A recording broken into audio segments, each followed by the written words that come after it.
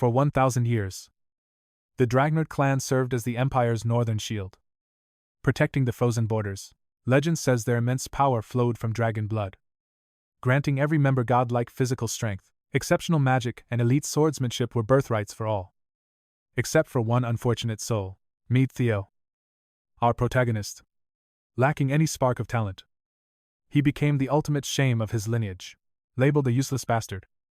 He was treated like trash by everyone, even his own sword master. When disaster finally struck their estate, Theo was helpless. He watched in agony as his world burned. The traitor was his own mentor, Randon, who mocked Theo's pathetic attempts at training every morning. All that sweat and blood meant nothing. Effort alone could never bridge the gap of destiny. With a cold flash of steel, Randon severs Theo's arm. Blood sprays as his life collapses.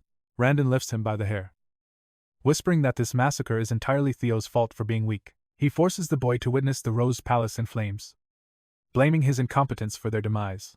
His mother's lifeless body is tossed before him like garbage. Randon's voice drips with icy venom, broken but unyielding. Theo lunges one last time. He grips his blade with desperate, dying strength. Before he can strike, another blade pierces his chest.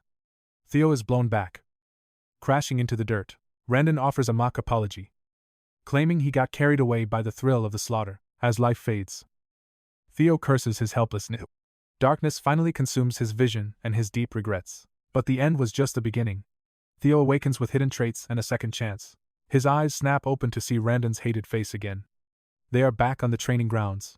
Randon snaps at him for daydreaming, but Theo is lost in a daze, questioning his very reality. Is this a vivid hallucination before death? He can't believe fate returned him to this annoying face. Facing his murderer again feels like a sadistic joke played by the universe itself. Suddenly, a mysterious system window flickers into existence.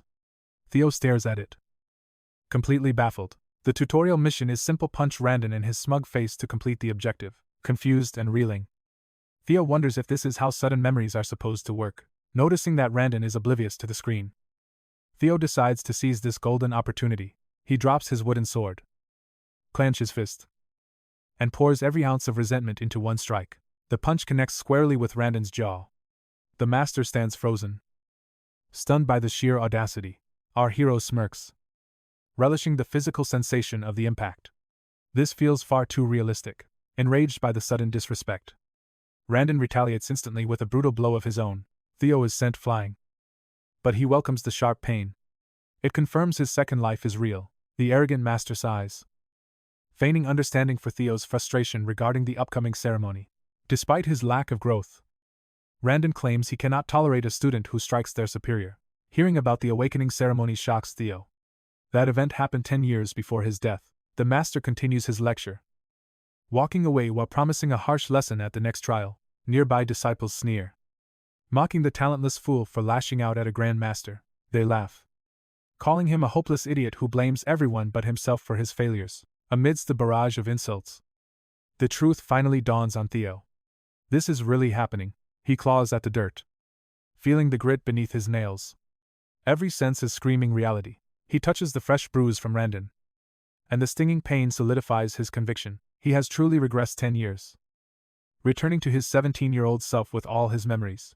Right on cue, the system chimes, congratulating him on clearing the tutorial with flying colors. The legendary Ragnar talent is now unlocked. Without a moment's hesitation, Theo accepts the reward. Arcane energy erupts in his chest as the system confirms his stats will now skyrocket. Back at the Rose Palace, we see that snake Randon meeting with Theo's mother. He coldly reports that her son is the most talentless failure he has ever encountered. A sinister grin spreads across his face. He is precisely here for this. The true master. Randon vows to forge Theo into a warrior for the awakening ceremony within 5 months. Lady Cecilia Ragnar of the Rose Palace gladly entrusts her son to Randon's capable hands. She hands over a heavy pouch of gold, pleading with him to watch Theo closely. The greedy snake pockets the coin, offering empty promises to ease her worried mind. Cecilia smiles, her faith in Theo absolute. Later, Randon struts through the halls alone. He is ecstatic, getting paid a fortune to teach the young boy absolutely nothing, mocking them as fools. He sneers at the mother and son's pathetic desperation. Beyond the gold, another master rewards him for leaking secrets and sabotaging Theo's growth. This golden opportunity is a dream come true for a traitor like him. Suddenly, Theo sprints past at lightning speed, nearly knocking Randon off his feet. The supposed master just scoffs, labeling the boy a talentless loser as he vanishes. Theo races toward his mother, gasping for air as he finally reaches her side. He clings to her, tears flowing as the miracle of her life overwhelms his soul. This embrace proves it. He has truly regressed 10 years into the distant past. Memories of her cold corpse haunt him, making this living moment feel like heaven. Fueled by the system window, he vows to rewrite history with his Ragnar blood. Strength is the only way to survive the brutal upcoming war for the throne. Most importantly, he must become powerful enough to crush that piece of trash. Randon. The second tutorial mission flashes push your physical vessel to its absolute limit, before the sun even breaks the horizon. Theo is already drenched in sweat. Visions of vengeance against Randon drive him forward. He needs power right now. In his past life, he was a mere shadow in the Blackwood intelligence agency, denied a real role due to lack of combat skill. He was just a collector. He never imagined his hoard of secrets would become his greatest weapon today. He recalls a legendary tonic, the fabled Blood Sword Emperor's elixir of power. Its true worth remains hidden within secret manuals only he knows about. He revisits the grueling training he once abandoned because he lacked the talent. But with his Ragnar trait active, every drop of sweat transforms into pure strength. A manic grin forms as the system tracks his skyrocketing speed in real time. Other clan members watch in shock, bewildered by his endless, tireless sprinting. They whisper amongst themselves, wondering if the loser was secretly a monster all along. Midnight strikes, yet Theo's blade continues to whistle through the cold, dark air. Training supervisor Evelyn Nerveville watches him, her exhaustion masked by a growing curiosity. He hasn't slept for days. She begins to doubt the rumors of his total incompetence. Theo's muscles scream for rest, but the rising progress bar keeps his spirit ablaze. Last night, he reached 90%, only to see it cruelly drop back down. One moment of rest cost him 1% of his hard-earned progress. That's why he won't stop. He pushes his body until thought itself vanishes. At 98%, the finish line is finally within his trembling reach. With one final burst of willpower, he shatters his own physical boundaries. Gasps of agony escape him.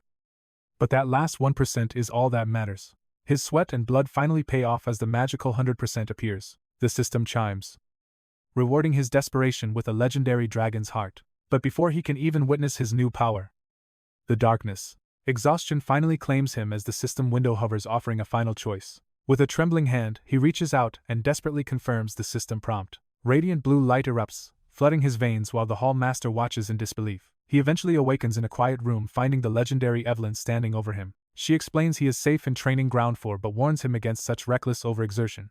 The main character's immediate recognition of her catches the cold instructor completely off guard. She formally introduces herself as the commander in charge of the 4th training field. She found him unconscious at dawn training in isolation and brought him here to recover. He offers his thanks, but she responds with a chilling warning regarding clan law. Within the prestigious Ragnar clan, opening a mana hall before the ceremony is strictly forbidden. Theo plays it cool, acknowledging the rules while hiding his growing anxiety. She demands the truth, asking why he would dare to break such a sacred law. She reveals a massive mana surge was detected the exact moment he collapsed. With a lethal glare, she demands to know if he opened his mana hall. Confusion turns to clarity as he remembers the reward received before his blackout. He had obtained a dragon heart, a legendary bonus for his unprecedented early achievement. He also inherited the magic power of 10 previous lifetimes all in one moment. A dragon heart is no ordinary treasure, it is a mythical engine of absolute power. It serves as a unique vessel, allowing a mana hall to be housed within the heart. This creates a level of efficiency that no human biology could ever hope to match. Humans usually store mana in the lower abdomen as their hearts would explode from the pressure. For the warriors of the Ragnar clan, the legendary dragon heart is the ultimate forbidden power. It is the fastest path to overwhelming dominance, bypassing the limitations of the human body. No mortal had ever overcome these natural limitations until Theo was granted this gift. Now he faces a dangerous crisis, possessing godlike power that could also be his death sentence. He stands before Evelyn Neville, a retired high-rank swordmaster who still radiates authority. Despite losing her left arm, she remains a legendary figure overseeing the training grounds. As former commander of the White Dragon Cavalry, her skills were feared even by demon dragons. Known for her iron principles, she respects only honor, ignoring status and raw strength. Dishonesty and cowardice are the only things she refuses to tolerate in any warrior. She once abandoned him as a student, when she found his resolve to be lacking. If she detects his secret, his life is forfeit, yet a confident smirk appears on his lips. He boldly challenges her accusations, asking if her mere intuition justifies a death sentence. He demands to know if she is prepared to face the consequences of her words. Stunned into silence, she watches as Theo begins to turn the tables on her. He reminds her that he is an heir of Ragnar, and false claims are sacrilege. Defiling the Ragnar name with baseless suspicion is a crime she cannot afford. With a piercing gaze, he asks her to name the penalty for insulting a direct heir. Execution, she whispers, and he warns her to think before she speaks again. This new dominant side of him leaves her wondering if this is the same boy. Still certain of the mana wave, she decides to investigate his body herself. Rules are absolute, and she intends to hold him accountable regardless of his bloodline. However, her inspection reveals that there is no mana hole within his body. Her confidence instantly shatters, realizing she has made a potentially fatal error. Theo watches with smug satisfaction as the legendary warrior finally bows before him. He orders her death, demanding her life as payment for such insolence. As her head bows lower and lower, he reveals dragon hearts surpass any ordinary mana organ. This divine existence allows total control over one's internal energy. In other words, he can mask his presence perfectly. The secret that humans can house such power won't be revealed for years. Theo knows he's safe from any suspicion. Instead of a blade, he offers a comforting hand, telling her to stand down. He praises her courage for demanding the truth from a Ragnar heir. Her righteousness is rare, but secretly, Theo needs her strength for his future plans. She is a powerful asset. He then notes that early mana awakening usually causes overflow. The rules exist for protection. Yet he's amused. She worries for a bastard like him, leaving her stunned. Theo strides forward, brimming with newfound confidence. He's invincible, possessing both a dragon heart and 10 years of past life mana. 10 years of raw magic surge within him. Soon, that arrogant instructor reappears. The man barks orders, demanding a wider swing. Theo continues his facade of weakness. Enduring Randon's constant mockery is exhausting. But Theo notices something sinister. The fool is intentionally teaching him flawed, sabotage-filled sword techniques. A shadow moves Randon's strings. Theo suspects his past life killer is the mastermind. It's time to drag that hidden enemy into the light. A dark smirk forms as his ultimate plan begins to take shape. As Randon yells, Theo snaps his training sword in two, silencing the noise. He calls the lessons garbage, refusing to endure the man's pathetic babbling. How did such a talentless hack ever reach the rank of mid-tier swordsman? To twist the knife, Theo claims Randon would struggle against mere low-rank beasts. Randon explodes in rage, but Theo doesn't flinch. He steps closer, unyielding. He doubles down on the insults. Theo's goal: force the instructor to quit. If Randon breaks, he'll surely run back to his mysterious master for help. At 𝗕𝗲𝗁 Palace, a man bursts into a room, grinning widely. He shouts to Axion that the Ragnar outcast has challenged his own master. A duel is set for next week. Axion Ragnar remains cold and motionless. He doesn't even reach for his glass. The messenger mocks Theo's blatant arrogance. He's certain the boy will end up crippled after such a reckless challenge. Suddenly, Axion shatters a glass against the man's face, silencing him instantly. Annoyed, he declares he couldn't care less about the fate of some lowly bastard. He is a true Ragnar, the Dark Tiger. Axion, one of the 4 northern hounds. Beside him stands the Silver Lion, Remington Narcio, another legendary elite of the north. Then, 𝗕𝗲𝘁𝗁 enters the room, the heavenly dragon of the 9 great dragons. He warns that underestimating the boy could lead to a disastrous outcome. Axion scoffs, claiming only talented foes deserve caution. Theo is a mere nobody. Ed counters that within the Ragnar bloodline, the impossible often becomes reality. Miracles are common in their clan. Axion simply smirks at the upcoming chaos. He believes Randon is more than enough to crush the boy's foolish ambitions. 7 days pass. A massive crowd gathers at training ground number 4. Not just clan members, but elite powerhouses are watching. Theo stands in the arena, under the weight of 1,000 eyes. He internally curses his own reckless plan. He only wanted the fool fired after the humiliation. Now, things have spiraled out of control. He remains unfazed, fueled by a burning desire for vengeance against Randon. The system issues a mandatory quest: defeat Randon. We flash back to their heated confrontation. Theo ruthlessly calls out Randon's pathetic skills, delivering the ultimate blow. You're fired. Get out. Randon sputters about his contract, but Theo shuts him down. An employer's dismissal is absolute. There's nothing left to discuss. Theo aches to smash that arrogant face, yet he hesitates. His current strength is uncertain. Meanwhile, Randon refuses to leave. His secret mission isn't finished. He approaches Theo, desperate to manipulate him. But fate intervenes with a digital chime. The system window erupts before Theo's eyes, demanding he strike down Randon to proceed. This shock catches him off guard. Suddenly, 𝗕𝗲𝗰𝙀 appears, urging Theo to choose violence. She invokes the iron law of Ragnar, the strong rule. A duel shall be the final judge. Forget the courts, only the victors will matters now. That old snake sees a lethal opening. Randon gleefully accepts this brilliant solution. Theo, however, is caught in a whirlwind of doubt. 𝗕𝗲𝗰 pushes the challenge while Theo's mind races. Is he truly ready for this fight? Doubts plague him. Yet he finds himself standing across from Randon on the training grounds. The onlookers sneer, their whispers dripping with venom about how pathetic Theo truly is. They mock his amateur stance, certain he'll leave the arena broken and crippled today. A mere novice against a mid-rank swordsman, impossible. Randon sneers, offering a fake mercy. Apologize now, he taunts, and I'll spare your life. Don't die for your foolish pride. Theo fires back with icy resolve. You're the one who should be begging for forgiveness. Leave quietly, or lose the very arm you hold your sword with. Theo warns sternly. Randon's face twists into a sinister grin. He thinks he's already won this deadly game. He plans to execute Theo right here, masking the murder as a tragic training accident. The duel ignites arrogantly. Randon offers the first strike to his former student. Theo lunges forward, blade high. The crowd gasps at his seemingly reckless and clumsy assault. It looks like suicide. Randon lashes out with expert precision, aiming to end it quickly. Sparks fly as Theo parries. Randon won't stop, unleashing a relentless storm of steel. Theo is driven back. Randon scoffs, savoring the inevitable victory over such a weakling. To him, Theo is just a lowly apprentice. Minor improvements mean nothing against real mastery. You've grown, brat, but you're still leagues below me. Randon thinks with cold disdain. If he were a legendary hound of the north, maybe. But a Ragnar failure, never. He's certain of his triumph. We shift back 3 days to Theo, questioning 𝗕𝗲𝗰's motives. What were you thinking? Theo asks. She smiles calmly, claiming she was merely helping him to crush Randon. Brute force isn't enough. Strategy is key against an enemy with shadows. Firing him wouldn't stop his secret backers. 𝗕𝗲𝗰 reveals Randon's ties to a hidden power. How do you know? Theo wonders. She points to the bizarre, suspicious sword style he taught.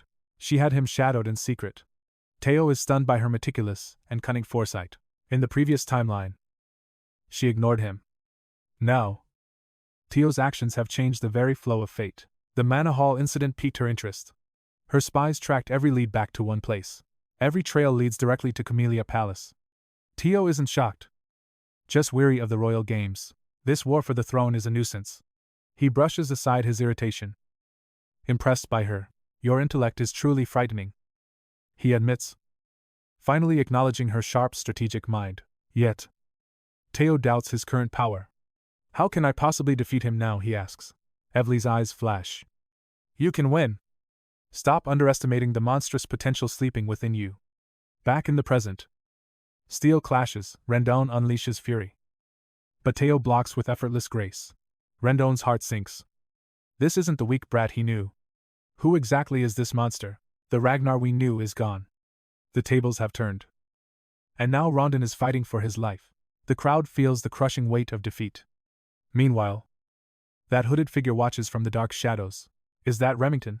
He is trembling in his seat, absolutely paralyzed by the overwhelming pressure of the fight. Whether it is him or not, 𝗕𝗲𝗰 is having the time of her life watching this spectacle. She looks surprisingly proud. A flashback reveals the secret behind our hero's sudden surge in destructive power. In just 1 week, she personally forged him. She admits this secret training technically breaks every royal rule, but since Randon is a total fraud, he never deserved the title of instructor in the first place. A smirk plays on our hero's lips. The thrill of battle and her support make it all worthwhile. Having 𝗕𝗲𝗰 indebted to him was a masterstroke. Yet, one lingering question remains in his tactical mind. Why go this far to help? He wonders if it is because of their fateful previous encounter. She admits that played a part, but there is a much deeper reason behind her helping him. She mentions an influential figure who is absolutely obsessed with collecting rare and monstrously gifted talents. Back in the present, the clash intensifies. Randon's desperation grows with every single passing second. He wonders if this brat was just playing dumb and hiding his true strength this whole time. During the heat of battle, Theo demands to know who is pulling the old man's strings. The old bastard explodes in rage. But Theo exposes the truth about those fake garbage lessons. He gets straight to the point. Is he a spy working for the infamous 𝗕𝗲𝗰𝙀𝗰? The old man freezes in shock. That split second of hesitation confirms everything Theo suspected was true. With the truth revealed, Theo's blade flashes. In a heartbeat, he severs the old man's hand cleanly. Blood sprays as the hand flies. The crowd watches in stunned, breathless silence at the sudden carnage. The pathetic master screams in agony, cursing under his breath. Theo advances like a confident apex predator. He finally feels his true strength awakening. Cold fury burns as he confronts the old fraud once more. He recalls the stinging insults from his past life. He was called a weak, talentless fool back then. Now, with a lethal flick of his sword, he throws those exact words back at his enemy's face. He mocks the old man for being the weakest link. Ragnar follows the absolute law of the strong. A weakling like him has no place here. With one final, decisive stroke, the cold blade descends. The villain's head rolls across the ground as blood spatters. Suddenly, the system window flickers into view. It announces the successful completion of Tutorial Mission 3. He did not just win, he dominated. He surpassed all objectives, earning a hidden bonus reward. The system offers to grant it immediately. Of course, he accepts. The spectators are completely shaken, unable to believe what they just witnessed today. A mere apprentice just slaughtered a mid-level swordsman like it was nothing. It is truly legendary. Theo finds the old man's strength pathetic. He is actually embarrassed that he once feared this loser. Suffering at his hands in his past life feels like a distant, shameful dream to him now. This timeline is different. The system reveals that the observation skill has been fully awakened and activated. As a bonus, he gains 1 year of pure mana. Suddenly, a man falls from the sky. He hits the ground like a devastating meteorite before our hero can even blink or react. The stranger shouts Theo's name with a wild grin. It is none other than the legendary Theo Ragnar. The demon dragon and commander of the white-armored dragon cavalry has finally arrived on the scene. Theo is paralyzed. He wonders how long this titan has been watching his every move from above. The tension in the air is suffocating as the realization sinks in. A legend stands before him. The crowd descends into total chaos. Seeing a high-ranking commander here is beyond their wildest imagination. They cannot fathom why a warrior of his status would grace this minor duel with his presence. This must be the man 𝗕𝗲𝗰𝙀𝗰 mentioned, the one obsessed with scouting and collecting top-tier talent. 𝗕𝗲𝗰 looks utterly horrified and exhausted. The commander's arrival has literally shattered the very landscape. Julio stands like a literal beast. His terrifying presence leaves everyone frozen in absolute and total fear. Theo stands drenched in cold sweat, paralyzed by uncertainty. But his fears are misplaced. The giant erupts in laughter, flashing a boisterous grin. He looks like a friendly titan. The legendary sailor delivers several heavy pats. Let's be honest, they weren't exactly gentle. He continues laughing, marveling at the raw talent hidden within our hero. It's truly rare. While killing his master was bold, Julius admits Randon deserved that fate. Justice was served. He bellows another laugh, slapping Theo's shoulder. Then comes the invitation to the elite cavalry. 𝗕𝗲𝗰𝗀 saw this coming, but the crowd stands frozen. Every jaw hits the floor. They can't believe the infamous Julius Ragnar recruited such an inexperienced rookie. Shock fills the air. He wants this boy in the white-armored elite. Back to Remington's scowling face. Remington asks if an unawakened swordsman has ever been recruited before. He's searching for logic. The stranger stammers, unable to recall a single instance. This event is truly unprecedented. Remington knows the truth. This has never happened in the history of their world. Meanwhile, our hero's mind is racing. He knows the score better than anyone. True potential remains hidden while the mana room is sealed. It is an invisible wall. Exceptional swordplay is one thing, but magic power is the ultimate decider. Power is everything. Even the great Julius Ragnar cannot gauge Theo's hidden depths. Or can he? Could the demon dragon see his nature? Theo flatly refuses the offer without hesitation. He says no, without a shred of doubt. His resolve is absolute and cold. Julius looks like he just bit a sour lemon. The crowd is paralyzed in disbelief. Silence falls over the hall as they process this rejection. A legend was just snubbed. As day turns to night, the shocking news spreads. The entire clan is buzzing. Word travels fast about the imbecile who crushed his master. Theo's name is everywhere. He rejected the elite white dragon cavalry. Is he being humble or just dangerously arrogant? We shift to 𝗕𝗲𝗰𝙀𝗰 Palace, where a noblewoman sees. Their plans are falling apart. Amiel Ragnar is furious that her pawn, Randon was eliminated.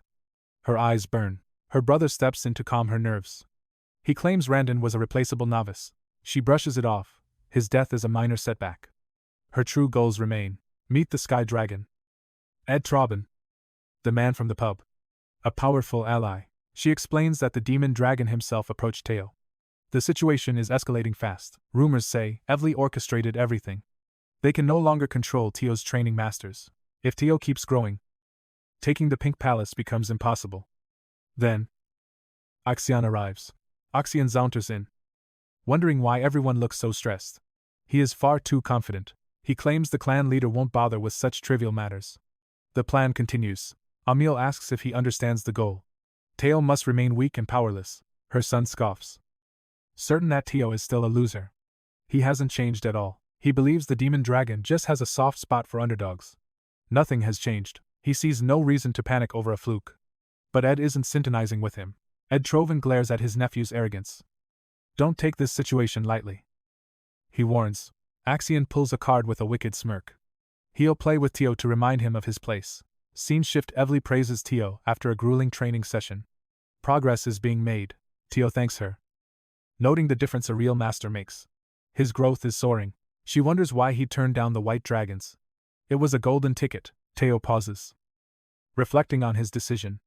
A heavy silence follows her question. Part of him regrets losing that juicy offer. It was once his greatest dream, yet he simply smirks with cold confidence. Joining them now was never the plan. Limiting his growth now would be fatal. The rewards at the peak far outweigh any early shortcuts. The prestige of the awakening peak dwarfs even the legendary white-armored dragon cavalry's honor. It doesn't even compare. He smiles, politely declining all favors, claiming he isn't yet ready. Mastering his basics with 𝗕𝗲𝗁 is enough. But she warns him, the commander won't be happy. Rejecting such an offer is bold. Suddenly, Theo decides to test his observation skill. He scans her stats instantly. She is a high-ranking master, a true hidden gem of the sword. She deeply respects his humility. Teaching him has reignited a passion she thought was long dead. A sense of purpose floods her heart.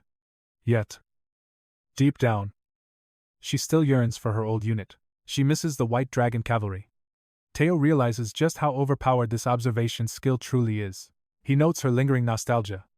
Suddenly, the air shifts as an uninvited guest enters the scene. Her past is a shock. Then, a man appears, introducing himself as 𝗕𝗲𝗁 from the south. This inspector from the south post has urgent business. His presence is sharp and deeply unsettling. Theo feels the man's heavy pressure. Wary of his motives, he activates his observation skill again. The truth flashes before his eyes. 𝗕𝗲𝗁 hides a burning, intense desire to duel him. Cold sweat pours down Theo's neck. The thought of fighting this monster is absolutely terrifying. Then, the system chimes. A new window appears, revealing the 4th tutorial mission at last. Goal: erase the title of Ragnar's imbecile. Progress sits at nearly 28%. 𝗕𝗲𝗁 is shockingly blunt. He declares his absolute loyalty, wishing to follow young Master Theo. He admits he was once part of the crowd that mocked the talentless Ragnar boy. He truly believed the imbecile nickname was deserved. Theo appreciates the honesty, but it still stings. The man is basically insulting him with a smile. But 𝗕𝗲𝗁's mind changed, witnessing Theo's training. Theo's relentless effort every morning proved everyone wrong. His sweat was the foundation of strength. 𝗕𝗲𝗁 witnessed the fruits of that labor. Watching Theo dismantle the fraudulent Randon Harper was breathtaking. The sight of the instructor's head flying was peak catharsis. He stood in awe of Theo's growth. Witnessing the dragon demon Theo Ragnar personally invite the boy was a sight he'll never forget. That invitation to the elite unit was proof. In that moment, Theo became 𝗕𝗲𝗁's true idol. Once called the idiot of the south, 𝗕𝗲𝗁 had lost all hope. Then Theo appeared like a star. Theo's rise changed everything. Now, 𝗕𝗲𝗁 only asks for one thing: a chance to clash swords. He wants to test his steel against his hero. His raw sincerity catches Theo completely off guard. Theo usually suspects everyone, but his observation skill confirms this man's heart is pure and loyal. 𝗕𝗲𝗁 holds immense respect for him. All he desires is a single, honorable practice match. The offer is genuine.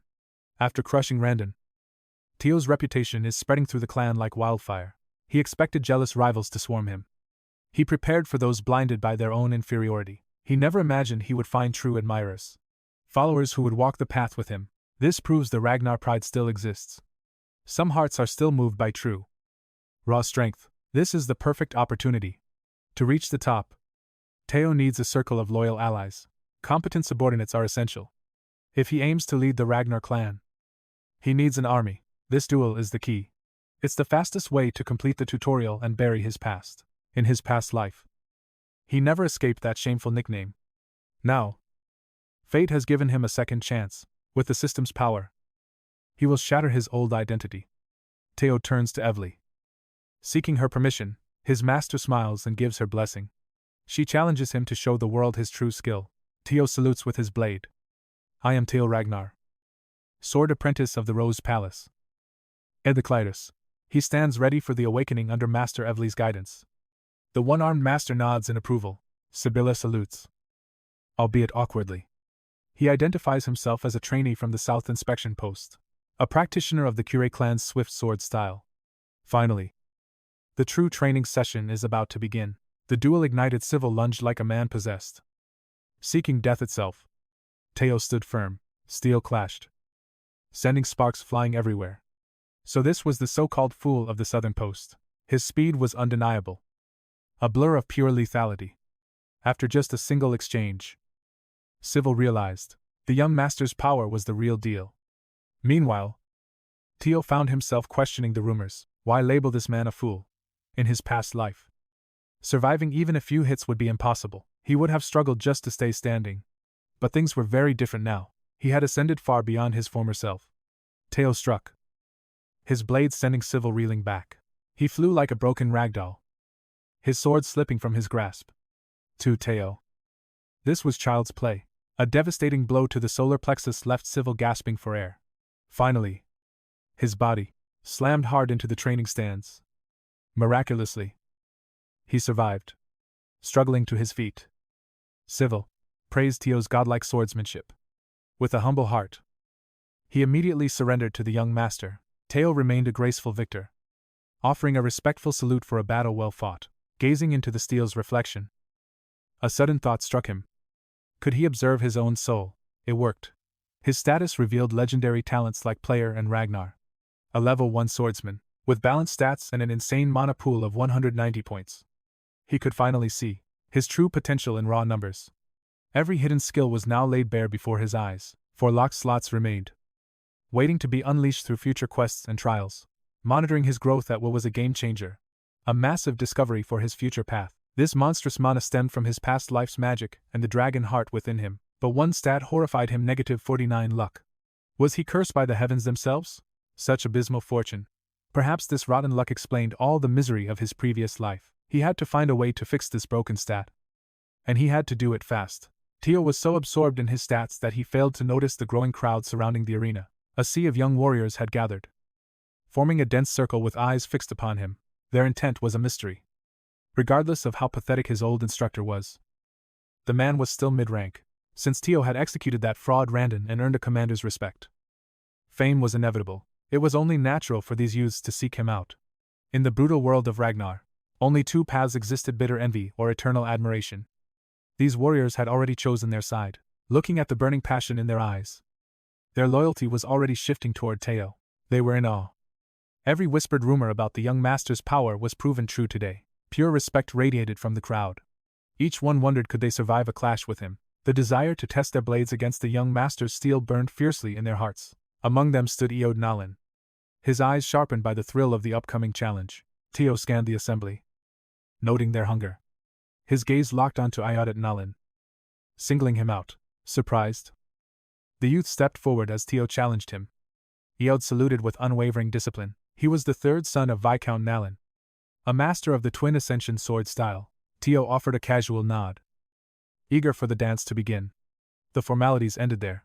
They took their stances. With every violent collision of steel, Theo's fundamental mastery began to soar. 𝗕𝗲𝗁 was no amateur. He was a tactical genius. Fast enough to find a lethal opening, he launched a strike that seemed inescapable. Suddenly, the world slowed to a crawl for Theo. Shifting his grip, Theo executed a flawless parry. The impact sent 𝗕𝗲𝗁's weapon spinning away. That single, decisive block pushed Theo's heart flicker swordsmanship to a brand new level of perfection. disarmed and defeated. 𝗷𝗲𝗋 stood stunned. It was a total victory for the young master. The youth bowed, offering his eternal loyalty. To Teo's absolute shock, earning this devotion triggered. The youth yielded, granting Theo his eternal blessing. To Teo's shock, securing such a vow changed everything. Fortune smiled upon him.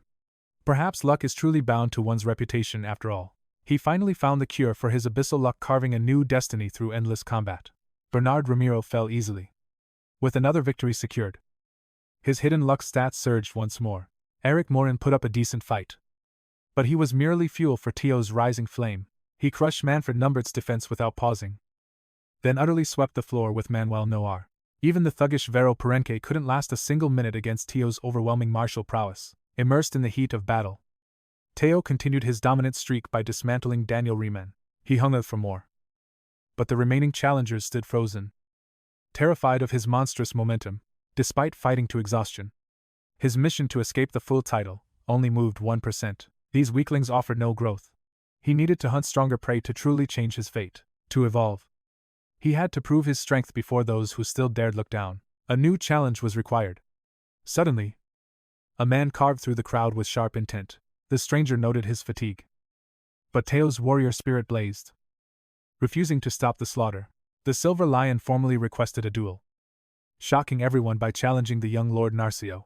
A heavy silence fell. No one expected a legend of Remington's caliber to actually appear. Remington was one of the legendary Four Hounds of the North, a true monster among men. He stood alongside titans like 𝗕𝗲𝗁𝗰𝙼𝗺𝗍𝗲 and Ragnar, the absolute apex of their generation. These four were the undisputed sovereigns of the awakening ceremony within the prestigious Ragnar clan. Remington Narcio arrived early, his eyes fixed on the young lord's evolving lethal swordsmanship.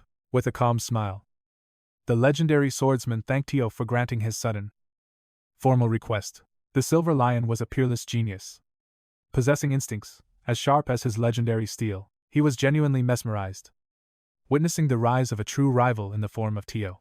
Theo stood proud, introducing himself as the 31st son of the great northern guardian, 𝗕𝗲𝗁𝗰𝙀. He never expected to clash with a genius like Remington so early in this life. In his past, Theo deeply respected this man. Now, he finally stood on his level. He truly meant it. Crossing blades with Narcio's deputy chief was a dream made manifest.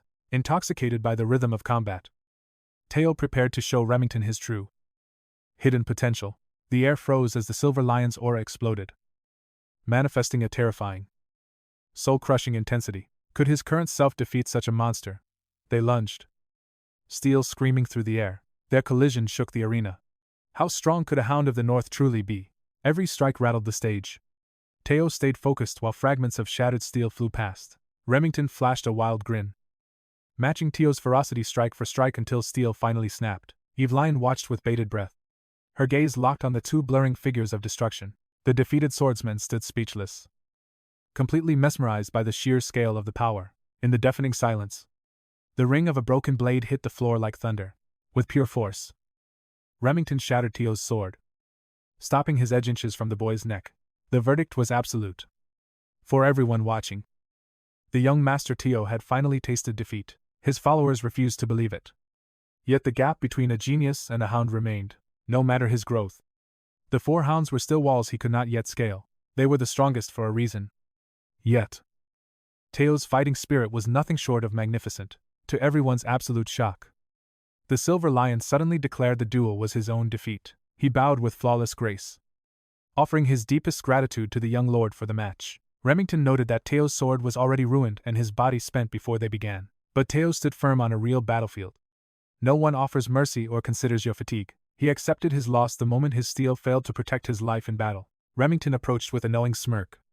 The White Lion and the underdog locked hands, forging a new bond. A profound respect sparked between them. Remington truly relished the thought of a real duel in the future, under better conditions. Theo agreed. Gasps erupted as one of the elite four hounds finally acknowledged Theo's growth. They realized the young master was truly built different. That clash with Remington skyrocketed his mission progress. A massive 35% leap relief washed over the spectators as the tension finally broke. It ended flawlessly. Theo finally gauged the true terrifying power of the hounds through Remington's overwhelming aura. Having mastered secret arts through the system, Theo had grown incomparably stronger than ever before. Yet, Crossing blades with the white lion revealed what true legendary power really felt like. It was a harsh reminder of the mountain he still had to climb. Sadly, the duel ended prematurely. Despite his exhaustion, he gained plenty. Luck increased by 10. And his reputation reached new heights. His fame soared.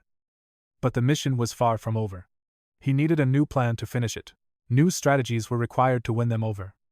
Suddenly, Nixon revealed he wasn't there just to fight. He bore a crucial message for Theo. An official invitation that would change the course of destiny. It was a formal invite to the prestigious 𝗕𝗲𝗰𝙼 Society. Just hearing that name sent chills down spines. Every young prodigy's heart raced at the thought. This was the pinnacle of elite high society. Their selection process was brutal. And now, Remington himself was personally vouching for the young master, for any rising star. This was the ultimate honor. Theo wondered if he truly belonged in such circles. He asked with humility. But the white lion barked a laugh, assuring him he was more than worthy. "You're overqualified," Remington insisted, claiming it was just a casual gathering for future legends. Most saw it as a social club for those awaiting the grand awakening ceremony. Theo couldn't tell if Remington had hidden schemes. But he knew the stakes were high. The society was currently obsessed with his half-brother. Action. It was a den of vipers. He expected nothing but scorn and ridicule, the perfect stage for Theo to flip the script. It was the ideal chance to scout action in the 𝗕𝗲𝗰𝙀 Palace. He saw no reason to refuse, accepting the invitation. Theo thanked Remington. He was ready to walk straight into the lion's den. He vowed to attend. Remington shook his hand. Thrilled to have secured another legendary talent, he told Theo to never hesitate to reach out for help. The alliance was sealed. The meeting was set for 2 weeks later, just enough time to sharpen his blade and mind. As plans were forged, Evelyn puffed on a cigarette. Her eyes clouded with worry for her disciple. News of Theo's invitation to the elite gala spread like wildfire. Reaching the Rose Palace, his mother, Cecilia, burst into the room, her face glowing with pure, unbridled excitement. He wanted to tell her himself. But Cecilia was already 10 steps ahead with a full grooming team, since this was his first major debut. His mother wasn't taking any chances with his appearance. She was ecstatic, after all. He'd be rubbing shoulders with action and the kingdom's brightest stars. Even the council was watching these youths. Cecilia knew every move he made would be judged, from his attire to his etiquette. He'd be under a microscope. She pulled out a measuring tape immediately. She began taking Theo's measurements. While his manners were flawless, his style needed to be legendary. Style and presence are entirely different beasts. Luckily, this was a world Cecilia knew by heart. High society was her playground. As a former top-tier actress, she knew how to play the part. She beamed, finally able to support her beloved son. Theo knew she had always carried a heavy burden. Being a commoner concubine with an illegitimate son had left her with deep, invisible scars. She blamed herself for his status, even though it wasn't her fault. In the ruthless Ragnar clan, where might is right, having a weak son in his past life must have been agonizing. Cecilia masked her fears with smiles. But deep down, her heart was heavy with a mother's worry. He held her hands tightly, promising to make her proud. His mother's faith would be his greatest shield. He would sacrifice everything for her. His mother's warm embrace finally thawed the frozen wasteland of Theo's heart. He returned the hug, holding her with pure devotion. He was now determined to never let her worry again, while she beamed with pride over the 𝗕𝗲𝗰𝙀 Society. Theo's mind was fixated on a much darker goal. He was going to grind every single one of those wretched snakes into dust. 2 weeks later, the night arrived. The evening of the society's grand banquet had come. Remington personally arrived at the Rose Palace to escort Theo. Upon seeing the young master, the knight was stunned. It felt as if he was looking at a different person. Theo had shed his training rags for an exquisite ensemble, meticulously prepared by his mother and the palace staff. He no longer looked like a simple warrior, but a high-ranking aristocrat. Remington marveled at his striking new look. Theo laughed it off as a joke. But the white lion was dead serious. He was genuinely awestruck by him. He had to admit that the young master's body had undergone a legendary transformation in such a short time. He stood taller, his muscles honed to perfection after only 2 weeks of relentless and grueling daily cultivation. During those 14 days, Remington had visited him constantly to spar, and their bond had grown significantly stronger. He even gained a loyal following among Civil and the others. His influence was spreading like wildfire through the ranks. 𝗕𝗲𝗰𝙀𝗃 ended up training an entire battalion of Theo fanatics. Despite only agreeing to teach the young master himself, it was a chaotic 2 weeks of training, to say the least. Even now, Theo was mentally exhausted from them. Today marked his official debut at a formal banquet. Remington sensed his tension and offered a quiet, firm reassurance. He told him there was no need for nerves. Yet the White Lion left him with one ominous warning. He explained that his friend 𝗕𝗲𝗰 could be quite sadistic. In fact, 𝗕𝗲𝗰 was the one who sent the invitation. The man was eager to meet the rising star personally. Furthermore, this entire banquet was orchestrated by that man. This new information changed the game. But not for the worse. Theo realized this actually played into his favor. He was already expecting hostility from every corner.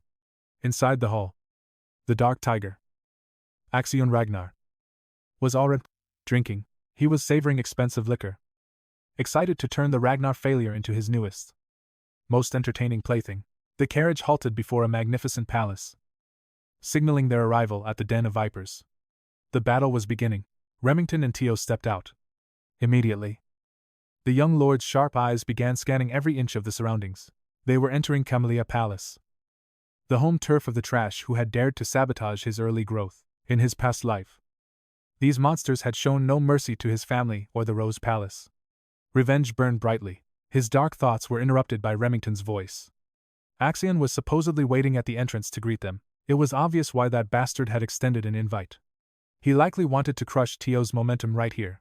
The fool probably thought the Ragnar imbecile was still acting out, and it was his turn to stop him. But the young master wasn't walking into this nest of snakes without a plan. He'd show 𝗕𝗲𝗰 true power. As they approached the entrance, Theo stopped dead. Something caught his eye from the upper floor of the palace. High above, the strange blue glow of a system quest shimmered. A new window of opportunity had opened up, momentarily distracted by the potential mission. He didn't notice an object descending rapidly toward his current position. Remington lunged to shield him, but the unknown object exploded into a cloud of white smoke before he reached. Panic flared as Remington called out Theo's name. Fortunately, the young master stood firm and completely unharmed. It was merely a sack of white flour thrown from above. A pathetic, childish prank intended to humiliate him. Remington was absolutely livid at the insult. Theo realized he wouldn't have dodged this in his previous life. The outfit his mother made with such love would have been ruined.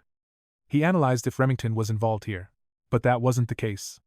The White Lion was visibly confused and enraged by this unexpected, disrespectful display. Being greeted with flour was the best these idiots could imagine. Their lack of creativity was almost laughable. Only the arrogant nobles lurking behind those windows could be so immature. Suddenly, a familiar, smug voice echoed. The voice claimed it was just a playful greeting between friends, a basic courtesy for the new star's arrival. Remington wasn't buying it. His fury was palpable. Then, 𝗕𝗲𝗰 finally revealed his arrogant face to the world. He insisted he was just extending a fun greeting to his brother. Theo immediately activated his observation skills. Our hero used his godlike vision to see through the enemy's facade, gauging the Dark Tiger. 𝗕𝗲𝗰's talents were sheer madness, psychopathy, and a monstrous potential for the blade, seeking a new toy to break. 𝗕𝗲𝗰 smirked. Surprisingly, Theo just smiled and offered his thanks. The psychopath was stunned. Theo claimed he was touched by the warm welcome he'd received so far. He was genuinely eager for tonight's festivities. As they walked, 𝗕𝗲𝗰's confusion morphed into twisted delight. His little brother had certainly become more entertaining since their last meeting. Finally, Remington and Theo stepped into the grand hall, where the kingdom's elite youth had gathered. In this exclusive sanctuary for the highborn, only the most gifted were invited to feast and conspire. Every eye was fixed on today's special guest, and the mystery behind his sudden invitation. They couldn't fathom why 𝗕𝗲𝗰 would invite a walking time bomb like Theo to their circle. Though a Ragnar by blood, Theo was still the family's legendary loser, nothing more than pure trash. Seeing such filth in the scaled dragon society was an insult to most. Despite his sharp appearance, as the nobles openly mocked him, Remington apologized. Noting that these gatherings were usually more refined, Theo didn't care. He let their venomous words flow, unbothered by the trash talk surrounding him. The louder they barked now, the more satisfying it would be to crush them later. He spotted the blue quest marker nearby, a significant opportunity. Though he lacked a natural opening, 𝗕𝗲𝗰, the host of this den of vipers, descended the stairs to greet his dear brother. Theo forced himself to remain calm. sticking strictly to the lethal plan he'd envisioned, donning a mask of gratitude. He thanked 𝗕𝗲𝗯 once again for the gracious invitation. 𝗕𝗲𝗯 offered a sarcastic apology for the earlier incident, admitting he might have been too rough, closing the gap instantly. He gripped Theo's shoulders with iron force, demanding a public acceptance. The pressure was suffocating as he forced Theo to forgive him in front of the entire assembly. Remington moved to intervene, but Theo stopped him, claiming there was nothing to forgive. He echoed 𝗕𝗲𝗯's words, it was just a brotherly prank. The psychopath was rendered speechless. Theo was far too composed. 𝗕𝗲𝗯 burst into laughter, slapping Theo's back like a proud sibling. He never realized the boy had such guts. Theo had truly transformed since their childhood days. 𝗕𝗲𝗯 was starting to like this new version. Meanwhile, the nobles mocked Theo as 𝗕𝗲𝗯's obedient pet. They sneered at Theo's tainted blood, comparing him to the noble lineage of the 𝗕𝗲𝗰 family, though half-brothers.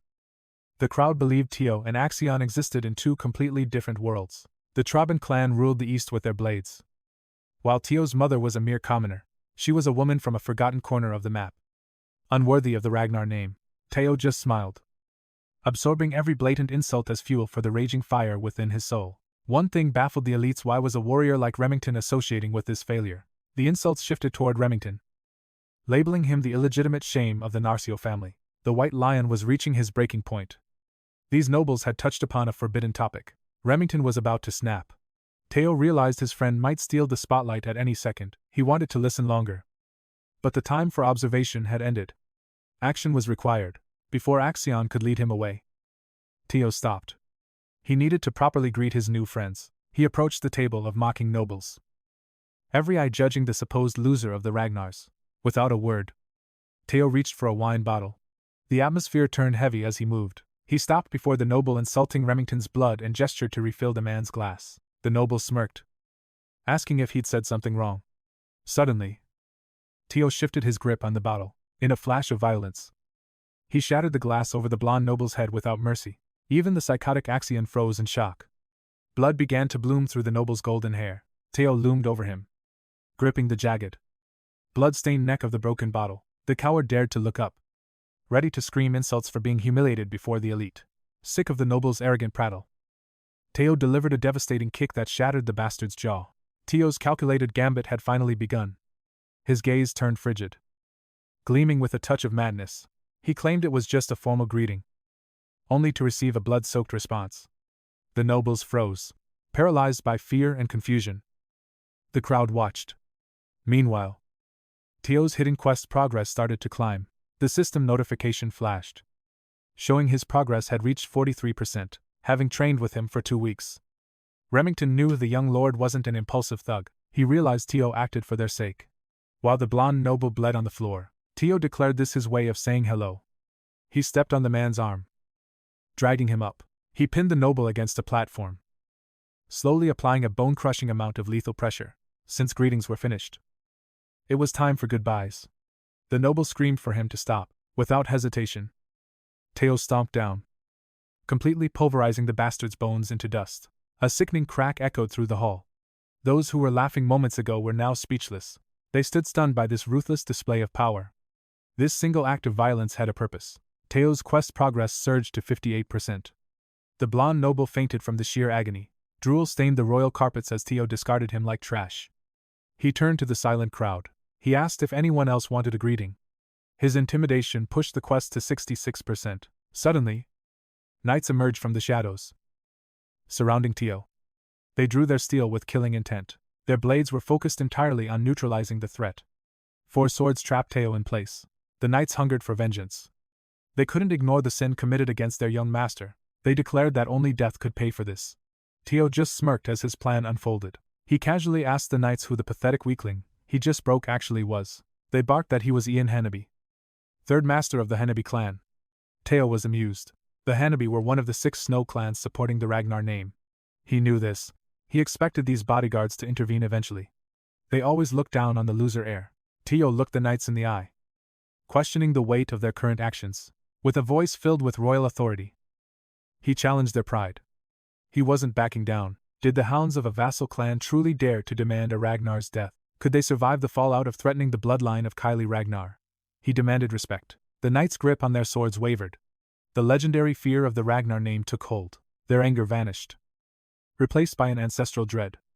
An oppressive aura began to fill the room. The pressure Theo emitted was suffocating. This wasn't the useless air they used to mock, it hit them. Theo held the divine right of succession, as a direct blood relative. The Ragnar clan reigned supreme over the north and all 6 snow clans as absolute lords. Threatening a dragon's blood was an act of pure madness. No sane person would do it, for such an insult. The destruction of an entire snow clan wouldn't be considered unreasonable. That protection hadn't applied to Theo for years. But the useless era was finally over. The 4 knights realized their mistake and prepared to beg.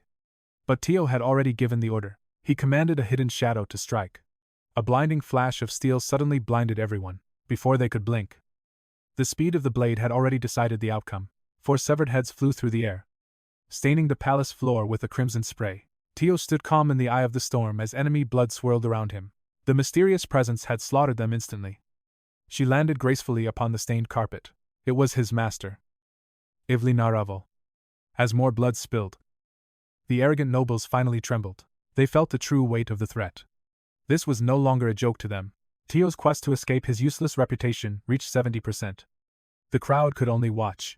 The banquet hall transformed into a stage for Theo's absolute dominance.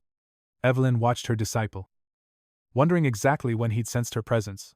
It was a calculated move, though his master's reasons for following him remained a mystery. Theo knew her presence meant he could crush these fools. As the crowd stood paralyzed in a suffocating silence, they waited for Theo's next move. But this path was set the night before. Commander Giulio had paid a clandestine visit to Evelyn. He came to criticize her for refusing other students while obsessively training young Theo. Evelyn was used to the brute's intrusions into her private quarters. Giulio's only joy seemed to be pestering his old comrade and stealing wine. That night, the commander demanded to know what Evelyn truly saw in the boy. Knowing the brute wouldn't leave, she finally shared the truth. Evelyn confessed that Theo's growth shattered every expectation. His talent and absolute dedication to his craft were unlike anything she had ever seen. She claimed he was the finest student she'd ever mentored, even superior to the young master. Action. It was a bold, unfiltered statement, given Theo's boundless potential. She confidently declared he had already surpassed action. Her voice held no doubt. She was speaking the truth. Giulio always trusted his eyes for talent, even with only one left.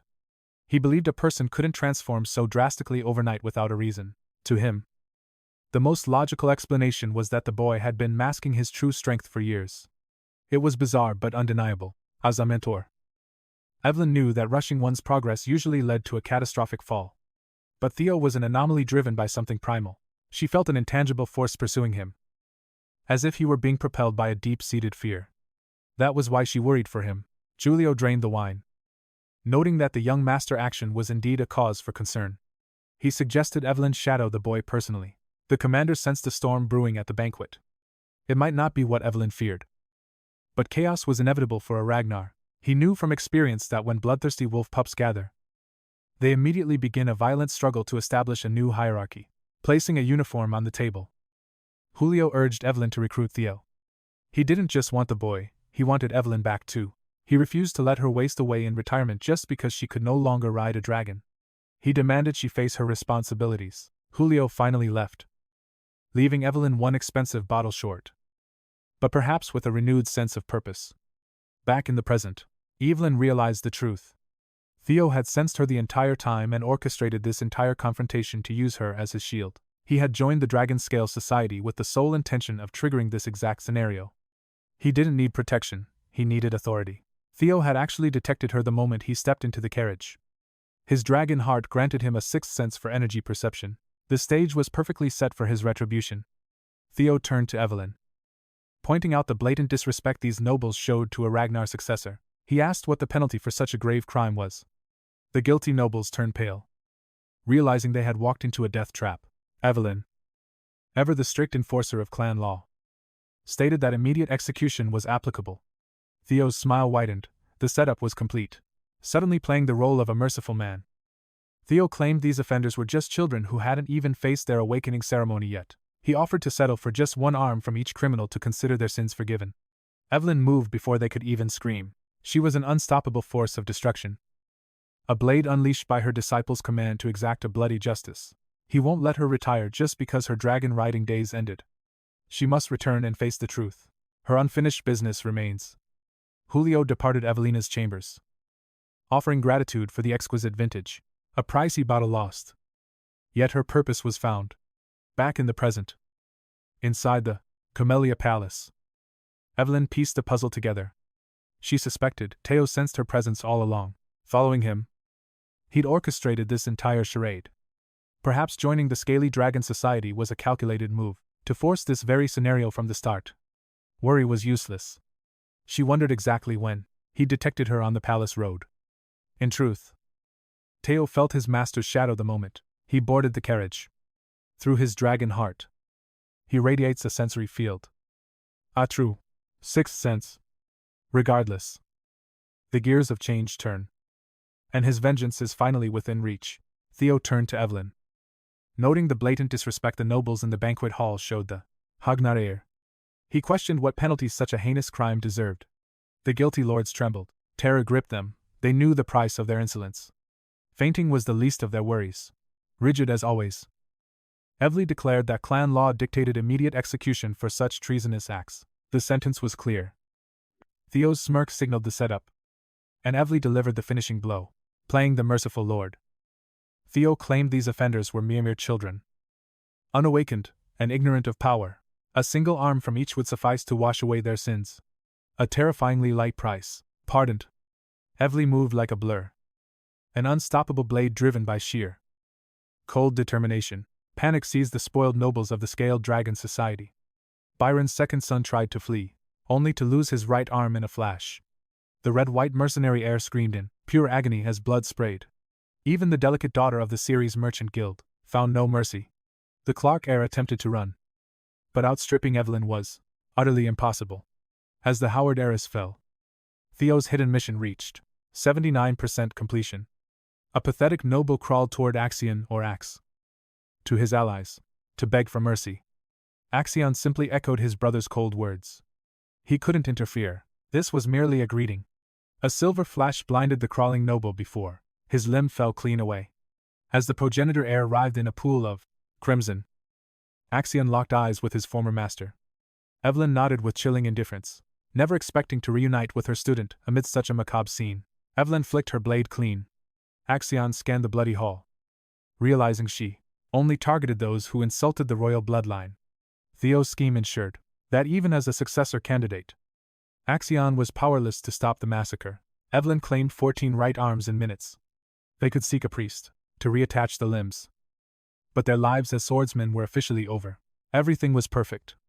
Axion wondered how Theo recruited powerhouses like Remington and Evelyn. The Fool of the Rose Palace had evolved into something truly terrifying. A dark thrill ran through Axion. He burned to crush his brother under his heel. Mission complete. Theo signaled his subordinates to depart. They exited slowly. The remaining nobles' terrified gazes locked on Theo. The brothers shared a silent, heavy look. Suddenly, Theo grabbed Axion's arm, crushing the fabric with overwhelming force. With a mocking wave, he released him, declaring the banquet a blast. The final tutorial mission was finally complete. The Ragnar Fool title was shed forever. Axion seethed with impotent rage. Knowing he couldn't strike yet, he stormed out, roaring Theo's name into the night air. With the tutorial over, the insults would finally stop. Theo was no longer the family idiot. Now, the real revenge begins. His reward for shifting public perception, a legendary experience elixir, granting an instant 5-level jump. News of the banquet's bloodbath spread like wildfire through the other palaces. The prestigious Scaled Dragon Society was utterly dismantled. Meanwhile, Theo was in a celebratory mood. After humbling those nobles, his subordinates headed to a local pub to toast his bloody high society debut. Every loyal follower was present. Even Evelyn joined in. The Scaled Dragon Society was now a joke, crushed by the man they once mocked. Within the 𝗕𝗲𝘁𝙁𝙁 palace, Email Ragnar stood in disbelief. Theo hadn't just justified his actions, he had maimed everyone right under Axion's nose. Axion confirmed the grim reality, fueling Email's frustration. She had warned him not to take this lightly. She was disgusted that their pressure only gave Theo the perfect excuse to go on a rampage. Axion tried to defend himself, claiming Theo's rising fame would make the Rose Palace harder to seize. Email silenced him, demanding he reflect on his colossal failures. His blunders nearly ruined their grand design. Axion retreated, defeated. Email wondered who Axion took after. 𝗕𝗲𝘁𝗿𝘀 noted, he is just like you. A childhood memory. She's in no mood for games. So he quickly reassures her. This incident isn't worth the stress. The Rose Palace is a sacred clan relic. Ownership is nearly impossible. Though the leader ignored it as a den for rabble, it still retains the great leader's protection. But his plan only requires one spark. All they needed was a justification. Luckily, our boy Theo provided a wildfire. After the chaos at the Dragon Society, Theo is becoming the Rose Palace's face. Using this scandal, they can finally crush the protagonist through strict legal traps. ML is speechless. She finally realizes why Theo's rising strength terrified her so much. She feared his growing influence would catch the clan leader's eye. But now, by using Theo's own momentum, the 𝗕𝗲𝗁𝗰𝙀 Palace can strike him down legally. As he grows stronger, procedural webs will force the Rose Palace into total submission. They will have no choice but to bow before the 𝗕𝗲𝗁𝗰𝙀. A perfect scheme. How long to prepare, she asks. Ed smirks, assuring her the pieces are set. By tomorrow morning, a storm will break. Grand news awaits her very first breath. He tells Amel to rest easy. He's even prepared a special gift for her, a rare aromatic candle from the Akron volcanoes. Amel yields, trusting her elder brother. Meanwhile, at a tavern, Remington is overwhelmed. He never knew Theo cared this much. Our hero is baffled. It's hilarious, watching him act wasted on just orange juice. Remington blubbers on. Even when Theo was insulted, he didn't flinch. But then, the moment they targeted Remington, Theo struck back without hesitation. A true friend's shield. He's filled with regret. He stares at Theo, amazed by his resilience through years. Theo endured being called a talentless loser. Yet he never broke. He grew stronger, even against impossible odds. He challenged the untouchable 𝗕𝗲𝗁𝗰𝙀 Palace with iron will. He fought a battle no one else dared to start. All for his friend. Theo swung his blade without a shadow of doubt, all for the sake of Remington. Remington breaks into tears. Theo realizes his friend has massively misunderstood the whole situation. Remington stands tall, defying his own clan's orders. He makes a vow, I'll follow you. The tavern erupts. Onlookers cheer for the incredible duo. Theo tries to clear it, but Evelyn intervenes telepathically. Just let him be, she whispers. It's better this way. She explains it's no mistake, everyone is simply drawn to his newfound legendary light. Theo smiles. He realizes his power isn't just destiny, it's the system's status window. He scans his stats. Every ounce of strength he's gained came from those lines. He once thought this was just a fragment of his own past life's regrets, but seeing the intricate detail, he knows it's something far more profound. A mystery, a faint sense of déjà vu washes over him. But he shakes it off. After the Dragon Society chaos settled, a notification flashed. Level up. Potential is limitless. Every time he ascends, the system grants points to forge him into a weapon. Theo realizes he can shape his destiny. A bright, terrifying future awaits his enemies. Evelyn catches his sinister smirk and shivers. It's time to prepare for the counterattack. Theo turns to his loyal friend. Remy, are you ready to help me with something? Remington doesn't blink. Anything you need. He's shocked to be called Remy so warmly. Theo pulls out a mysterious item, handing it over with a heavy, serious gaze. The war for the throne against action begins now. I need your help preparing. The preparations must be perfect for the coming storm. Remy falls into stunned silence. He remembers in his past life, Remington was destined to become the supreme chief. The Narcio clan's might surged, finally allowing them to challenge the legendary power of the Ragnars. Recognizing a golden opportunity to recruit Remy, our hero decided it was time to move. Handing over a secret note, Remington swore his eternal loyalty to the young master's cause. Gratitude was cut short when a roar echoed through the tavern, screaming Theo's name in fury. Silence shattered the room as every head turned in shock and disbelief. Tension filled the air like a suffocating shroud. A heavy, icy stillness suddenly gripped the entire tavern. No one dared to draw another breath. The weight of the impending confrontation was almost unbearable to witness. The long shadow of the law loomed over them. Hearts hammered against ribs in the quiet. A violent storm was about to break loose. The wait was finally over. Knights burst inside, declaring Theo was under arrest for violent assault and intimidation tactics. Evelyn screamed it was a setup, but Theo signaled her to remain calm and composed. He checked the warrant. The ink was fresh, proving his enemies were acting in sheer desperation. He surrendered without a fight, letting the cold iron shackles bind his hands for now. A knowing smirk flashed across his face. Trusting his allies to handle the outside world, while his friends stood frozen. Remington clutched the paper. Teo's secret plan was now in motion. News reached the Rose Palace like wildfire.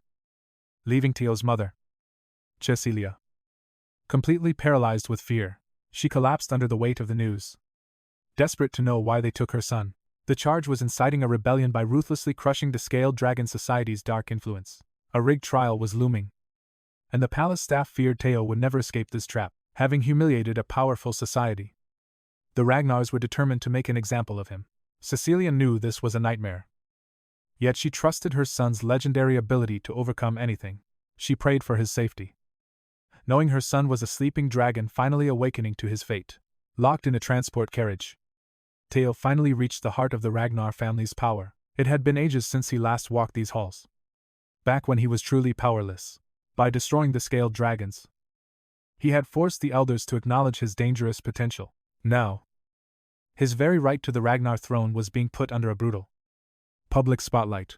Stripped of his gear, he sensed the venomous gaze of enemies wanting to crush his spirit, but inside, he was laughing. Everything was unfolding exactly according to his own master plan. The guards announced his arrival, and the heavy gates to the judgment hall swung open wide. This was the grand stage. He prepared, a perfect place to trigger his final devastating trap, standing before the clan's heavy hitters. The air grew thick with pure, murderous pressure. He faced Theo Ragnar, the demon dragon, and the legendary guardians of the family name, 𝗕𝗲𝗁, the sky dragon. Was present, a sight that would have once broken his spirit, from the sword dragon lady to the elder council. The family's true monsters were all gathered. Then his eyes met Wolfgang Ragnar's, a man who radiated nothing but pure, icy hatred. Theo noted it had been far too long since he'd seen that disgusting, arrogant face. To a bloodline purist like Wolfgang, an illegitimate son like Theo was an unforgivable stain. Wolfgang didn't hide his malice. Demanding Theo answer for his supposedly heinous crimes against the family, he revealed that the Byron clan and the Sari merchant guild were all severing their ties, from mercenaries to allied clans. The Ragnar influence was bleeding out because of Theo's actions. "You worthless bastard," Wolfgang roared, questioning if Theo could fathom the chaos he had caused. "Ragnar's pride has been dragged through the dirt, and our boy is held responsible. He admits his mercy was a mistake. Beheading them was the only true solution." The crowd is stunned as the master speaks of absolute, unyielding authority. Every clan is but a servant. The Lord demands their total and absolute loyalty. This is the iron code of knights. Yet they dared to defy their master. His fury boils over. Such insolence should have been answered with cold, hard death. Wolfgang is told that only harsh punishment can restore the true path of chivalry. Centuries of glory cannot be trampled while the world watches in shameful silence. Julius watches in awe, mesmerized by the boy's overwhelming and incredibly bold presence. Wolfgang senses a trap behind the sophistry. Yet, Osa finds truth in Theo's words. Surprise hits Wolfgang as Osa steps forward to defend the young warrior's conviction. A clan's strength is nothing without the genuine loyalty of its noble knights. Without listening to their voices, the clan is doomed to crumble into the abyss. True dominion requires wisdom, not just the edge of a sharp and cold blade. The North's strongest sword fortunately stands as his shield against the coming storm. Her motives remain a mystery, leaving everyone questioning her sudden and strange change of heart. Osa demands he accepts this trial as a necessary path to true justice. The verdict is in 3 months of strict probation shall be served immediately. Theo's bold demand for the ceremony sends Wolfgang into a blinding, fiery rage. Yet Osa relents, granting him entry into the next year's sacred awakening ceremony. The injured children must wait, while Theo escapes with a much lighter fate. The demon dragon's shadow has shielded him from the ultimate price this time. Ed grins as his web of deceit wraps tighter around the Ragnar family. By shaming the Rose Palace, his own chameleon palace shall finally rise triumphant. The trap is set. The boy is helpless against this incoming and inevitable tide. Defeat is the only option left for those caught in his masterful, dark scheme. One wrong word leads to death. But the boy isn't that foolish.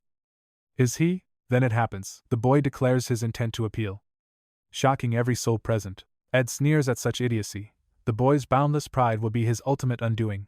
The path to victory has never looked so easy for the scheming villain. Julius warns of the danger, but the boy understands the life-threatening stakes perfectly. The demon dragon's hand moves, steering the world toward an era of total war. In Ragnar territory, a formal appeal is nothing short of a declaration of war. He refuses even a minor reprimand. Only the strong dictate the absolute truth. I deserve a reward for my triumph. The hall falls into a deathly silence. Smoke rises as Evelyn hunts down the last survivor amidst the roaring flames. Remington realizes the rats were nesting here all along. There is nowhere to run. Amidst the ruins, a dark and long-buried secret is finally unearthed by the duo. Ed's eyes gleam with malice. His grand chameleon palace is finally complete now. Wolfgang asks if he'd truly risk total war over a simple 3-month exile. Can one lone warrior withstand the fury of 15 united and powerful noble clans? The gap in power is vast. Yet Theo refuses to back down today. A trial by combat is the only way to prove his worth now. Only through blood and steel will a true victor be decided on this battlefield, even against impossible odds. The fire of rebellion burns bright within his soul. A blade duel decides the victor. Such is the law of proxy battles. Theo must stand alone, representing his own honor against the coming storm. The enemy's champion is likely action. Julius knows Theo's defeat is almost certain. Without a miracle, our hero falls. Julius wonders if Theo has an ace. Theo demands 7 days to prepare. Ed sneers. Believing Theo is truly abandoned, Ed sees a trap. He thinks Julius and Evely will refuse to help. Forced into a corner, Theo must fight.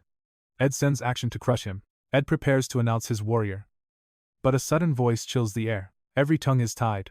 The room falls into a heavy, suffocating silence. Someone enters, praising Theo's wit. He notes how much the boy has changed. It is the great clan head, Theo Ragnar. The room trembles before him. Everyone bows. Theo kneels before the living incarnation of the great dragon god. A system alert flashes quest conquer 𝗕𝗲𝗰𝙀𝗰 and its hidden secrets. The first post-tutorial trial.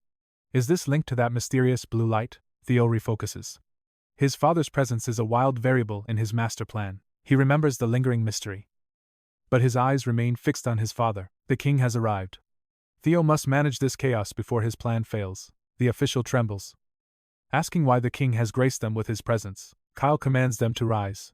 He knows his son seeks a proxy duel. Theo confirms his intent. Kyle admits a solo battle will be grueling. The king's gaze pierces Theo.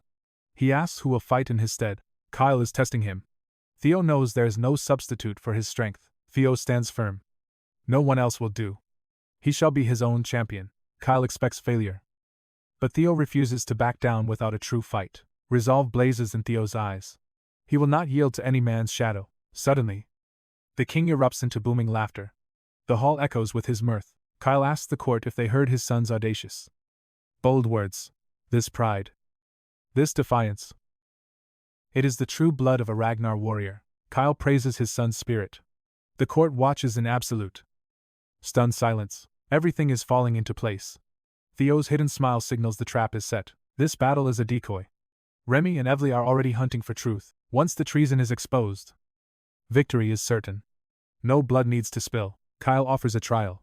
If Theo survives one strike, his crimes are cleared. As the master of Ragnar, Kyle wishes to test his son's mettle personally. Theo is stunned. His father commands him to forget the court trial entirely, endure the strike, and walk free. Ed screams in desperate, frantic protest. Ed realizes the danger. Surviving means Theo gains the king's ultimate favor. Survival means more than freedom. It means receiving the clan leader's divine blessing. Ed is certain Theo will die. Yet he cannot risk a miracle happening. He attempts to intervene. Desperate to keep the king from favoring his son, Ed questions how mere vassals dare speak of the great leader's royal blood. He tries to cite the laws, but Kyle's cold voice cuts him short. Vassals who defy the Ragnar bloodline are useless, Kyle declares with icy finality. Kyle turns to Julius. The demon dragon has been laughing this entire time. Julius admits his shock. The king hasn't shown such interest in years. He is ready to face his fate. Our hero knows the tides have shifted. Despite the surprise, he accepts this trial with a smirk. Facing the great clan leader, he speaks out. One strike from you, that's more devastating than a 1,000-man war. Facing a godlike warrior is far beyond battling mere feudal lords or power-hungry vassals. It is pure suicide. The king's gaze narrows. Are you retreating? Our protagonist shakes his head. He is simply negotiating the terms. Greater risk demands greater rewards, he declares. A daring grin spreads across his face as he ups the ante. Kyle Ragnar waits for his demand. Turning toward Eddie, our hero makes his move. I will take the 𝗕𝗲𝗰𝙀𝗰𝙀 as my prize. Ed freezes in shock. Wolfgang is livid, bargaining with the clan leader himself. This is not just bold. It is pure insanity. He thinks he must tame this bastard. Contracts are for equals, Wolfgang scoffs. Waiting for the brat's imminent downfall, he expects a bloody end to this arrogance. But then, the unthinkable happens. The great leader actually agrees. Kyle sees a spark of potential. To lead this clan, one must possess the heart of a lion. Fearless and unshakable, he turns to the Sky Dragon. Any objections, everything is yours. Lord Kyle, I would not dare question your will. Satisfaction gleams in the Lord's eyes. Prepare the arena, he will personally weigh his son's worth with his own hands. Theo's heart hammers as he faces 𝗕𝗲𝗁 Ragnar. He feels the weight of every vassal's watchful, predatory gaze. Ed's blood boils with frustration. His perfect trap has backfired, turning into a stage where this brat might actually shine. Don't panic, Ed whispers.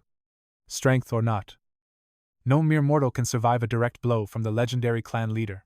Even high-ranking swordsmen would fail this feat. Ed is certain. This will be the day Theo meets his maker. But our hero sees the trap. He is not afraid. Not after receiving that game-changing reward from the tutorial system. The king senses a shift. Did he consume a hidden elixir? He searches for the source of this newfound pressure. No potion should grant this much power. Yet, the king smiles. The how does not matter. Only the results do. Our protagonist stiffens. His father saw it instantly. A secret even the legendary 9 dragons failed to detect. Are you warmed up? The king thunders. Theo nods, his resolve hardening like steel as the moment of truth arrives. Usually, his father wields a soul-crushing great sword. But since Theo lacks mana, the king decides to show a little mercy. He draws a rusted blade instead. Any complaints? Boy, he asks, his voice echoing through the silent, tense arena. None, Theo replies. Suddenly, the air turns heavy. The king is serious now. The real battle begins. A colossal aura explodes as the leader steps forward. The sheer pressure threatens to crush our hero's very spirit. The killing intent is suffocating. Yet, the leader's eyes flash with respect. Impressive. You are still standing, he muses. Theo does not flinch. His power has tripled thanks to the ultimate reward, the fabled elixir of pure experience. 5 levels gained in an instant. He dumped every single point into strength, shattering his previous human limits. He is finally breaking the chains of the weak. Today, he steps into the realm of legends and extraordinary monsters. I can survive this, he roars. The leader strikes. A devastating blow that sends shockwaves through the entire crowd. He is dead, Ed sneers. But our hero is hyper-focused. Every nerve ending is screaming. Tracking the incoming destruction, he sees it. A crimson flash of pure devastation crashes down, obliterating the very ground beneath their feet. As the dust settles, a grin carves across the leader's face. He has finally found it. A son worthy of his legacy. The crowd gasps. Against all odds, Theo stands tall. His iron will has silenced every doubter in this room. The trial is over. Suddenly, the system flares to life. Sudden quest 𝗕𝗲𝗁 Ragnar's one strike. Successfully completed. Rewards flood an a-dimensional inventory, and a mysterious blue key are now his to command. His journey truly begins. Slowly, his eyes flutter open. Where am I? His mother, Cecilia, weeps with joy, clutching her son as he returns. You fainted while still on your feet, she sobs. The terror of watching her son face death finally breaks. Trembling, she searches his face for any sign of pain. My son, are you truly all right? Her voice is filled with fear. Trial over. The system chimed the sudden mission. 𝗕𝗲𝗁 Ragnar's unique strike was a resounding success. Rewards flooded in. Theo secured a new inventory expansion and a mysterious, glowing blue key. Time passed. Our hero finally stirred, blinking away the fog as he wondered where he was. Cecilia wept with joy. She revealed he'd collapsed mid-stance, his body pushed beyond its absolute limits. Clutching his hand, she confessed her sheer terror upon hearing the clan leader himself had challenged him. The weight of that duel haunted her. Cecilia's eyes searched his, fearing hidden wounds or lingering pain. Desperate to help, he promises a doctor immediately to check for fractures. Yet, Theo remains dazed, lost in his surroundings. Julio enters with a thunderous announcement. By the clan leader's supreme command, the Lady of 𝗕𝗲𝗁 Palace and her spies are exiled. Theo's heart leaps. He's officially seized 𝗕𝗲𝗁 Palace. The system pings with a new objective: uncover the hidden secret. Within the lush gardens, 𝗕𝗲𝗯𝗰 erupts in a frantic tantrum. She screams against the eviction, refusing to leave her domain. 𝗕𝗲𝗁 tremble, desperately begging her to cease the scandalous display. Meanwhile, from the shadows, 𝗕 watches with cold, murderous intent. 𝗕 ignores the ritual plans. Forget the ceremony. He snarls at action. Bring me Theo Ragnar's severed head immediately. Vengeance blazes like hellfire in 𝗕's eyes.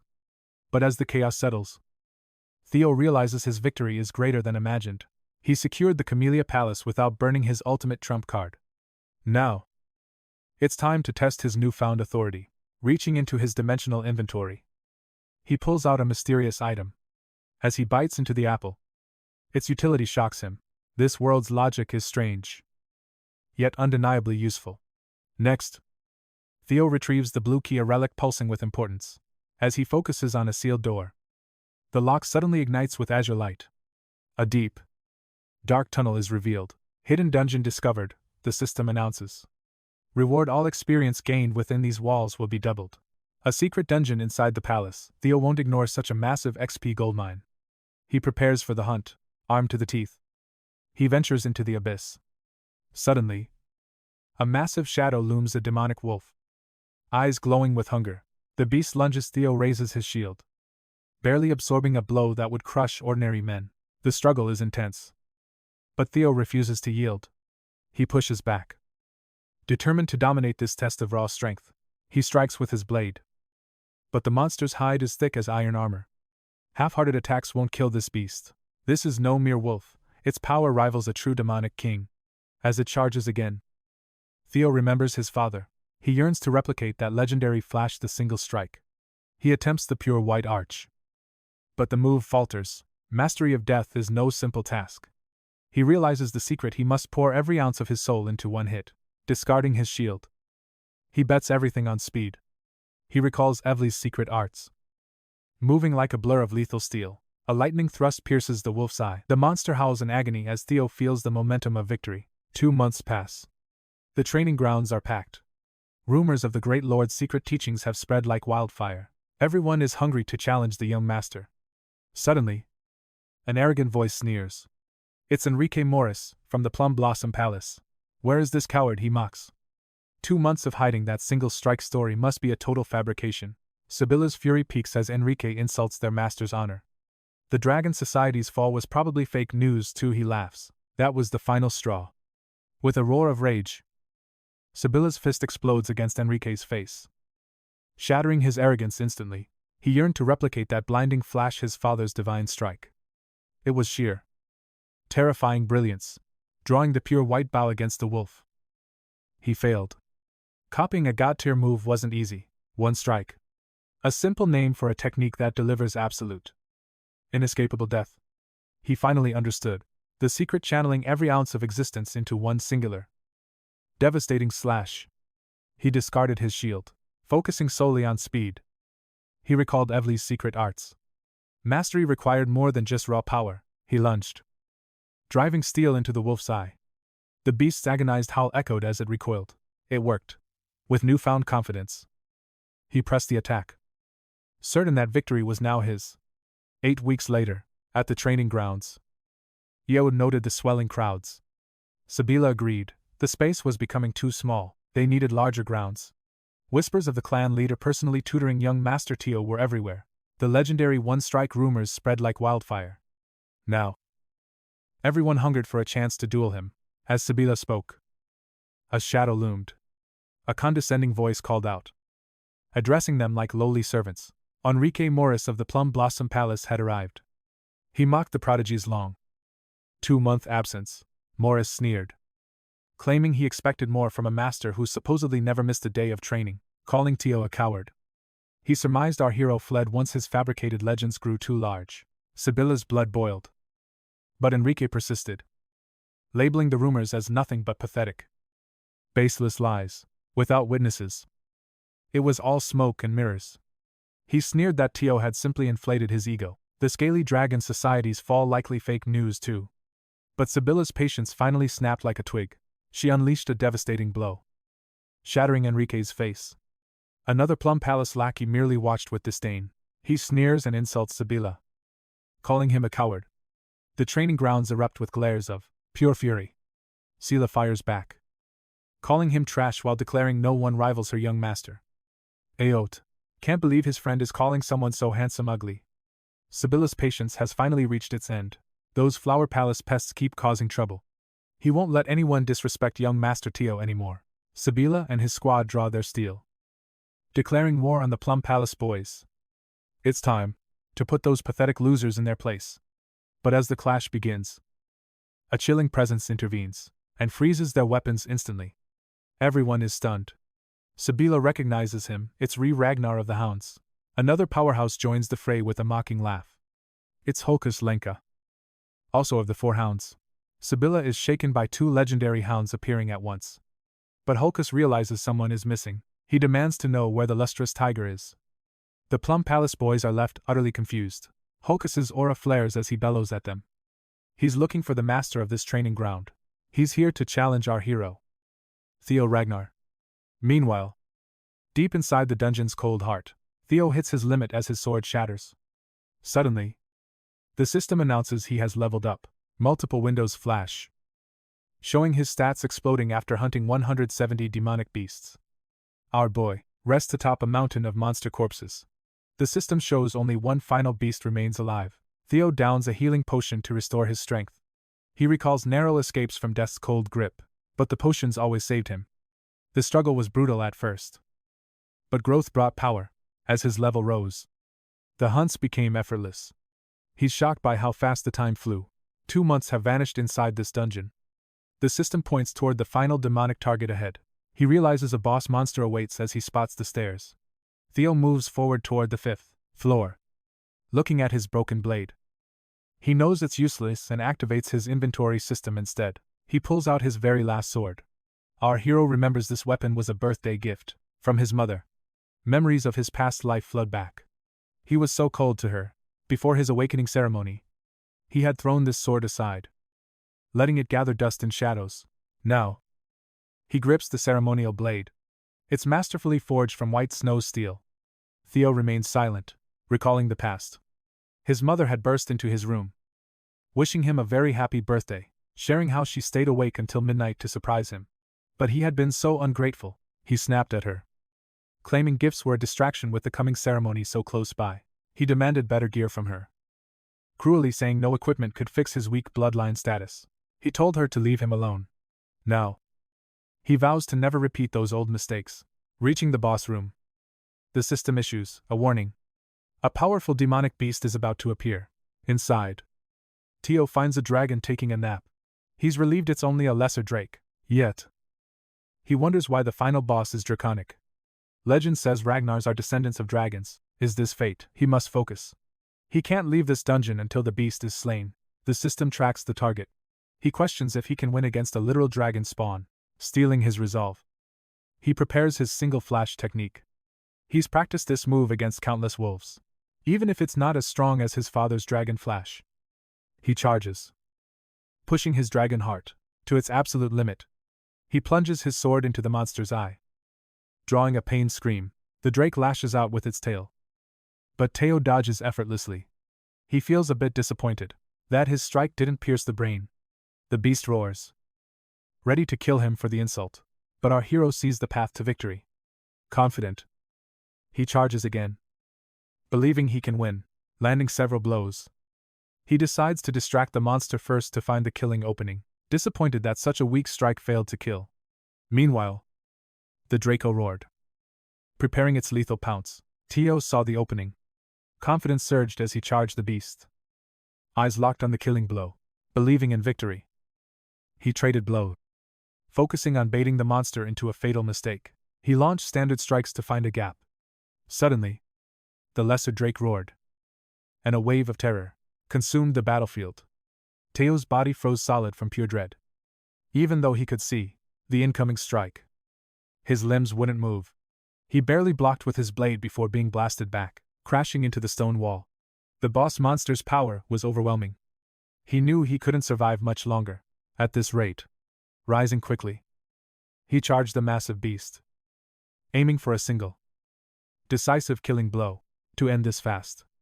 Our hero recalled that a dragon's fatal weakness is always its inverted scales, and leaped onto the drake's back. Weaving through its desperate claws, he finally pierced those cursed scales with his sword. As black blood sprayed everywhere, he unleashed a relentless barrage of stabs while the beast howled in agony. The plan seemed successful, yet the creature refused to fall. Meanwhile, at the training grounds, 𝗲𝗲𝗃 snapped at Ray, making it clear he deserved to fight the young master first. She dismissed him as a loser, telling him to back off. However, 𝗲𝗃 argued that his loss 3 years ago was in the past. He trained like a demon since then to finally close the gap between them. Ray ignored his claims, calling him a failure again, which ignited 𝗲𝗃's fury to its limit. He challenged her to a duel, declaring the winner would earn the right to face Theo Ragnar. He swung his massive weapon, but she deflected the crushing blow effortlessly. Spectators Bill and Enrique watched in terror as the Hound's elite members prepared to clash. Just as the two were about to engage, Remington intervened, ordering them to move elsewhere. This was the young master's sacred domain. He wouldn't tolerate anyone causing chaos in Theo's name. 𝗲𝗃 grinned, eager to test his strength against Remington as well. However, Remington warned him to stay in line. Suddenly, a suffocating atmosphere began to weigh down on everyone. Remington's eyes widened, sensing a terrifying surge of murderous intent approaching. Every head turned to see the protagonist entering the arena. Remington stood frozen in shock at this overwhelming pressure. What kind of monster had Theo become during his secret seclusion training? Ray and 𝗲𝗃 watched in awe as Theo arrived. He instantly dominated the entire training hall with his new skill, Lesser Drake's Fear. Back in the dungeon, just moments before the beast's end, after the main character pierced its scales, the Lesser Drake finally collapsed. The system announced the kill, congratulating him. The moment he struck its weak point, the monster had entered a violent frenzy. Our hero feared for his life, but the beast soon weathered. The inverted scales were indeed its downfall. System notifications confirmed he'd looted the Lesser Drake's tooth and claw. The tooth served as a rare upgrade material, while the claw could sharpen any blade. He immediately used these rewards to restore his current sword. This weapon was a precious keepsake from his mother. Surprisingly, he also unlocked a skill, Lesser Drake's Fear. Checking the stats, he realized this power could strike terror into any weaker opponent. He was stunned to gain such a rare ability, usually reserved for the elite few. He smiled, eager for a chance to test this aura in the real world soon. After storing his loot, he wondered if this skill would give him an edge within House Ragnar, where power is everything. With the 𝗕𝗲𝗰𝙀 Palace dungeon finally cleared, our hero prepared to leave, having uncovered its dark secrets. For successfully completing Scenario Quest 1, he received a grand reward, the Nest Compass, though its purpose was a mystery. He felt it would be vital later, on his journey. Pocketing the artifact, Theo headed toward his quarters, his body screaming for rest, but his peace was short-lived as a maid rushed toward him. Frantic with worry, she gasped at his bloody wounds. But he dismissed the pain, demanding the details of the crisis. She revealed a massive brawl was tearing apart training ground 4. Theo stormed into the arena, instantly crushing the fighters' spirits with his terrifying new presence, the Lesser Drake's Fear. He coldly ordered everyone to vanish, his patience worn thin by exhaustion. His aura knocked several people unconscious. But 𝗲𝗃 only grew more excited by the overwhelming bloodlust surging from the young master. Charging forward without a second thought, 𝗲𝗃 swung his massive weapon. One strike. Total dominance. The crowd gasps as 𝗲𝗃 is brutally leveled. The brute can't believe his defeat. Theo marvels at his explosive dungeon growth. 𝗲𝗃, the weakest hound, was always a fool with subpar, incomplete equipment. Roaring with pride, 𝗲𝗃 lunges again, daring the young master to block him. Despite his rank, his raw strength was undisputed until he faced Theo's power. Theo counters effortlessly, with one swift movement. The power gap is finally closed. Leveling up feels divine. 𝗲𝗃 coughs blood, his consciousness fading into the abyss. Theo regrets his lack of restraint. Luckily, 𝗲𝗃 is known for ironclad durability. His legendary toughness is the only reason he's still breathing after that strike. He's just unconscious. Cecilia watches as the training grounds erupt with wild cheers. They hail the genius who felled the black bear with a single Legendary blow. But victory is bittersweet. His mother's precious gift. His sword finally shatters apart. Soldiers cheer his destructive might. But Theo only mourns his fallen, broken blade. Watching from the shadows, Ray is pulled back into a long-lost childhood memory. A freezing girl. A kind boy. And a question that changed her destiny. Theo offered his own scarf, his warmth shielding her from the biting winter. "I'll take you home when the snow stops," he promised. Her first sanctuary. A rare smile graces her lips before she vanishes, leaving Remington utterly speechless. At Camellia Palace, the maids tease their bright tiger with his prestigious new title. "Your hard work is blooming," they urge him toward the upcoming awakening ceremony. Suddenly, his mother arrives, force-feeding him abalone with a matriarch's fierce, undeniable love. Resistance is futile. She stuffs his face, ignoring every plea for mercy. Theo struggles between bites. A hilarious battle against his mother's overwhelming culinary affection. He feels truly grateful. Then, his mother notices the broken, precious birthday gift. Her shock is instant. Theo breaks into a cold sweat, fearing the coming storm. He stammered apologies, explaining it shattered during his intense, high-stakes training session. She fumes that the Smith white snow steel should never have broken so easily. "Was it jungle steel, Wood?" he asks. She confirms it was a rare treasure. She feels swindled. A masterpiece shouldn't break, no matter how strong the wielder. Theo finally realizes the blade's worth. How did his mother even obtain such rarities? The truth hits him: his mother's influence is far greater than he ever imagined. She demands a better weapon. Only perfection is worthy of her legendary son's hand. The next blade must be flawless, capable of channeling his true, awakened strength. He tries to decline, but she's firm. The world is finally watching the tiger. The stakes are higher now, she warns. His equipment must match his rising status. Attending the awakening ceremony with a worn-out blade is simply not an option today. Touched by her care, Theo follows as they depart for their next mysterious destination. They're headed to the Dusk Workshop, the most prestigious forge in all of Winterra. It's a titan of craftsmanship, a massive facility rivaling the world's largest industrial factories. But the real legend is its master, a woman classified as a special grade threat. A master artisan title, a distinction shared by only 2 others in the land. The demon artisan, son, the literal incarnation of elven capitalism and supreme mastery. Theo is floored. How does his mother have ties to such a legendary tycoon? Cecilia's anger flares as she demands to know why the master is still smoking. Demon. Cecilia's fury flared as she confronted her mother's relentless habit. Upon hearing that chilling call, stunned by the cold greeting, Theo watches the tense reunion. 𝗕𝗲𝘁𝗿 snaps at Cecilia, refusing to be called mother any longer. Their bond is shattered.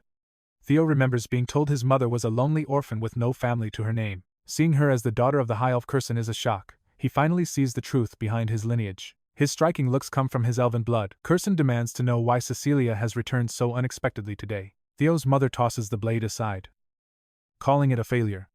𝗕𝗲𝘁's eyes flare with rage at the insult to her craft. The master artisan is furious that her own daughter would dare call her work defective. She draws the sword in defiance. But the truth is undeniable: the blade is ruined. 𝗕𝗲𝘁 stands frozen, her pride wounded by the sight of the shattered steel. Stunned, the high elf asks who could have broken it. Cecilia proudly points to Theo, the sword's true master. 𝗕𝗲𝘁 eyes the boy skeptically, but Cecilia snaps back. She warns her mother to respect the future king of Ragnar. Theo bows gracefully, expressing his deep gratitude. He is humbled to meet the legendary master of the Basque workshop. 𝗕𝗲𝘁 softens, impressed by the boy's noble bearing. She commends Cecilia for raising such a well-mannered and disciplined young warrior. The artisan asks if he truly wielded the blade. When Theo confirms it, 𝗕𝗲𝘁 realizes this story requires a long discussion. She invites them inside her sanctum. As they walk, Theo's curiosity burns regarding his mother's mysterious and hidden past. He asks if she is truly related to the demonic artisan. Cecilia confirms his suspicions about her secret history. Cecilia admits she kept her secrets well, though it was brief. 𝗕𝗲𝘁 took her in and raised her as her own. The high elf has a weakness for beauty, be it music, gems, or people. This was the bond that united them. It was Cecilia's own radiance that caught 𝗕𝗲𝘁's eye. That spark led the master to adopt her so long ago. 𝗕𝗲𝘁 grumpily dismisses the nostalgia as useless chatter. But Cecilia sees right through her mother's cold and stubborn facade. Theo wonders why she ever left such a place. 𝗕𝗲𝘁 scoffs. revealing it was all for the sake of a man. Cecilia abandoned her home to marry the Ragnar clan leader. 𝗕𝗲𝘁 never expected her to survive that cold and miserable place. Cecilia laughs, claiming she couldn't resist her husband's rugged charm. She chose a life of passion over elven peace. 𝗕𝗲𝘁 remains disappointed. Despite running away, Cecilia returned last year, begging for a weapon worthy of her young son. The artisan calls her shameless. But Cecilia won't back down. She demands the absolute best for her beloved Theo. The two women bicker like children. Watching them, Theo can't help but smile at this hidden side of his mother. In his past life, he never knew her like this. He realizes now how ungrateful and blind he truly was. He was obsessed with the clan, ignoring the woman who loved him. He sees now how much 𝗕𝗲𝘁 cares. A painful question lingers: why did she stay silent before finally? They reach the heart of 𝗕𝗲𝘁's private workshop. This is her inner sanctum. Cecilia demands a masterpiece to make up for the many years of her absence. She pushes her mother to forge a blade for a king. But 𝗕𝗲𝘁 has other plans for the young hero. Suddenly, the high elf shoves Cecilia out and slams the door. She grabs Theo, leaving his mother shouting outside. Inside the quiet room, 𝗕𝗲𝘁 ignores the muffled protests. Her gaze turns sharp as she focuses solely on our hero. She cuts straight to the chase.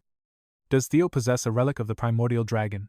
The question catches him off guard. Theo wonders if she means the guardian ancestor. He recalls the ancient legends of treasures scattered across the land. He thought these were just myths for the Ragnar descendants. But the high elf's expression is now deadly serious. She insists the legends are real. If he has no relic, her frustration boils over into genuine tears of grief. How could her masterpiece be destroyed? She poured her soul into that steel, believing it was truly unbreakable. Only the power of a divine relic could have shattered it. She demands to know if Theo understands the worth. Theo tries to apologize, his mind racing. He remembers the fierce clash against the lesser drake that broke the blade. The concept of relics is foreign to him.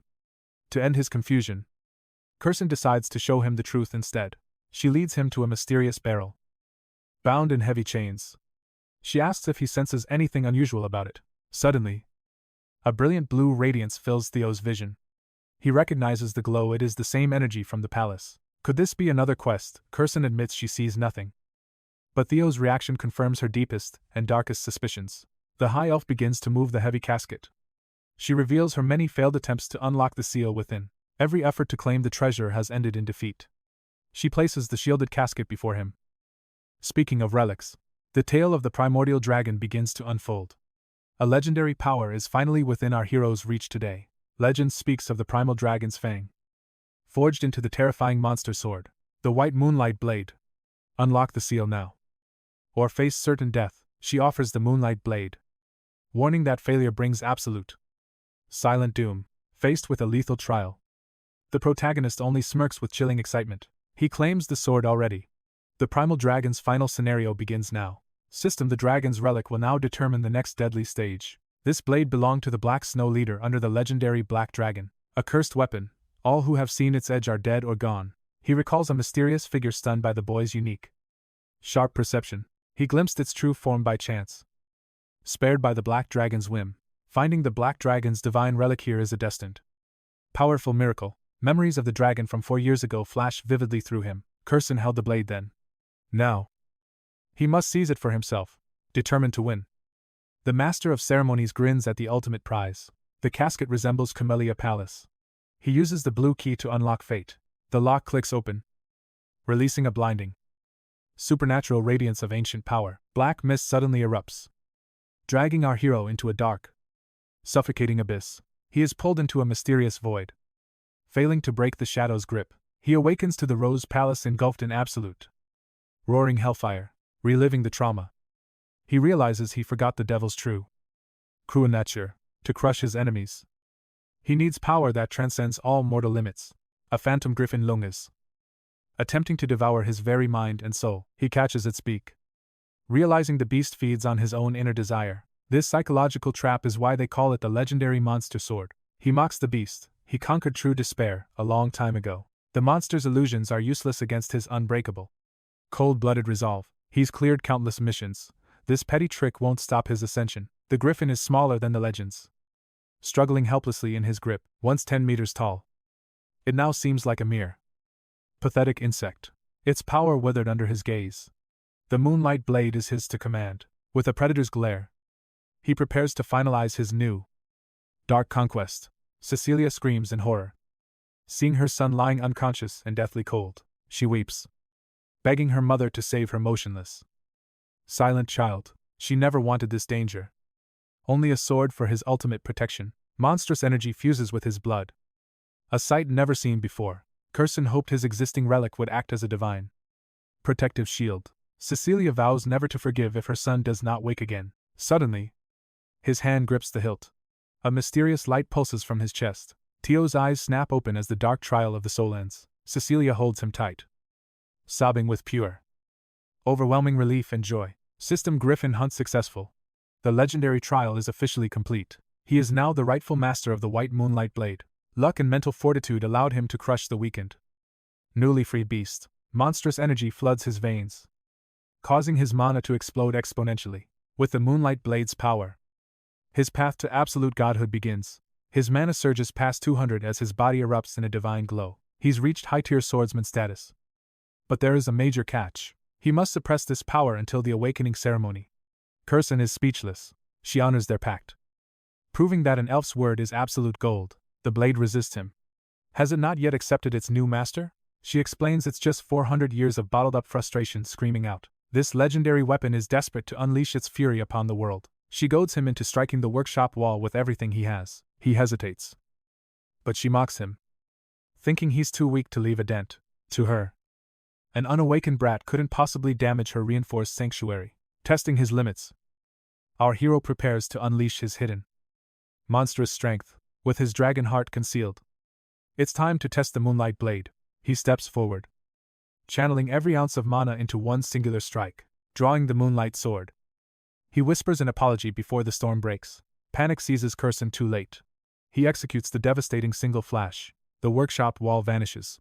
Total silence follows the thunderous destruction. 𝗕𝗲𝘁 watches in horror as her facility is literally cleaved in two. A single casual swing did what should have been impossible for any human. Despair sinks in. The repair costs for this mess will be astronomical. Theo collapses, his mana completely drained by that one legendary blow. 𝗕𝗲𝘁 rushes in, pumping mana back into his empty, exhausted veins. Her speed is blinding, a testament to her own hidden elven power. He has zero control. Yet the result is terrifyingly magnificent to behold. That 3-meter-thick wall is gone. This boy is a true genius. Greed flickers in her eyes.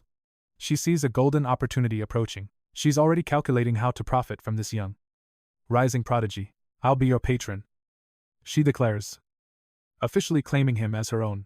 He's her new walking advertisement. Whether he likes it or not, Theo spots the literal dollar signs gleaming in her mischievous elven gaze. As darkness falls, mother and son prepare to journey back home. He leaves behind Draco fangs as payment for the ruined workshop wall. She's ecstatic. Such a rare treasure from such a mysterious young boy. Pride swells in her heart for her talented kin and their future. Suddenly, a voice cuts through, addressing her as the demonic artisan. 𝗕𝗲𝘁𝘿 freezes. That chilling tone belongs to a nightmare from her past. A mysterious figure draped in shadows watches with glowing crimson eyes. 5 days pass in a blur. The awakening ceremony finally arrives. Training continues. 𝗕𝗲𝘁𝑐 struggles to keep up with his evolving lethal rhythm. His blade is sharper, his movements a blur of absolute precision. Theo just smiles. Even a small compliment from her feels like victory. The onlookers can only watch, feeling their own insignificance in his wake. Half a year has turned this boy into a literal force of nature. If he awakens today, a true monster will be born before them. You've done well, she says, her eyes fixed on his limitless potential. Theo prepares for the final step as the divine spotlight beckons. With a cocky smirk, he thanks her. If he becomes the lead speaker, he promises to shout her name before the world. 𝗕𝗲𝘁𝑐 just sighs, exhausted by his ego.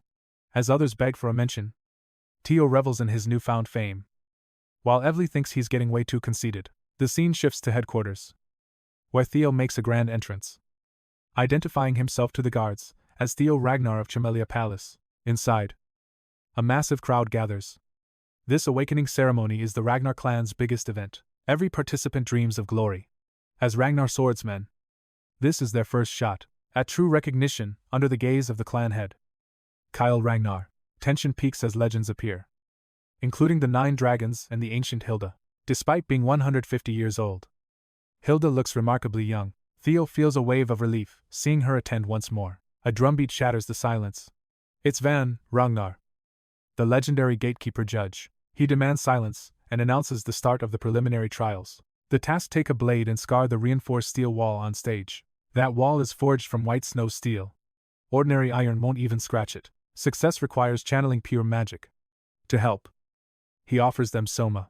This single pill contains 10 years' worth of concentrated magical power. It's designed to forcibly awaken their mana halls. He commands them to swallow. Focus on the dantian.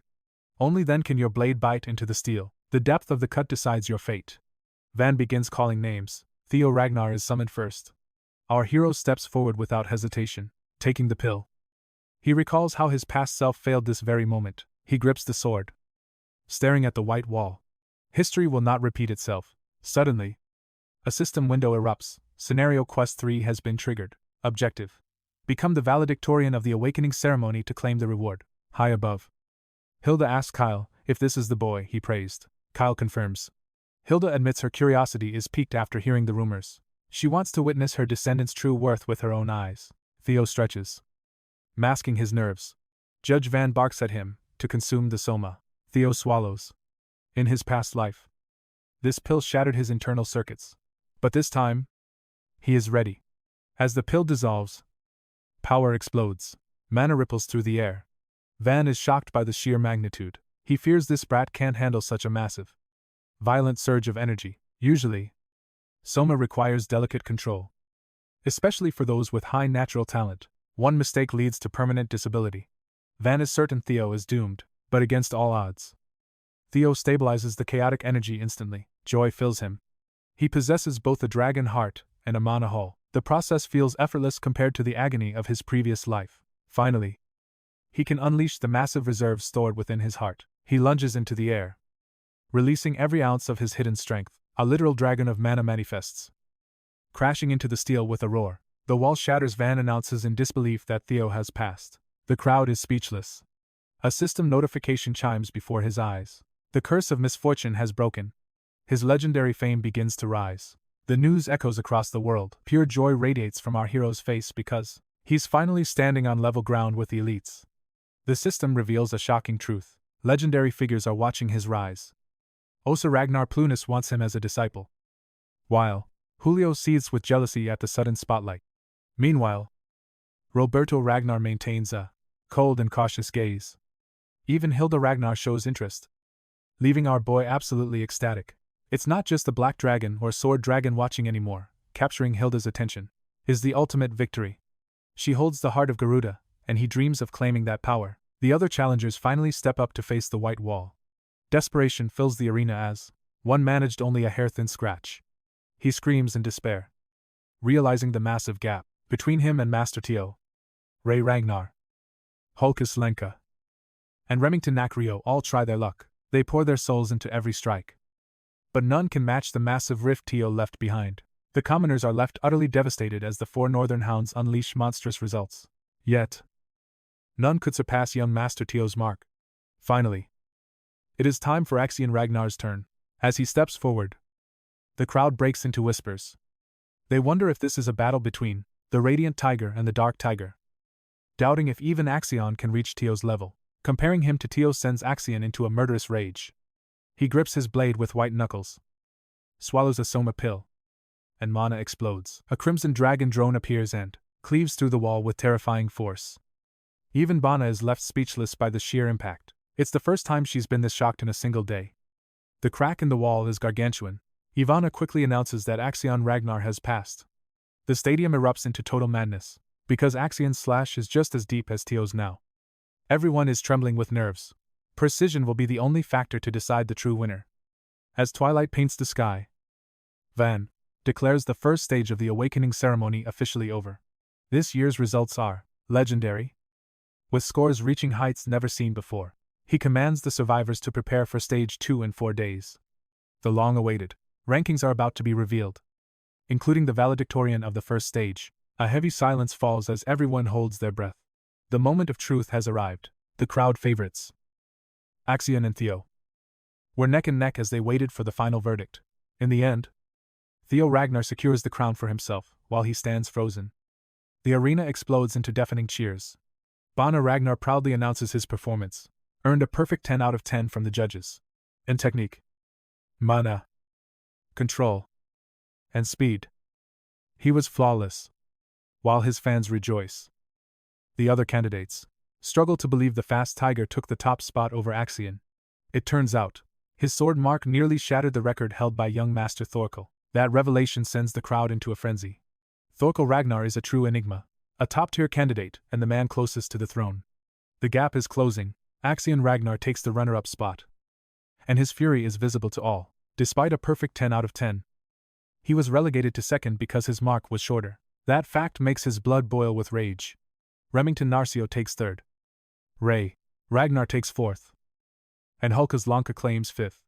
The northern hounds dominate the top. Meanwhile, the fool from the south and Theo's first follower, 𝗕𝗲𝗁𝗰𝙼, takes the last spot at 87. Stage 2 begins in 4 days in the treacherous winter mountains. The 87 survivors are warned to prepare for the frozen hell that awaits. With that, the ceremony concludes in a shocking direction. That night, Theo's faction heads to the tavern for a massive celebration. The air rings with victory. Second place, training camp for his true might was finally revealed to the world. Cheers for Sir Theo and Remington echoed as the victory liquor began flowing. Theo thanked his men. Though he knew the trials were far from over, his ultimate goal, ensuring every one of them conquered the second stage together, standing with Remington, he boldly aimed for the top spots in their class. Even 𝗕𝗲𝗁𝗰 felt the festive spark. Believing their impossible dream was within reach, Remington personally praised the young master's explosive display of power during the trial. Pride swelled in their hearts. Yet Remington felt the sting of falling behind. Theo just grinned, assuring his friend that luck had simply been on his side.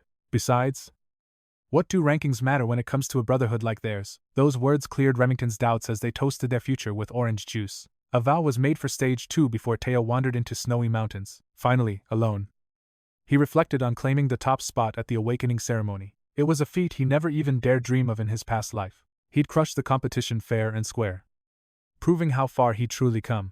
Clenching his fists, Theo knew this was merely the prologue of his story. Executing the traitor Randon wouldn't be enough. He was just a disposable pawn. His true targets, the psychotic Axion and the cunning sky dragon pulling strings. For his ultimate revenge, Theo would turn every resource against his real enemies. First, he had to investigate the Nest Compass. His mysterious and powerful reward. The artifact pulsed, pointing toward the frozen mountains, the site of the next trial. The second stage would reveal the secrets this compass was desperate to show. Suddenly, his senses screamed. A hidden presence was lurking in the shadows nearby. Theo despised surveillance. His predator instincts flared as he prepared to strike back. The cloaked spy blinked, and Theo vanished, reappearing like a ghost with a blade. "Who sent you?" Theo demanded. Cold steel pressed against the man's neck. Terrified, the man introduced himself as Gatsby Yotan of the Gale Sword Platoon. His captain was mesmerized by Theo's godlike performance during the first test. Theo's expression remained an unreadable mask as he weighed the scout's words carefully. It seemed the scouting offers were arriving much faster than he had expected. Gatsby offered a chance to take an admission test, an offer that stunned Theo. A test. He felt insulted they didn't offer a direct invitation immediately. Gatsby boasted of their prestige, claiming even a test invitation was a rare honor. Before more nonsense could be spewed, a fiery voice cut through the cold. A woman with a massive greatsword stepped forward, calling the Gale platoon idiots, addressing him as young master. She offered a deal far superior to theirs. This was 𝗁𝗲𝗁𝗃, the fire goblin and vice commander of Black Iron Cavalry. She had come personally to grant Theo a direct path into their ranks. Gatsby's confidence crumbled instantly. No one dared to cross the legendary fire goblin. Suddenly, scouts from every faction emerged from hiding. Desperate to make their move, they scrambled forward, shouting absurd promises to win over the rising superstar candidate. The Black Sword Platoon even offered a squad leader position within 3 years. The Swords of Law and Security Bureau joined the frantic bidding war. Enraged by the chaotic bickering, the fire goblin's temper reached its boiling point. These scouts came to seduce the young master with lies of glory and power. Petty squabbles erupted. Theo watched from the sidelines as those fools traded insults. He hoped to slip away quietly, but fate had other plans for him. Pink petals danced in the air. A sultry voice silenced the entire crowd. Her aura was absolute. She didn't fear being called a greedy woman. Reputation meant nothing, not if she could claim such a rare talent. The dragon of the sword arrived. Sir Ragnar Plunus entered the fray. The forest went silent. Only one man dared to question her presence. She came for Theo Ragnar. Her eyes held a singular, sharp purpose. She traveled far for him. Theo stood amidst the unfolding chaos. Tension reached a breaking point. The runner-up sought a bloody release. Action Ragnar was a sore loser. He slaughtered his own men mindlessly. Rage consumed his heart. He carved through them like mere puppets. Life was snuffed out instantly. He showed no mercy to his disciples. He thirsted for blood. Theo's smug face fueled his every lethal strike. The banquet's gore lingered. Theo's draconic aura haunted his very dreams. That first strike burned deep. It drove Action into a spiral of madness. Losing by inches was torture. His fury was a blazing wildfire. He wanted Theo dead. For now, these corpses would have to suffice. He cast aside his sword. Brutal violence was much more satisfying. The arena became a graveyard. Dead disciples now littered the cold ground. They expected training. They found only a swift and merciless end. A shadow appeared. Action struck out without a single second of thought. He hurled his blade. It aimed straight for the intruder's skull. The sky dragon was unmoved. He caught the spinning steel with ease. 𝗕𝗲𝗁𝗰𝙫 sneered. This pathetic display changed absolutely nothing at all. Action finally bowed. His uncle's presence demanded his total respect. Calm your mind. A lethal plan was already forming in the dark. The duo plotted in shadows. A sinister scheme was finally born. They planned a funeral. Back in the woods. Fear began to spread. The lady commanded respect. No scout dared move against her prestige. Their offers were worthless. She was a legend among mere men. A barrier tore reality apart. Theo was trapped within her domain. They were in her world. Ian watched the scene, in stunned silence. Secret teachings were beginning. The energy swirled with ancient intent. The inner space was vast. It stretched toward the endless horizon. Theo knew this technique. The lady's signature was completely unmistakable. She forged an isolated world. A space beyond the reach of others. Legend became a reality. His talent was a magnet for power. Lady Osa laughed softly. She didn't fear the demon dragon's wrath. She brought a gift. A power that no one could ever stop. Her blade was drawn slowly. She spoke of the divine fire. The clan head's sword incinerated. It turned everything to bitter ash. Her style was different. It was a dance of infinite variations. The snow began to vanish. A vibrant garden bloomed around them. Winter died away. A world of blossoms took its place. Her steps across the plum garden were rhythmic. Each stride sent ripples across the mirror-like water. This was the dragon's path. A form defined by eternal, shifting transformations. As the sword dragon surged forward, her blade bloomed. Plum blossoms ignited in the air. Countless petals drifted down. Her cold steel traced a path through the falling pink snow. The petals danced in sync with her edge.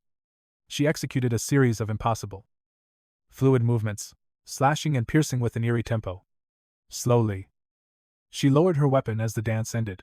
Spiraling petals followed her blade to the earth. It was pure cinematic brilliance, a visual masterpiece for Theo. Shockingly, this entire sequence occurred in a single breath. He witnessed the celestial flower rain, the first full-bloom technique of the plum blossom style. Opening her eyes, the First Lady's gaze pierced Theo. The young man stood frozen. His heart thundered against his ribs. He had just witnessed a divine spectacle. In one flow, he counted 120 variations. Her peerless swordplay was undeniably legendary. Some say she even surpasses the clan head. If Theo could grasp even a fraction, his strength would skyrocket. Humbling himself, he asked if he truly deserved such a gift. She chuckled softly. As long as he enjoyed the view, she was satisfied. Then, the isolation barrier shattered. The serene plum grove vanished instantly. The frozen woods returned. She promised to show him the next stage after his awakening ceremony. Such a bold invitation left the hidden observers in total shock. She wants Theo to be the fresh wind this desolate clan needs. With that, her form dissolved into a flurry of cherry-pink petals. They drifted away. Theo knew this favor was far too immense to ever repay. Ignoring such kindness would be shameless. Now, he faced a complex crossroads. Choosing between her discipleship and the white dragon cavalry felt impossibly greedy. 3 days passed. The second trial of the selection finally roared to life. 87 survivors gathered within the frozen peaks near the Great Northern Wall. This treacherous terrain was the ultimate proving ground for the coming storm. These mountains stretched toward the Demon Sea, a vast expanse of eternal frost. Here, the Ragnars have stood as humanity's shield for over 1,000 years. They've spent centuries slaughtering the horrors emerging from the Demon Sea, a hellish abyss of monsters. Supervisor Jack Ragnar addressed the nervous recruits. He warned them the heavy burden of this duty would soon be theirs. The winter mountains are a cruel filter. Yet, as merit trainees, they weren't permitted to cross the wall. The hunt remained within safe borders. The mission was simple. 15 days to slay the roaming demonic beasts. They must retrieve the bells fastened to the monsters' necks. 7 tiers exist: red, orange, yellow, green, blue, indigo, and violet. The colors of the rainbow. Point values escalated with the spectrum. High points meant facing absolute nightmares. Supervisor Jackie warned them, the violet bell demons are walking catastrophes. These abominations were beyond any trainee's skill. Victory against them was impossible. Yet, the reward was staggering. The method of the hunt. Entirely up to them. Just bring the bells back before the deadline. Any strategy was fair game. The hidden meaning was clear. There were no rules against foul play. Stealing another's prey or loot wasn't encouraged. But it was legal. Seeds of betrayal were sown. This was the brutal law of the Ragnar jungle. Finally, they were shown the totems used to repel the creeping darkness. Demonic forces lurking throughout the mountain range. Within these fortified sanctuaries, hidden caches await and everyone is urged to utilize them wisely. Finally, Proctor Jackie signaled the official start of the second trial. As soon as the command was given, candidates vanished into the wilderness without a second thought. Most followed the same logic as the main character. With a 15-day survival window. Resources are paramount. They must secure provisions first before executing their grand strategies. The trial had barely begun. Yet 𝗕𝗲𝘁𝗿𝘆𝗰𝙀 savored every heartbeat of this chaos. He was in his element. Driven by a thirst for vengeance. He entered this exam with a singular, malicious intent. His sky dragon uncle demanded absolute precision. He simply had to play his part. And Theo's downfall would be absolute. As Axion surged forward, moving at a breakneck pace, he failed to notice a shadow tailing him. None other than the enigmatic Theo Ragnar. Watching the others depart, Theo stepped toward the tree line to begin his hunt. But, before he could vanish, a familiar voice echoed. Remington rushed to his side, asking if Theo truly considered them friends. The Silver Lion had spent 3 days reflecting before this trial and decided that Theo was both a brother in arms and a wall to overcome. A new ambition took root inside him, the burning desire to eclipse young Master Theo in sheer power. The dragon was stunned, then smiled. He understood Remy's heart perfectly. From the moment their steel first sang in that training hall, a bond of mutual respect was forged. Theo shared the Silver Lion's sentiment, seeing him as an equal and a cherished rival. Remy laughed with pure relief. Having feared his admiration was entirely one-sided. With newfound clarity, Remy vowed to outperform Theo in this second stage of the trial. Theo offered a genuine wish of good luck. Without wasting a breath, Remy exploded in speed and plunged into the frozen mountain depths. Theo took a moment to savor the sensation. A warrior as formidable as Remington had marked him as the ultimate target. It sparked a thrill he had never experienced before. He was finally becoming a legend in his own right. Opening his system inventory, Theo pushed aside the sentimentality until the trial ended. He retrieved the nest compass to begin the official search for the dragon's lair. The needle trembled, indicating a path toward the jagged, lethal face of a distant cliff. The system's signature blue luminescence flickered through a hidden abyss. The compass guided Theo to the treacherous, frozen outskirts of the peaks. Upon reaching his destination, he was met with nothing but an empty, desolate wasteland. The needle of the compass pointed directly into the frozen earth below. Did this mean the prize was buried beneath the permafrost? If so, he should have brought a shovel. Using the legendary White Moon blade for digging would be a tragic misuse of such divine craftsmanship. As he weighed his options, Theo's instincts screamed a warning. He gripped his hilt firmly and spun around in a blur, eyes locking onto an unwelcome presence. Sometimes, when the wind fails to move you, you must take the oars yourself. He unleashed a devastating sweeping strike, the shockwave of his tajo obliterating everything in its path. Trees were leveled like matchsticks and the ground shattered. His killing intent flooding toward the hidden stalkers. He coldly demanded that the shadows reveal themselves. Several disreputable figures crawled from the brush, baffled that Theo had detected their perfect concealment. The moment Theo saw the leader's face, he froze. It wasn't just one man, it was a trio of nightmares from his past life. He knew these monsters as the 3 butchers of Mount Book Hide. Back and run. These appropriately named villains were the absolute dregs of society. Infamous for their cruelty and malice, they were known for slaughtering civilians and framing the massacres as tragic mission accidents. They were a cancer born from the Ragnar family's obsession with strength. Theo could never forget the bloodbath they orchestrated in 𝗵𝗲𝗃 village. In his past life, he was personally tasked with the cleanup. He knew the depravity these bastards would inflict on the world better than anyone. Public records listed 761 dead with hundreds more missing. The most horrifying detail was that not a single corpse could be identified.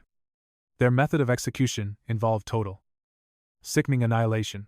These monsters truly enjoyed decapitating their targets. Theo knew their twisted nature would eventually become a problem, so he planned to eliminate them. But he never expected this early ambush.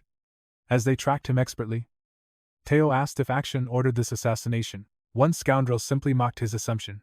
He clarified they couldn't be commanded by mere children. They served a figure so powerful that Theo couldn't even fathom the mastermind behind his death. But the young dragon instantly identified the culprit, the chief advisor. Their stunned reactions confirmed it.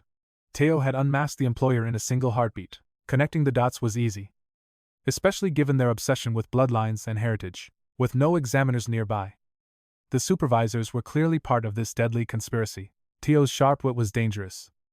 Yet the thugs remained certain they would finish him. Their leader claimed he loved nothing more than crushing a handsome face like Theo's. Man, he's just staring blankly now. The swift tiger remained completely unbothered. He kept his eyes locked on the trio, refusing to let that loudmouth babble. Theo struck first. He summoned the devastating aura of an ancient dragon with force. Before they could even close the distance, these villains were standing at death's door. His blade flashed 3 times with surgical precision, executing his newly forged technique, Dragon's Triple Claw. Each strike found a mark. The young master never fears violence. He refused to become like this trash. This was retribution for their future crimes. He would do the opposite of these scoundrels. Only their heads would remain. The dragon's claw was so potent it turned bodies to dust, leaving heads intact. He showcased his dominance, delivering the gruesome divine punishment these criminals truly deserved. Theo was honestly shocked by how easily these thugs crumbled beneath his blade. Perhaps it was because they were still young. He owed this to celestial flowers. He had spent 3 days dissecting and reconstructing Lady Plum Blossom's secret teachings. He mastered 3 consecutive flashes. Drawing those complex circular arcs was quite difficult. A whole new world of combat transformations and applications had finally opened up. He successfully completed those complex forms 120 times consecutively. With the First Lady still unreachable, Theo seized the severed heads of the thugs. Their agonized expressions were frozen. He tossed the evidence down the cliff for beasts. As he pondered reaching the underground, a sudden thud echoed from the cliffside. To his amazement, the heads landed on something solid just a few meters down. Investigating closer, he discovered a hidden staircase descending, now stained with criminal blood. The secret quest to explore the Blue Cave had officially begun. Theo leaped down. He dove toward the treasure. Unbeknownst to him, a mysterious bird watched from afar. Back at the palace, officials announced the initial test results during the early hours. Action Ragnar currently holds the top spot with 41 demonic bells collected already. He is tearing through the exam with 20 men. Ragnar follows in second. But everyone had one burning question: how was Theo Ragnar performing in this test? The messenger flipped to the last page of the report to see Theo's progress. Currently, the boy has 0 demonic bells and is wandering the battlefield completely alone. They assumed he was moving stealthily.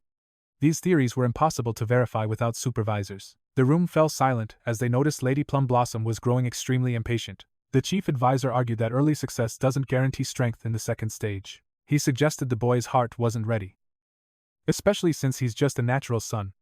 To the advisor, Theo wasn't a true Ragnar worthy of the family name. The High Counselor smirked. Surely his hired dogs had finished the job faster than expected. Suddenly, a call came from 𝗕𝗲𝗁. The old counselor was questioned if he had been pulling strings in the shadows. The chief counselor didn't even blink. He shamelessly admitted it. He was only disappointed he couldn't brag sooner. Since things seemed to be going his way, he laughed it off, feeling quite satisfied with the chaos. Even the celestial dragon was stunned. The old man's audacity toward an impure heir was truly unparalleled. Ed's fury boiled over. This senile elitist was acting without permission, potentially ruining his grand designs. Since Camellia was torn from her family, the celestial dragon had been obsessed. He hungered for the Rose Palace. Yet, the primordial dragon's relic remained hidden. No matter where he searched, the prize stayed out of reach. 𝗕𝗲𝗁 formed a chilling hypothesis. He suspected that Theo held the key to the Rose Palace's secret relic. The celestial dragon felt it in his soul. That boy, Theo, was hiding something massive, and his growth was becoming a threat. Using his mental prowess once more, Ed sent a telepathic command to a guard ordering them to accelerate the plan. Lady Plum-Blossom saw through the charade. The counselor and the intelligence director were far less subtle than they imagined. The Proceo group needed to act fast. It was time to set up defenses and prepare for an inevitable clash. It was a logical move for survival. However, Julius Ragnar blocked the idea with a cold glare. The demon dragon's faith was absolute. He believed Theo was far too strong to fall before such a pathetic challenge. Julius trusted his instincts completely. Theo wasn't defeated. He was simply caught in his own mysterious trial. Still, Julius couldn't let it go. He was burning with quiet jealousy that Lady Plum-Blossom met Theo in secret. The First Lady simply played dumb. She let out a playful laugh, dodging the demon dragon's sharp gaze. Back at the frozen peak, Theo finally reached the end of the stairs. A simple cave structure loomed before him, but danger lurked in the shadows. Annoying skeletons prowled the outskirts, guarding the path with relentless aggression. A powerful mental trap gripped the interior. Any ordinary warrior would have collapsed, their mind shattered by the psychic pressure. But for Theo, this was child's play. After surviving the White Moonlight Sword trial, these low-level attacks felt like nothing. Guided by the needle of his compass, Theo pressed onward. He was closing in on something monumental. Theo expanded his divine senses outward. His overwhelming presence sent the local wildlife fleeing in absolute terror for their lives. In moments like these, his divinity skill felt almost too rewarding. It was like having the eyes of a god. He could see every hidden threat. Nothing could hide from his gaze as he cornered the secrets of the mountain. Pushing his thoughts aside, Theo reached the testing ground first. He finally found the nest of the hatchlings. In 3 years, history would have changed. Black Snow was destined to kill the chick and claim a legendary treasure. Stepping deeper into the cavern, Theo offered a silent apology to Black Snow. He was about to steal that future. Behind the final door sat the Amen Grimoire, a one-of-a-kind artifact capable of rewriting the balance of power. The moment Theo stepped through, he froze in his tracks. The sight before him was breathtaking. Mountains of gold reached for the ceiling. Legendary weapons and priceless gems were scattered like common trash. One thing was painfully clear.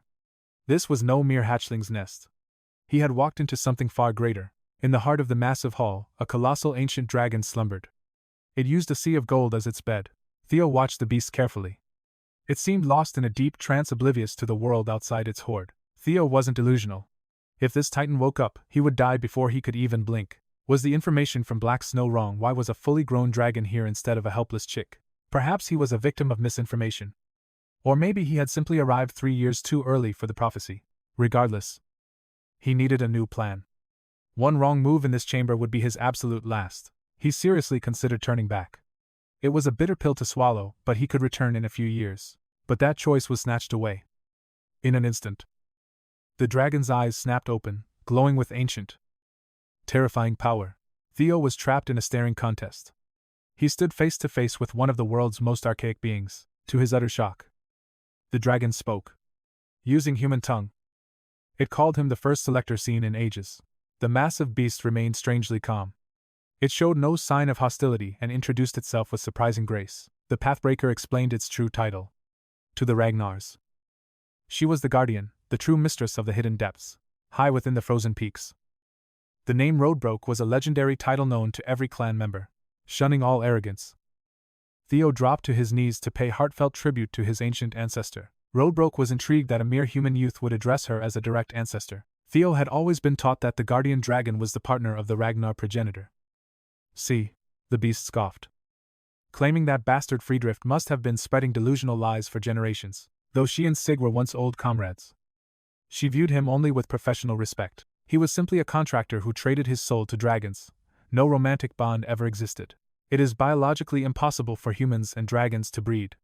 These humans might not be true hunters. This revelation forced Theo to wonder if his family truly possessed the legendary dragon blood. Was it just propaganda to elevate the Ragnar name? Roadbroke clarified the claim was partially true. Through her eternal contract with Sard, her potent dragon blood was indeed shared with the lineage. As Theo prepared more questions about his history, Roadbroke cut him off. Finished with the formalities, her true duties as the guardian dragon of the Selectors were finally about to begin. Following the ancient pact, she allowed the Selector to ask 3 questions if they passed her trial. Theo felt a surge of relief, thanking the heavens that this wasn't a trial of mindless bloodshed. since his ultimate goal was to rule the clan. Mastering their secret traditions was absolutely vital. He needed to extract every ounce of information possible through these 3 precious questions. Outside, the second phase of the awakening ceremony was turning into a violent, high-stakes massacre.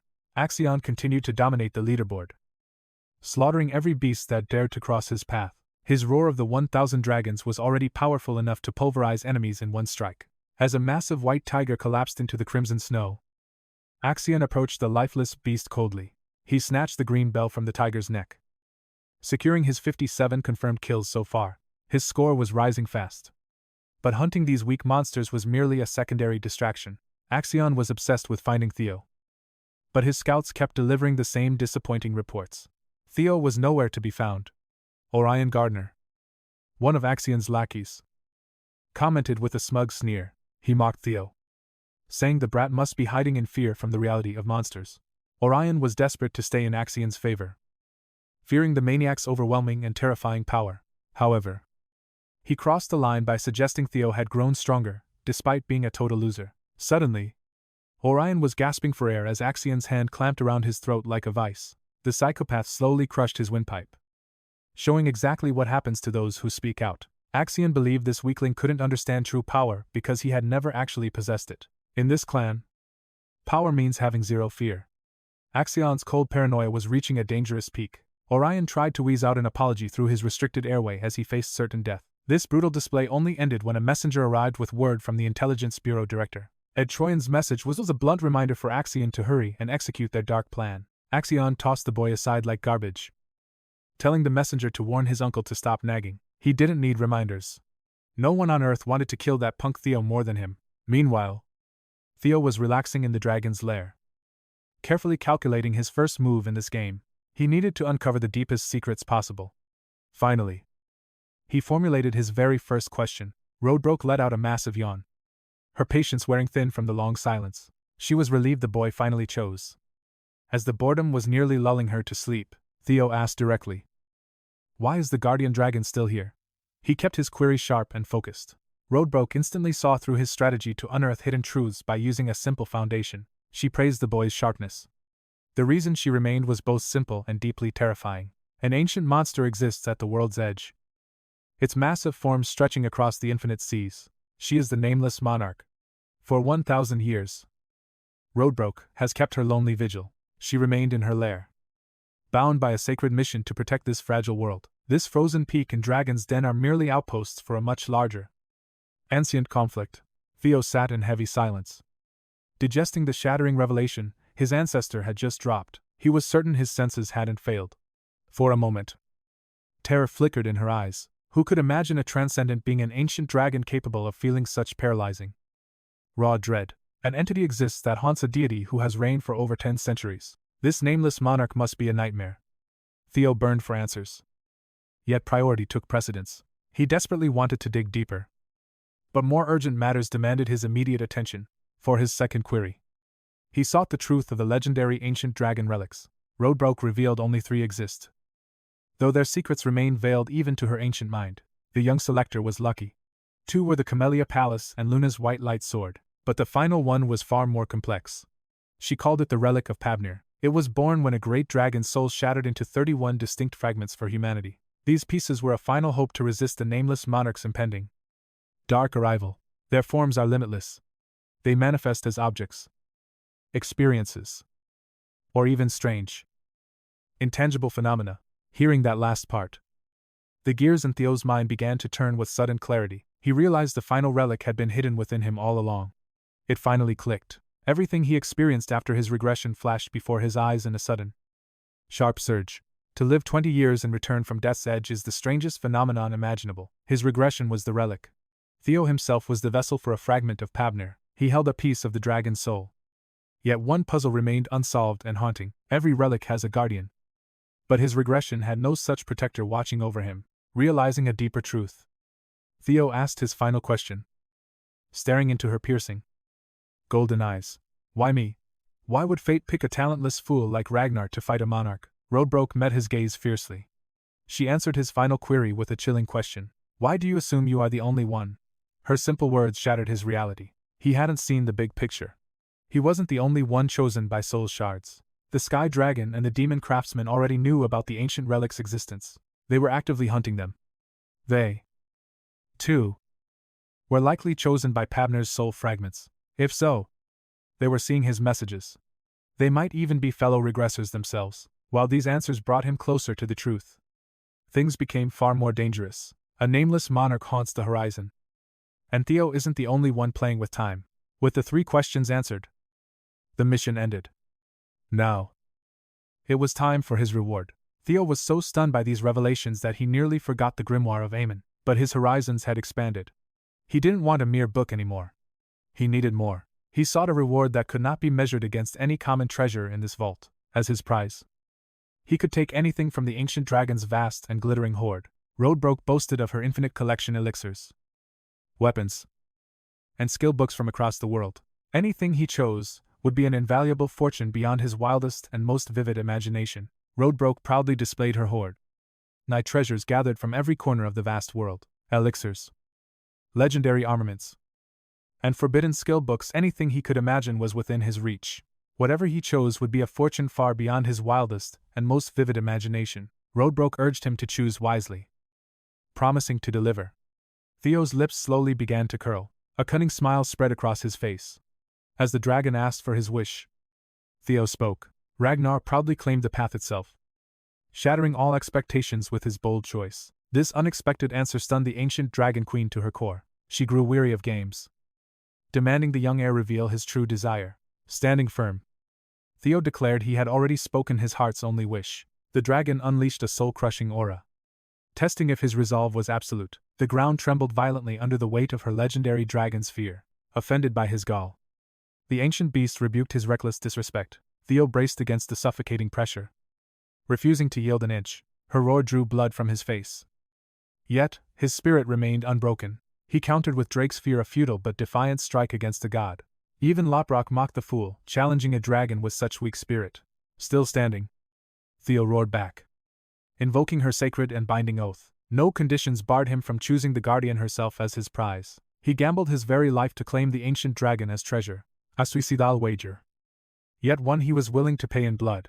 𝗏𝗏 once forged the Ragnar legacy alongside the great progenitor himself. To partner with her meant proving his worth as the ultimate warrior, to defy a dark fate. He risked everything on this singular moment. Theo demanded her surrender as promised, his voice thick with agonizing pain. Suddenly, the legendary shadow of Sigurd flickered behind the young heir's image. 𝗏𝗏 roared in acceptance, materializing into a smaller, more human form.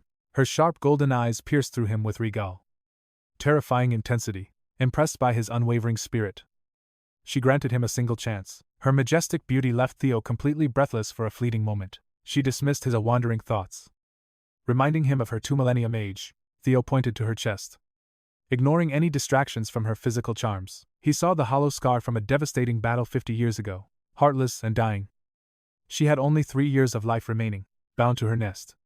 She could not assist him directly just yet. Theo smiled, refusing to waver from his chosen legendary reward. He officially claimed the dying dragon as his ultimate prize. The system confirmed his selection of the guardian dragon as his reward, though a foolish choice. She saw it as his unique mark of destiny. He gained the title Dragon's Partner, awakening the progenitor's true bloodline. Theo vowed to reclaim the lost relics of the primeval dragon Fafnir. A soul bond formed as he promised to find her a new heart. He believed Fafnir's primordial relics held a miracle to save her. Massive experience points triggered an immediate and powerful level up. It was a fair price for becoming the dragon's chosen successor. She flashed a teasing smile, entrusting her future to her new partner. Still, she remained trapped within the domain's hidden, silent depths.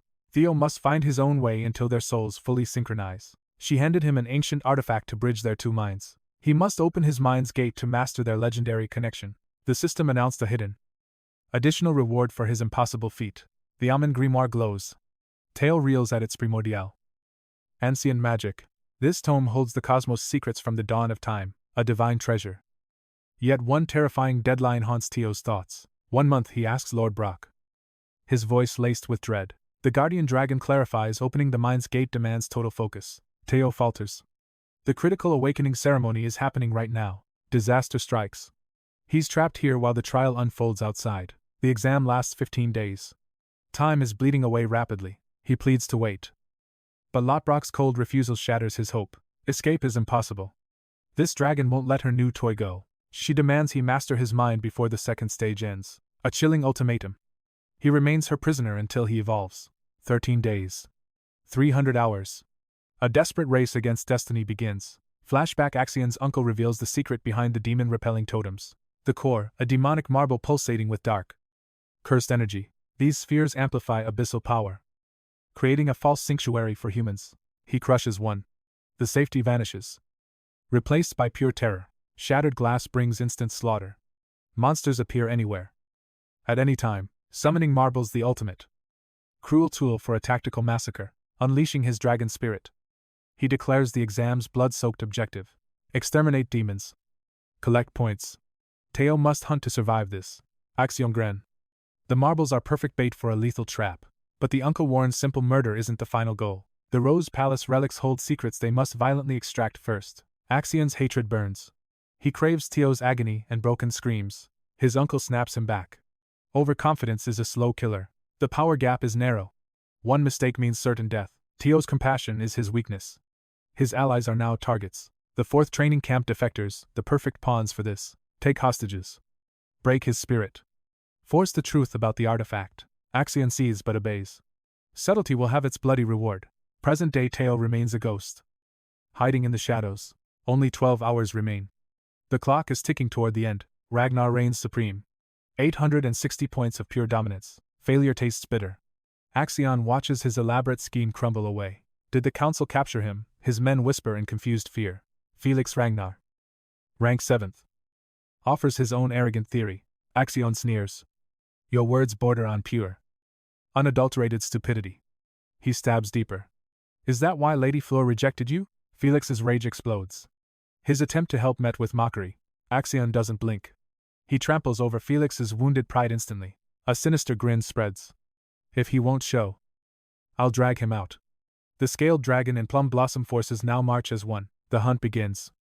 They seek the 4th camp's biggest failure. This psychopath won't stop the slaughter until Theo appears, forced into the light. Eavesdropping from the shadows is Ragnar, the exam's 3rd-place contender. The scene shifts. A frost lizard demon is ruthlessly butchered by a band of elite warriors. They celebrate slaying a yellow bell beast, unaware of how pathetic their achievement truly is. 12 hours remain. With pathetic scores, they can only pray for Theo's safe return. They've hoarded supplies, hoping Theo is busy accomplishing something far more legendary than survival. Survival is just the bare minimum. In this world, the rankings define your very soul. They yearn to see him at the summit, reclaiming his throne as the ultimate valedictorian. A sudden strike Orion Gardner pierces Civil's heart with a cold, calculated thrust. Blood spills in silence. The Scale Dragon Society has finally revealed its monstrous true face. Horror dawns on them. They aren't just victims, they're the bait to lure Zio out. They suffer simply for existing. Meanwhile, we return to 𝗏𝗏𝗁's shimmering golden nest. The Dragon Guardian is stunned. Theo has unlocked his mind's gate in record time. The system chimes. He has mastered fundamental magic principles with frightening, supernatural speed. This is the power of regression. He carries the wisdom of a lifetime already lived. Mastery of the Amen Grimoire requires immense mana. For Theo, this is his natural birthright. With a dragon heart, he evolves twice as fast as any mortal genius could imagine. A new skill awakens brood synchronization, a bridge between magic and the human psyche. He can now read an object's memories. 𝗏𝗏𝗁 finally accepts him as a partner. The foundation is complete. Now, only grueling training stands between him and absolute power. Soon, a new level of strength will allow him to hear her divine voice directly. He will inherit the progenitor's flame, wielding power that once shook the entire world. But time is running out. The guardian dragon has only 3 years left to live.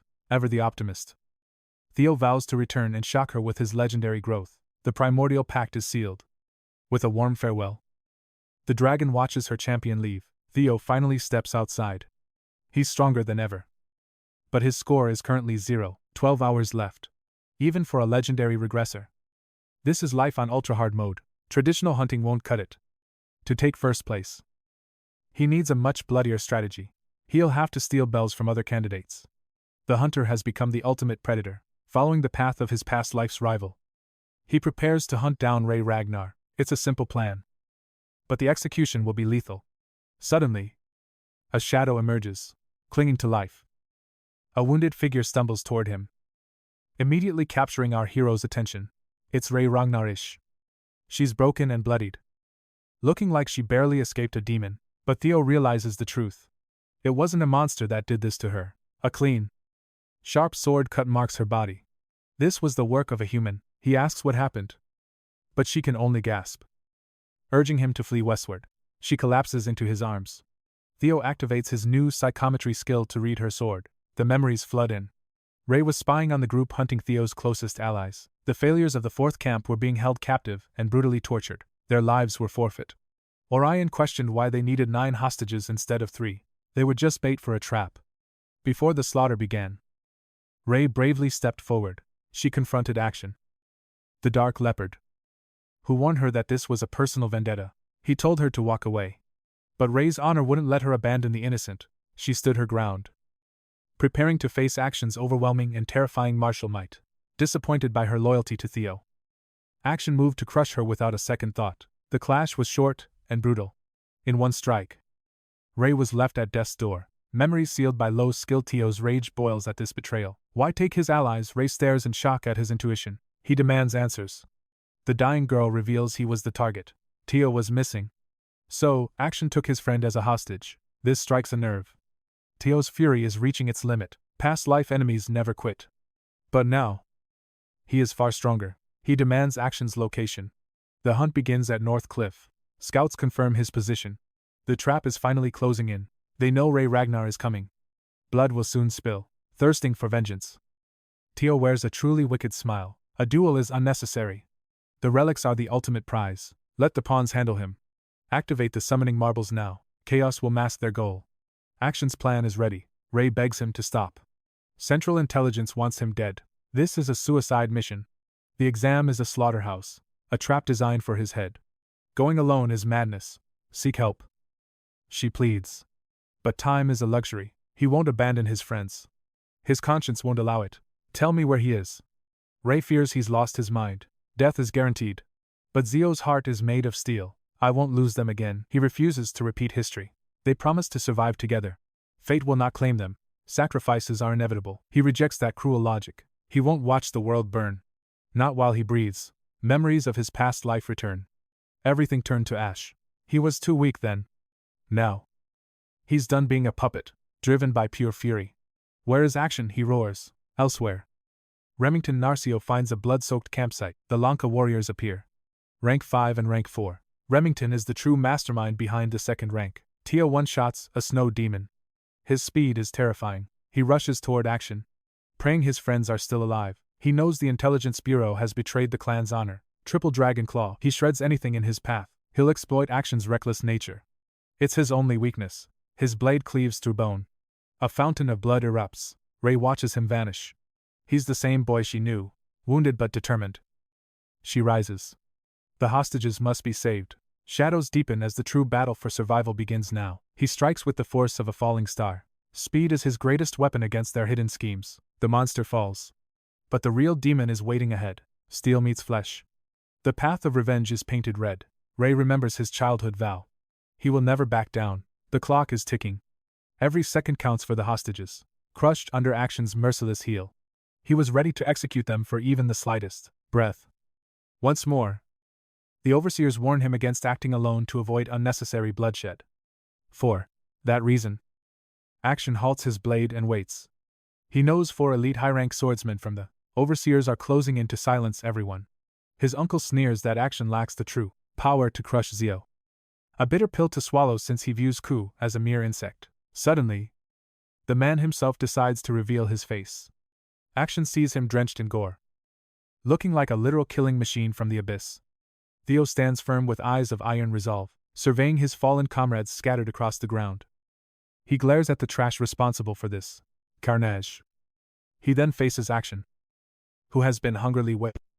Finally, his gaze falls upon the corpses of his friends, making him grip his hilt.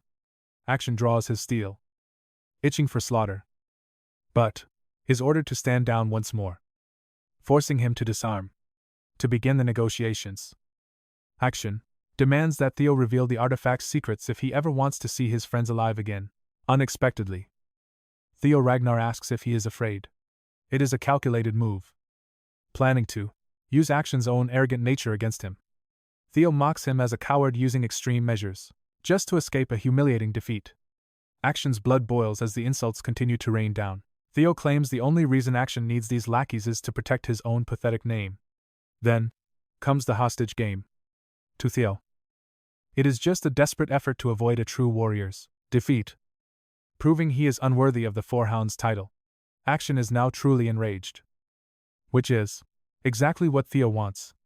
He continues the provocation, challenging him to a duel like a true Ragnar, unless he wants to retreat like a spineless coward. This is the final spark for Action, who can no longer restrain his fury. Theo sets the stakes if he loses. His life and info are theirs, but if he wins, they walk free. The Black Leopard descends into madness, arrogantly reminding the brat of his place in the clan hierarchy. He laughs with a murderous gaze, mocking Theo's understanding of the situation. The Bureau tries to intervene, knowing Theo is simply baiting him with words. They urge him to stick to the plan. But Action is done with games. He accepts the challenge and steps forward, exactly as our hero intended. The overseers watching realize the situation is spiraling out of their control. They prepare to strike according to their original backup plan. If Action nears a crushing defeat, the brutal warrior commands his group not to intervene, respecting the ancient tradition of a duel of honor. Theo also warns against harming the hostages for the moment. The battle erupts as Theo strikes first, catching his opponent off guard.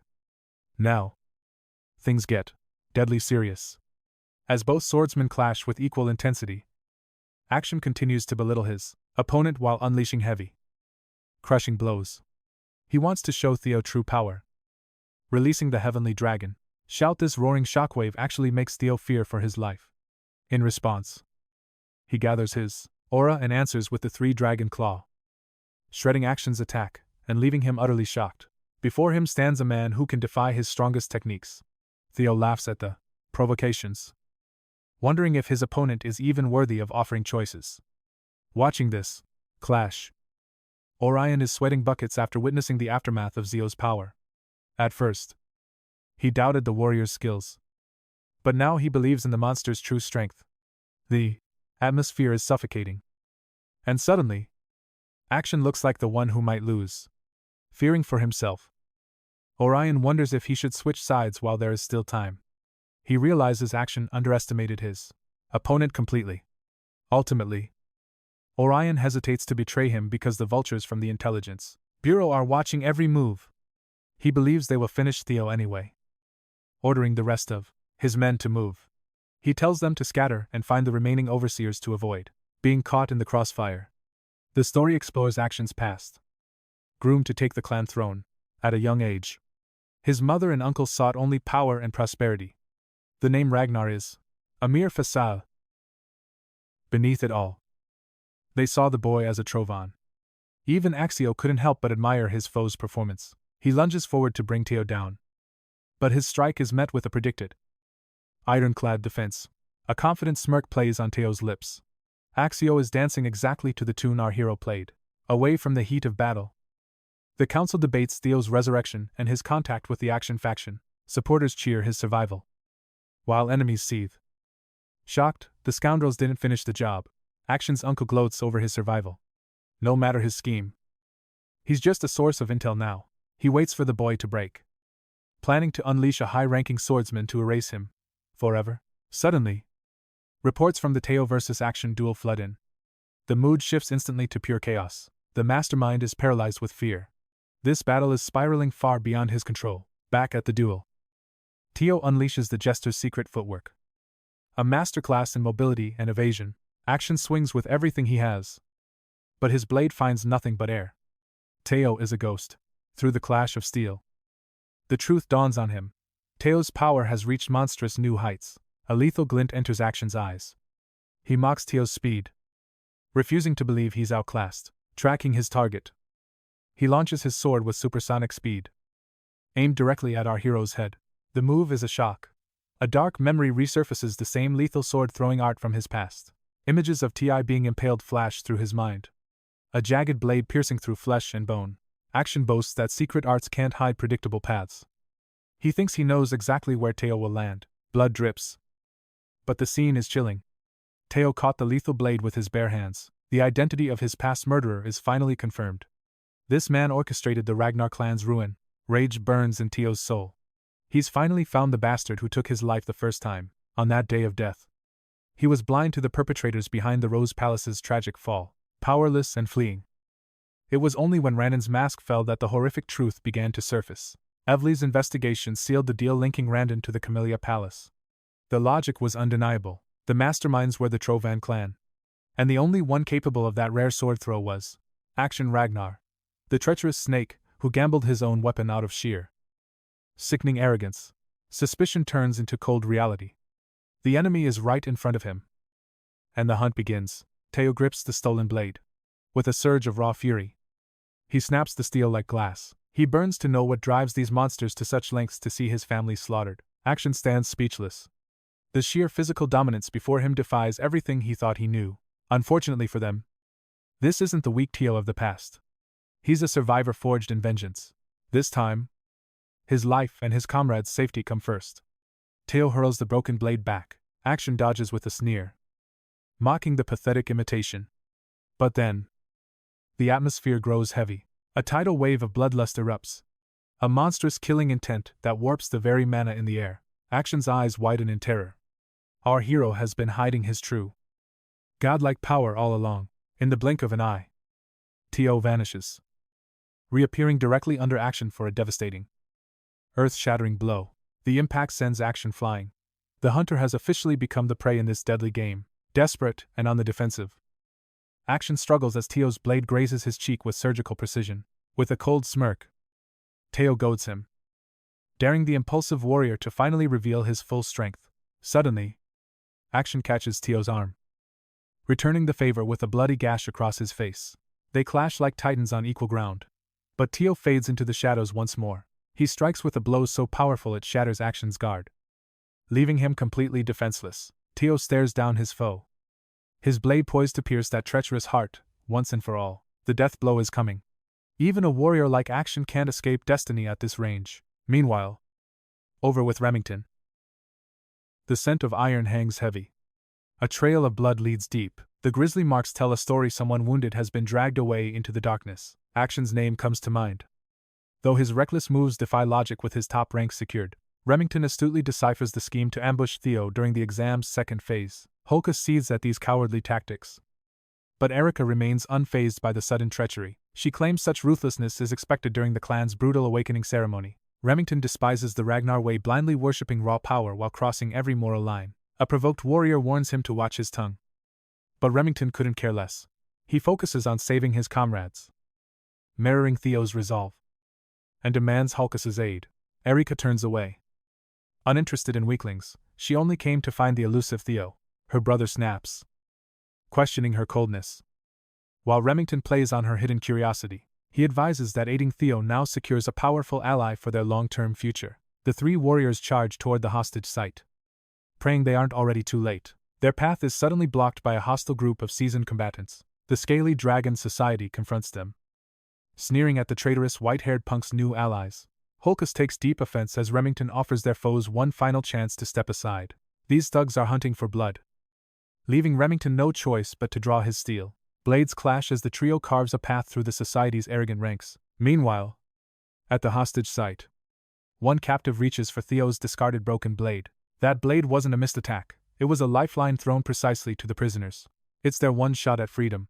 The man struggles to saw through his heavy binds. Back at the duel, Action was spared at the final second by a master swordsman. High ranker 𝗕𝗲𝗁 finally reveals himself, ready to face the consequences of his interference. Liam halts the clash and orders his men to secure the young master. Action immediately. An aggressive onslaught begins against Theo as proctors cheer for Action's valiant struggle. They return Action's sword, but the boy looks more disgusted than relieved by the help. Liam's ferocious strikes press Theo hard, yet our hero matches him blow for blow. Theo blocks a heavy lunge, leaving the veteran swordsman stunned by his ironclad defense. Despite the impressive display, Liam believes Theo is still outclassed by his superior skill, with no supervisors watching. It's the perfect moment to eliminate this rising prodigy forever, for the glory of the clan. Liam leaps for a lethal finishing strike against Theo. Sudden plot twist, the blade doesn't pierce Theo. It sinks deep into Liam's own chest. Action is the one who struck his own man, enforcing his warning against any interference. The battlefield turns chaotic as Action betrays his own allies in a fit of rage. The swordsmen are horrified, but Action snarls, insulted that they thought he would lose. To him, their help was a mockery of his birthright as the true Ragnar heir. Theo realizes the boy has completely snapped. Lost in a spiral of madness and pride, Action finally acknowledges Theo's strength but claims his own destiny is far greater, raised on delusions of grandeur. Action believes he alone belongs on the Ragnar throne. He declares himself the ultimate warrior, destined to crush anyone beneath his heel. Defeat isn't an option for a future king. Action prepares to slaughter all obstacles. He lunges with a devastating strike. But Theo is already gone. Vanishing into the air, Theo descends like a lightning bolt, delivering a counterattack that shatters Action's ego. A bloodied Liam clings to life, desperate, ordering his men to kill Theo at all costs. Kill him while he's open, he screams. But the high-ranking swordsmen hesitate. They witness the terrifying potential of the Ragnar bloodline awakening before their very eyes. The tide of battle has shifted, and the real nightmare is just beginning. Liam's fall was imminent. He barked orders for a desperate retreat. 𝗕𝗲𝗁 was cornered, his mind reeling as he was utterly crushed. He remembered the Ragnar clan is a realm of unpredictable results. Denial consumed him. He was inches away from his final defeat. He mocked Theo as an insect.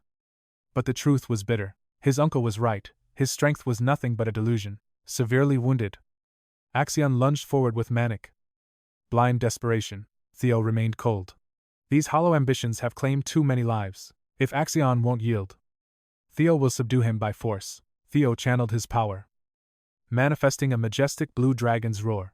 The triple dragon claw struck, vowing to annihilate any obstacle. The attack tore through. Smoke cleared to reveal a headless corpse. 𝗕𝗲𝗁's head fell, ending his life in a blood-soaked display. Blood dripped. Theo Ragnar stood tall, his vengeance finally complete. Liam stood frozen, horrified by his young master's brutal decapitation. A fitting end for arrogance. Failure will reach the celestial dragon. Liam ordered an immediate execution. The elite Trovan protectors charged. Theo stood firm, a weary, satisfied smile playing on his lips. Danger loomed, even at full health. This coordinated strike was lethal. In his current state, survival seemed like an impossible dream. His stamina was gone, his mana pool was completely bone dry. He must buy time. Help should arrive at any moment. The supervisors closed in, hungry to avenge their fallen young master. Suddenly, Remington Narcio and the Lanka brothers burst onto the scene. They formed a steel wall, shielding Theo from the corrupt protectors. For Remington, comrades never stand alone in the fires of battle. Theo felt relief. Eric Alanka smirked at the handsome rising star. Hulkus was ecstatic to see the warrior who slew 𝗕𝗁𝗁. Inspired, Sivildrea rose to lend his blade to his master. Remington leveled his blade, listing the crimes of the corrupt guards. He would pass judgment on those who defiled sacred traditions. With witnesses present, the protectors looked to Liam in sheer panic. They were doomed. The Rose Palace artifacts remained out of reach. Theo remained alive, the greatest thorn in their failed, bloody plans. Their young master was dead. Their failure was absolute and final, with evidence everywhere. Their game had reached its bitter end.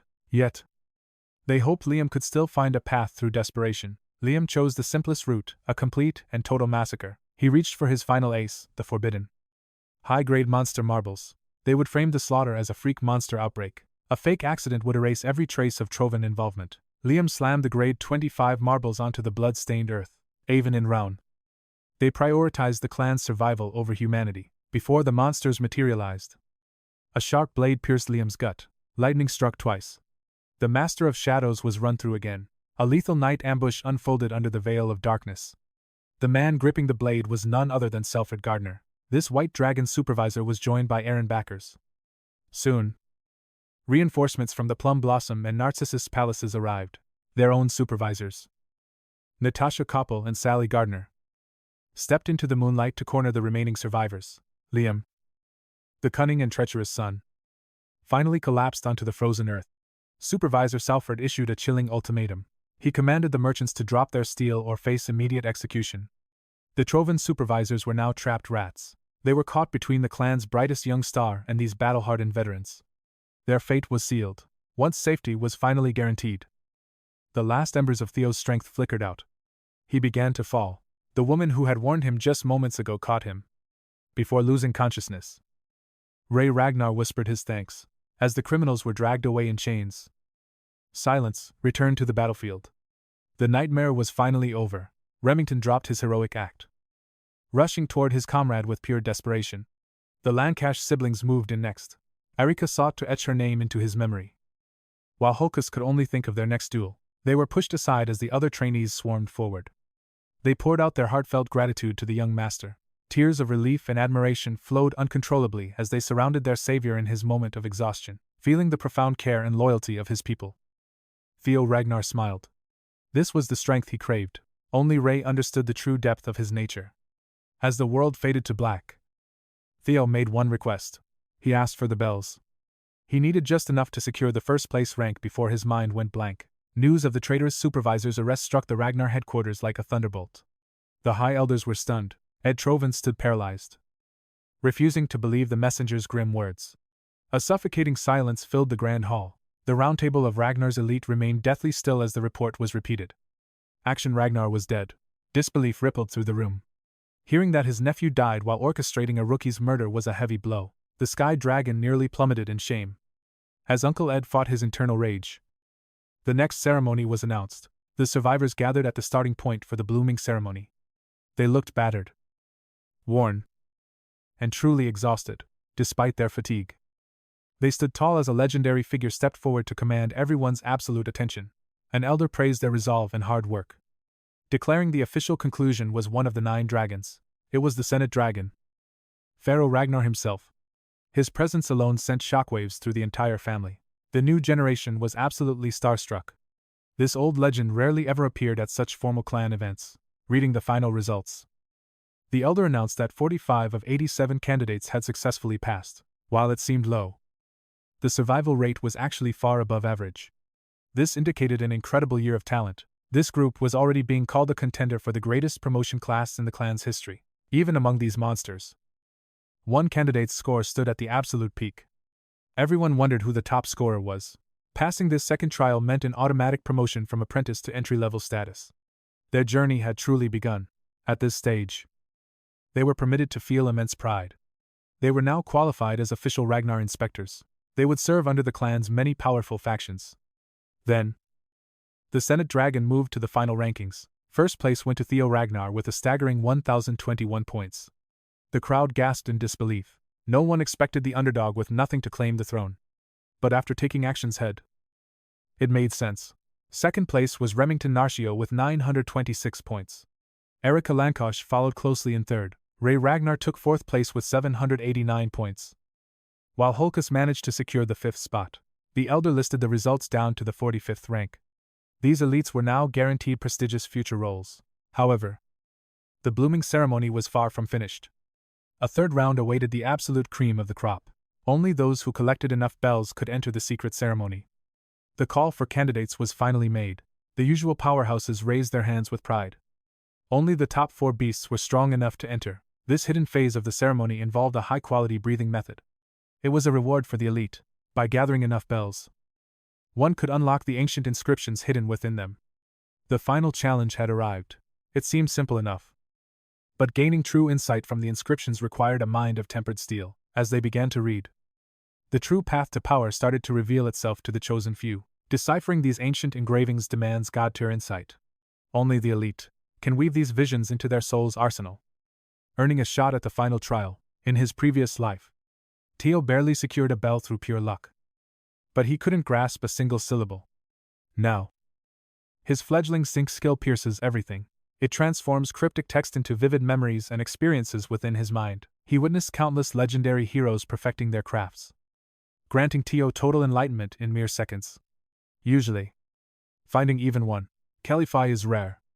Yet this year, 4 monsters emerged. In his memories, Ray and Remington weren't supposed to master high-level breathing tonight. His butterfly effect was rewriting destiny itself. Elder Pharaoh beckoned the top 4 forward. Theo Ragnar stepped into the spotlight. With the script flipped, everything was changing fast. Instead of fear, A chilling calm washed over him. He held the keys to the future, walking toward the clearing center. Lethal sparks began to dance at his feet. The static roared into a violent tempest. After filtering through countless bells, he finally synchronized with his true element. To prove his mastery, he entered the first stage, imbuing his mana with the roaring thunder attribute, level 2 manifestation. Standing there, he looked like a thunder god reborn. Most geniuses would stop here and be hailed as legends. But Theo Ragnar is a different breed. Language can't even describe his talent, using the dragon heart thumping in his chest. He reached level 3, absolute control, in the crowd. 𝗕𝗲𝗁𝗃 stared in awe at the strongest man of their era. Even the great dragon 𝗕𝗲𝗁 was stunned by such impossible growth in record time. Everyone thought the show was over. Control is the peak for most prodigies. But Theo wasn't done. He wanted the entire world to bear witness. His thunderous mana surged higher, shattering the limits of possibility. A golden radiance blinded the crowd. As if a celestial being was awakening, his eyes snapped open. He drew his blade, wreathed in wild, untim bolts. One swing unleashed a crescent of lightning. He finally possessed a long-range strike. The blast took form. The head of a starving lightning dragon surged forward. This was the 4th level expansion. Silence fell over the other candidates. Their jaws hit the floor as Theo aimed his fury directly at Elder Pharaoh. The elder simply laughed. Witnessing such generational talent was a rare pleasure.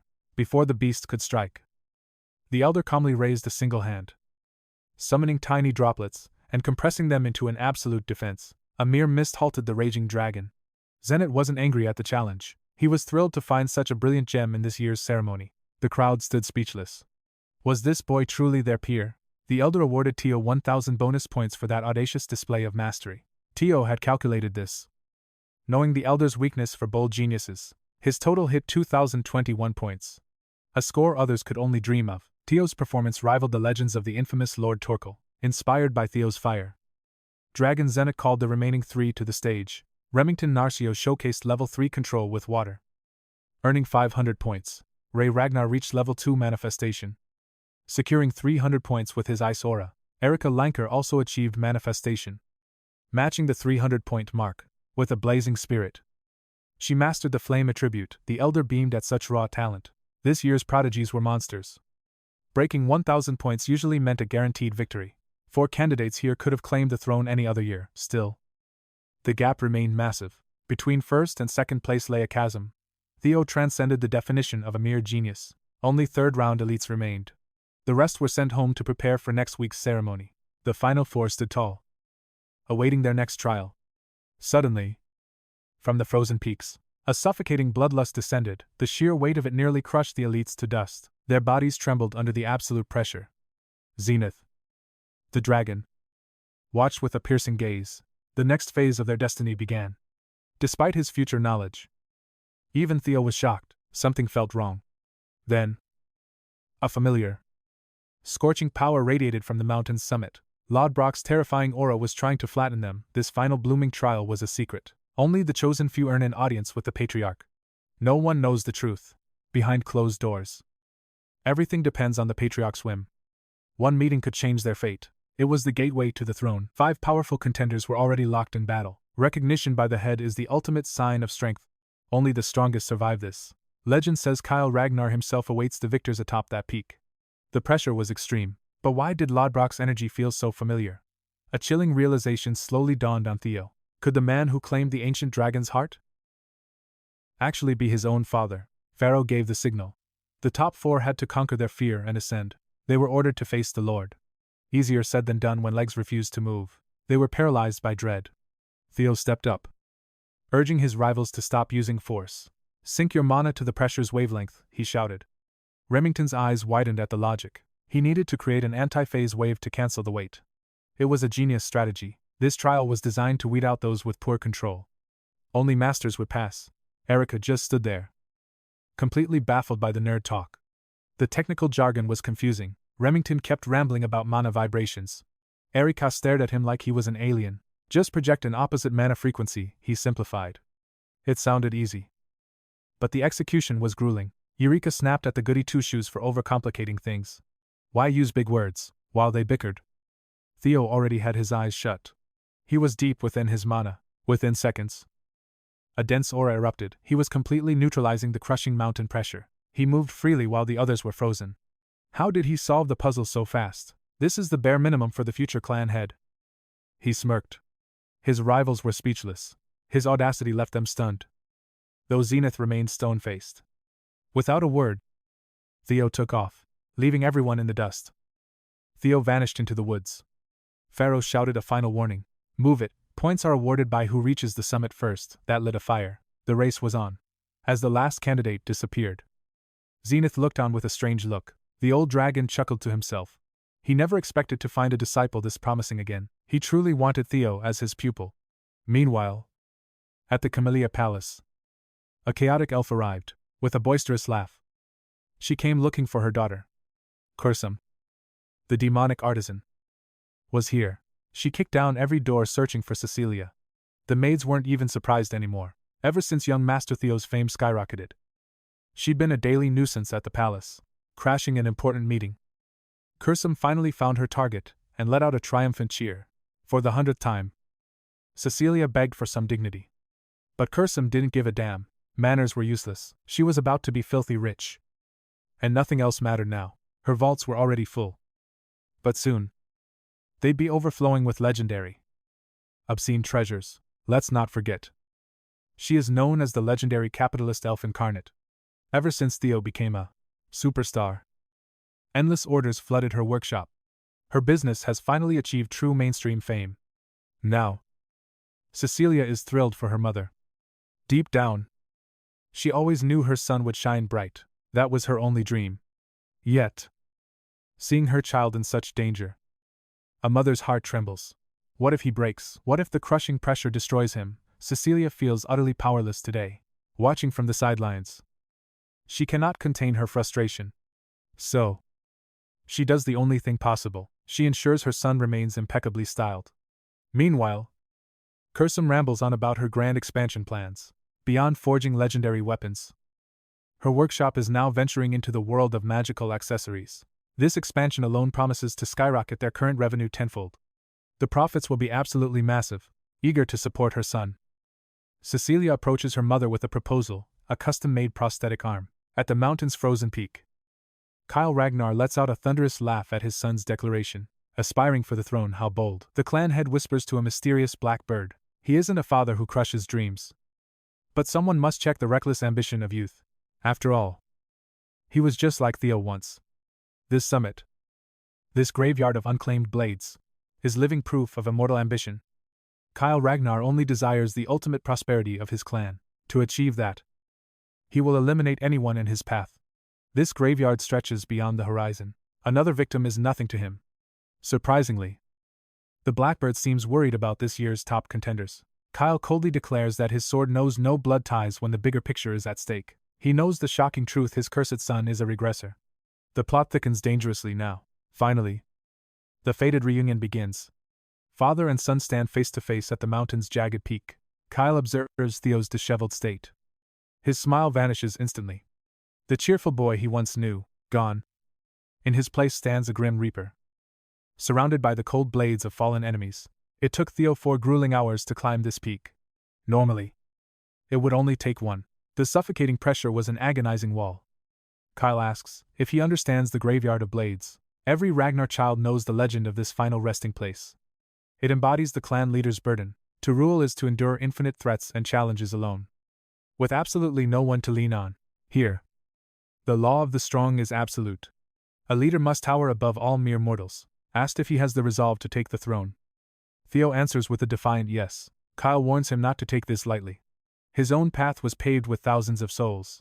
Not everyone can shoulder such massive resentment. In this silence, Theo hears the curses of the fallen. Yet, Theo's conviction remains unshakable. He knows exactly who he must become. His reason, his past life, and his burning thirst for vengeance. To rule is to end the bloodshed. Stopping the clan's tragic cycle is his ultimate priority. But he can't tell his father that, in true Ragnar fashion. He lets his sword do the talking. The air turns lethal. Theo is impressed by answering with steel. Theo is no longer a son but a challenger. He wants to see what this brat learned from that special someone. 𝗲𝘰𝙁𝙁𝘰. This confirms Theo stole the ancient dragon's heart. Theo tenses. But he is already too slow. In a nanosecond, his father cleaves him in two. Reality shatters. Theo can't feel his legs. Death approaches to reclaim him once more. Like a slab of meat. He's been sliced clean, slowly. The light of life begins to fade as darkness takes hold. The end is near. His father's power is divine. And terrifying. This is the true strength of a clan head. A single strike ended it all. Theo's consciousness slips into the cold. Silent abyss. Is this the end for our regressor? The overwhelming gap in power is simply too vast. Blood sprays against the snow. A tragic fate repeats itself at the summit of swords. Will he rise again? Or is this the final chapter for Theo Ragnar? 𝗕𝗲𝗁 Ragnar was dead serious. This was his most lethal technique, the heart sword. After striking down his son, the patriarch turned to the worried Blackbird. He assured the Avatar that the young prodigy would survive if his will was strong. Only those with iron resolve can shatter the heart sword. It was a brutal trial. If Theo has the spark, he will return. If he is weak, let him be. The clan has no room for a soulless failure. Theo's spirit drifted into the abyss. He was trapped in the infinite void between life and death. His essence fading away. The cold touch of death felt familiar. Grinding his very being into nothingness. He quickly accepted his fate. Surviving a strike from a demigod was truly impossible. Theo reflected on his achievements. He had reclaimed the 𝗕𝗲𝗰𝙀𝗰 palace from the 𝗕𝗲𝗰𝙀𝗰𝙀. He had slain Randon and that rabid dog 𝗕𝗲𝗁, the bastards who ended his past life. Everything else was a bonus. This life was shorter. But he had been truly happy. Perhaps it was time to let go and find eternal peace in the shadows. As his will flickered out, his soul began to evaporate like morning dew. Before his existence vanished, the griffin residing within his blade roared into the void. The massive celestial beast forced its way in to berate its pathetic master. If the boy gave up now, the griffin would be absolutely enraged by his cowardice.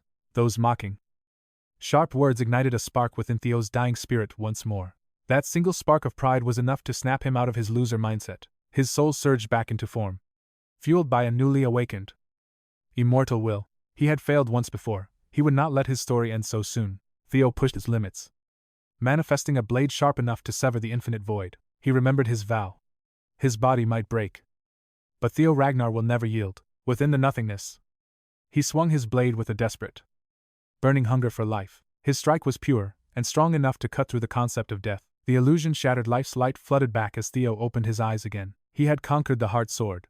Thanks to the griffin, his soul remained intact. 𝗕𝗲𝗁 Ragnar stood before him, his piercing gaze scanning his son's renewed aura. The ruthless demigod smirked, and finally granted his son a passing grade. It was a total victory. 1 week flew by after the final bloom ceremony. Today was nomination day at the headquarters.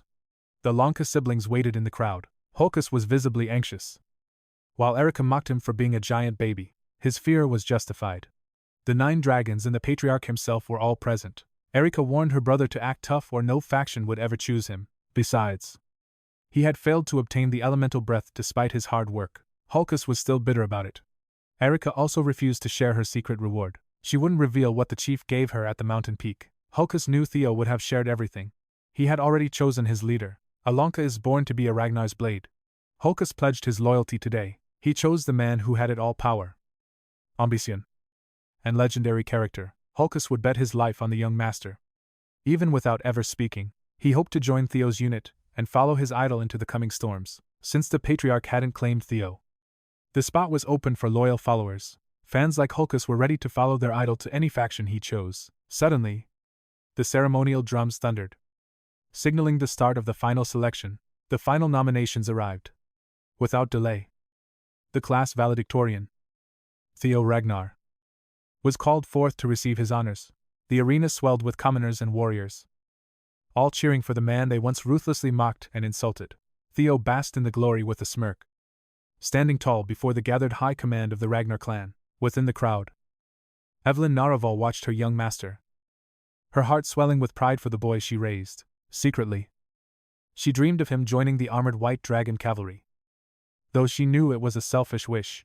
As the top graduate, he had dominated every trial, leaving every single one of his peers in the dust. Just as he was about to choose a faction, an unexpected figure rose from the ranks of the 9 dragons. 𝗕𝗏𝗁, the sky dragon and intelligence chief, commanded the room's attention without uttering a single word. Tension gripped the air. Everyone expected the madman to strike back to avenge his fallen nephew. To attack here would be suicide given the powerhouses present. Yet the atmosphere turned heavy and suffocating. The announcer faltered, firmly requesting that the Sky Dragon return to his seat to allow the ceremony to continue. Theo figured the man was still reeling from Action's death. Yet he felt no fear standing his ground. But to everyone's shock, 𝗕𝗲𝘁𝗿 flashed a sickening, fake grin and extended an invitation to the youth. He offered Theo the deputy director position at the prestigious Central Intelligence Bureau. Theo had slaughtered the man's nephew, and now he was being offered a high-ranking promotion as a reward. Earning the valedictorian title within the Ragnar clan carried a weight and significance unlike any other honor. Theo had crawled from the very bottom of the succession ladder to finally claim his wings and fly. News of his unprecedented achievements surged through the clan like a wildfire, shocking every household. Tales of him slaying Action and dueling a proctor were the only things anyone could talk about. His legendary underdog story ignited a flame in the hearts of every struggling trainee and aspiring swordsman. He was no longer the clan's failure. Public scorn had transformed into pure, unadulterated awe and admiration. The Ragnar trash was dead. In his place stood a monstrous genius with infinite, world-shaking potential. As he stood center stage, the system chimed. The third scenario mission had been successfully completed. His reward was a rare ether core.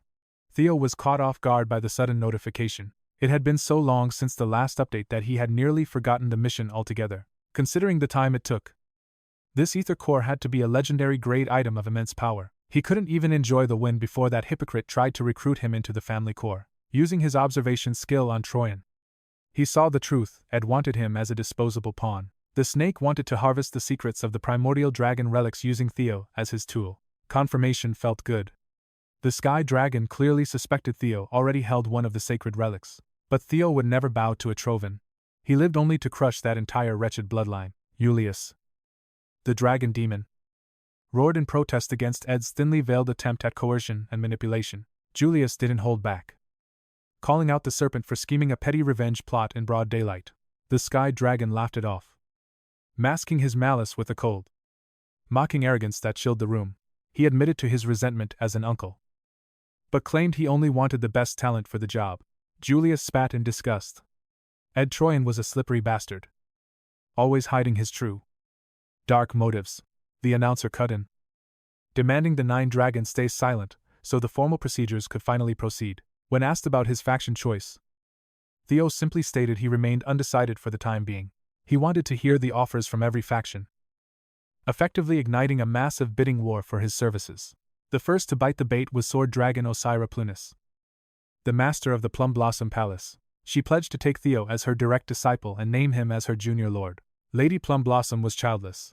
Her offer meant a direct path to an incredible, legendary legacy. She was essentially adopting Theo as her successor to the title of the Sword Dragon. 2 of the 9 dragons had already bid, proving Theo was the clan's most prized and coddled asset.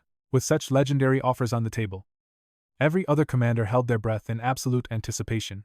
They stood no chance against such power. Amidst the fierce bidding war, another legend stepped into the ring. He made a thunderous entrance, crashing down like a storm from the heavens, his entire body shrouded, veiled in mysterious bandages. Robert Ragnar, leader of Black Snow, the Black Dragon himself, had arrived. He joined the hunt for Theo. The crowd gasped in terror. Most had never seen this ghost in person. This shadow had avoided the public eye for years. Yet he'd been watching the ceremony with predatory focus. Robert admitted Kyle was right, the boy was a rare gem. If he chose the Black Snow path, the Black Dragon would personally grant him the prestigious rank of Null Snow. As an elite shadow agency, Black Snow agents haunt the darkness. But the Null Snows, the faction's highest-ranking elite, are different. They are allowed public personas to pursue glory and fame. In Theo's previous life, only 8 warriors held that title. He had bled and suffered to reach it. Yet it remained a dream. It was always out of reach. Now, it was served on a silver platter, stealing the spotlight. The Zenith Dragon, Old Pharaoh, spoke up. Theo Ragnar's performance in the 3rd stage had left a mark. Zenith Academy would proudly welcome the most gifted genius the family had seen in generations. 4 of the 9 dragons had now personally laid their cards on the table. Naturally, the Demon Dragon, Julius Ragnar, commander of the White Armored Dragon Cavalry, was expected to make his move next. He sought to recruit Theo. Yet, despite the soaring bids, Julius refused to offer any special treatment. His men pleaded with him to drop his principles, but Julius remained unyielding. Honor was his only creed. Honor is earned through blood. The white-armored dragon cavalry lives and breathes by that iron philosophy. Julius sought fairness for all recruits. Yet, he proudly guaranteed that Theo would receive elite support. He would be forged into a true dragon.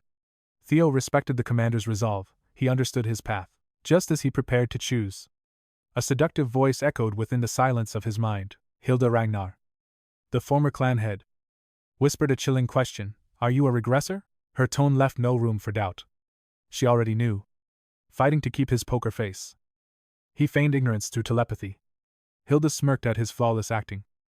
Intrigued by his past cycle, what kind of life did he lead before? The mention of cycles struck Theo. Regression wasn't a one-time fluke. It could happen repeatedly. As an existential crisis gripped him, the arena waited in breathless silence. They awaited his ultimate choice. Theo requested a moment to gather his spiraling thoughts. Hilda's smirk deepened at his visible confusion. No need to hide anymore, she teased.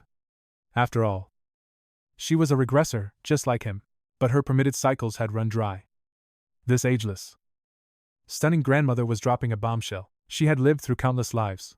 It was a tidal wave of information to process at once. He needed answers. And Hilda was the key, demanding a proper explanation. He pressed for the truth. Hilda was baffled by his ignorance. Had her son, Kyle, kept the boy in total darkness? It wasn't surprising. Though Kyle harbored a deep, absolute hatred for all regressors. It was a miracle he let Theo live. Even if they shared the same bloodline. That explains the brutal trial on the peak. Hilda savored the boy's desperate thirst for knowledge. But time was a luxury they lacked. If you seek the Ragnar secrets, she whispered, find me later. To uncover the world's mysteries. He would have to seek her out once this farce ended. The conversation ended. During the final awakening phase, his father granted only a cold, heartless blade, the heartless sword. Now, he knew to fear Kyle Ragnar more than anyone else. Kyle loathed his kind. Perhaps the patriarch slew Lothbrok because the dragon favored regressors. Slaying such a beast seemed impossible. Yet his father was feared as a literal demigod. Kyle Ragnar was a monster in human skin. To solve the mystery of regression, he needed a private meeting with Hilda. Finally, Theo Ragnar reached his ultimate decision, standing tall with unshakable pride. He announced his choice with a voice that shook the arena. Secrets aside, it's time to reveal their paths. Remington Narcio, the formidable runner-up, has made his choice. He enters Senate Academy as Dragon Zenith's disciple. A divine match. As both master the water current breath, in Theo's previous life, Remington retreated to the Narcio clan alone. Forging a path of solitary power, he eventually sparked a crimson rebellion against the Ragnars. Facing the Silver Lion as an enemy is suicide. Yet this time, he stays within the clan. A destiny reshaped entirely by Theo's overwhelming influence. A temporary farewell for these rivals. They'll sharpen their blades in different factions, bound by a sacred promise, to clash again once they've reached the peak. In record time, they've become true brothers in arms. Naturally, Ragnar returns to Narcissus Palace, where his mother, the Ice Dragon, reigns supreme. There is no better throne for her. Meanwhile, Syl and the other underdogs from Training Camp 4 longed to follow their young master, but their ranks fell short of his elite selection. Parting with comrades is bittersweet, but growth requires change.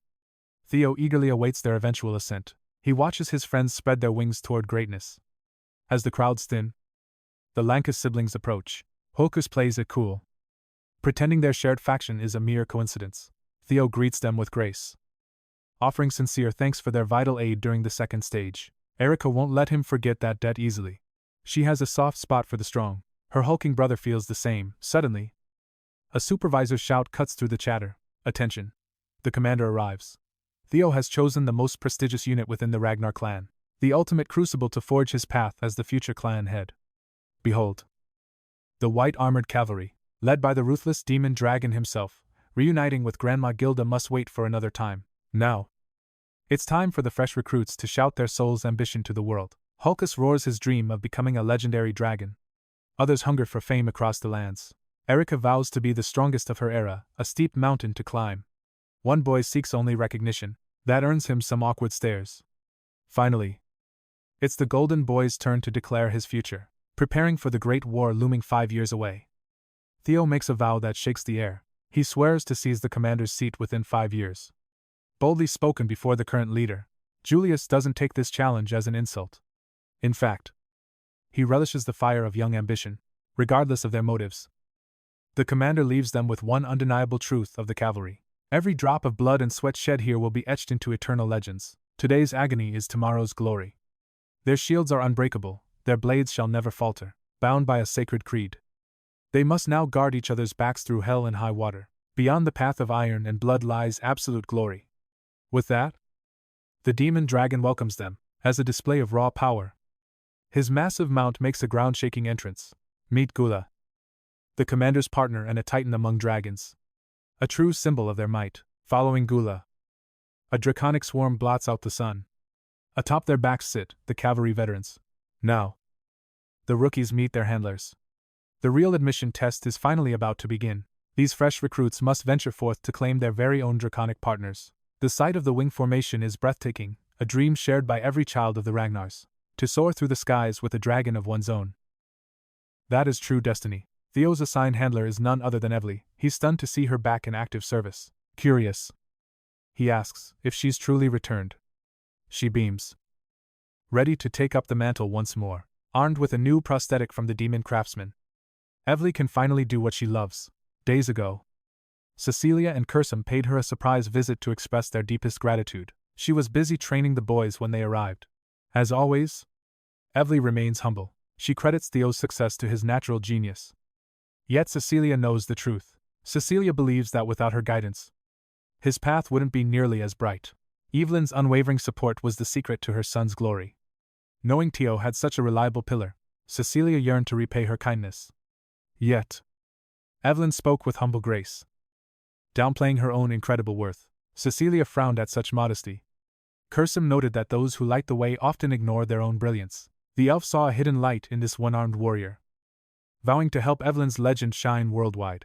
Back in the present, her life as a premier dragon knight has finally been reignited with new fire. Cecilia gave all the credit to Theo, revealing it was her son who moved mountains for this favor. Now, Evelyn can finally grasp the reins of her beloved dragon again. Theo was oblivious to these deals, without him even knowing. His mother proved she truly is the greatest ally a son could have. To repay this life-changing debt, Evelyn Narval swore an oath to be the young master's most loyal blade. He accepted her vow as they soared toward the perilous nest of the white-armored dragon cavalry. This frozen peak is no place for mere mortals. The name itself is a beautiful, deceptive mask. It is a primal sanctuary for ferocious flying wyverns. This is where the cavalry holds its brutal admission. Failing to bond with a beast results in expulsion. Though such failures are legendary and incredibly rare, Theo wasn't worried for himself. But the presence of the savage Lanka's brothers weighed on his mind. Evelyn explained that choosing a partner relies purely on a primal sixth sense. You just feel it. Their first stop was 𝗕𝗲𝗁 territory. A massive, brown-scaled wyvern loomed there, as a tyrannical apex predator. Then they reached the venomous 𝗲𝗍𝗁, serpent-like monsters capable of spraying a lethal, violet toxic mist. They used their stingers as deadly weapons. Nearby, the 𝗲𝗁-leaf dragons lay hidden in the earth. These herbivores are masters of the ambush. They prefer to nest underground and strike when enemies least expect. High above are the swift raptors. They are small, incredibly fast, and possess a cunning, pack-hunting intelligence. They spit dragon fire from their jaws. These 4 species make up the core of the cavalry's strength. Sadly, Theo felt no spark with any of them. He searched his memories of his past life for an anomaly. He recalled an infamous beast from the Great War. A mutated wyvern that would one day butcher hundreds. It was dubbed the evil shadow dragon. That day, 8 villages were razed and dozens of warriors perished. The Ragnar clan branded it a Class 2 calamity, a demonic creature that defied all laws of nature. It took the demon dragon and the sword dragon working together to finally end its reign of terror. It earned its name by vanishing into shadows. Now, Theo intends to tame this nightmare with his blood. He remembered the beast had one obvious trait. After a long search, he finally spotted that mark. While the rookies struggled to find partners, the commander is relaxing on the deadly cliffs with 𝗕𝗲𝗁. His peace was shattered as the sword dragon entered his territory. He wasn't in the mood for guests. He had just secured the most gifted prospect in history. A dragon beyond all imagination was within reach. That is exactly what brought Osa here. She knows Commander Julio intends to make Theo a pillar. Julio remained silent, neither denying nor confirming. A warrior's tongue can often be his own downfall. The sword dragon realized this man was painting a much larger picture than she had ever imagined. Osa didn't come to start a fight. Instead, she presented a proposal for the sake of the golden child. Julio's response was ice cold. Theo belongs to his faction. Joining the Plum Blossom Palace is impossible. What kind of deal could she be offering? She boldly suggested a joint mentorship for the Rising Star. This was a move without precedent. Clan factions never mix. Nor do they bend traditions for anyone.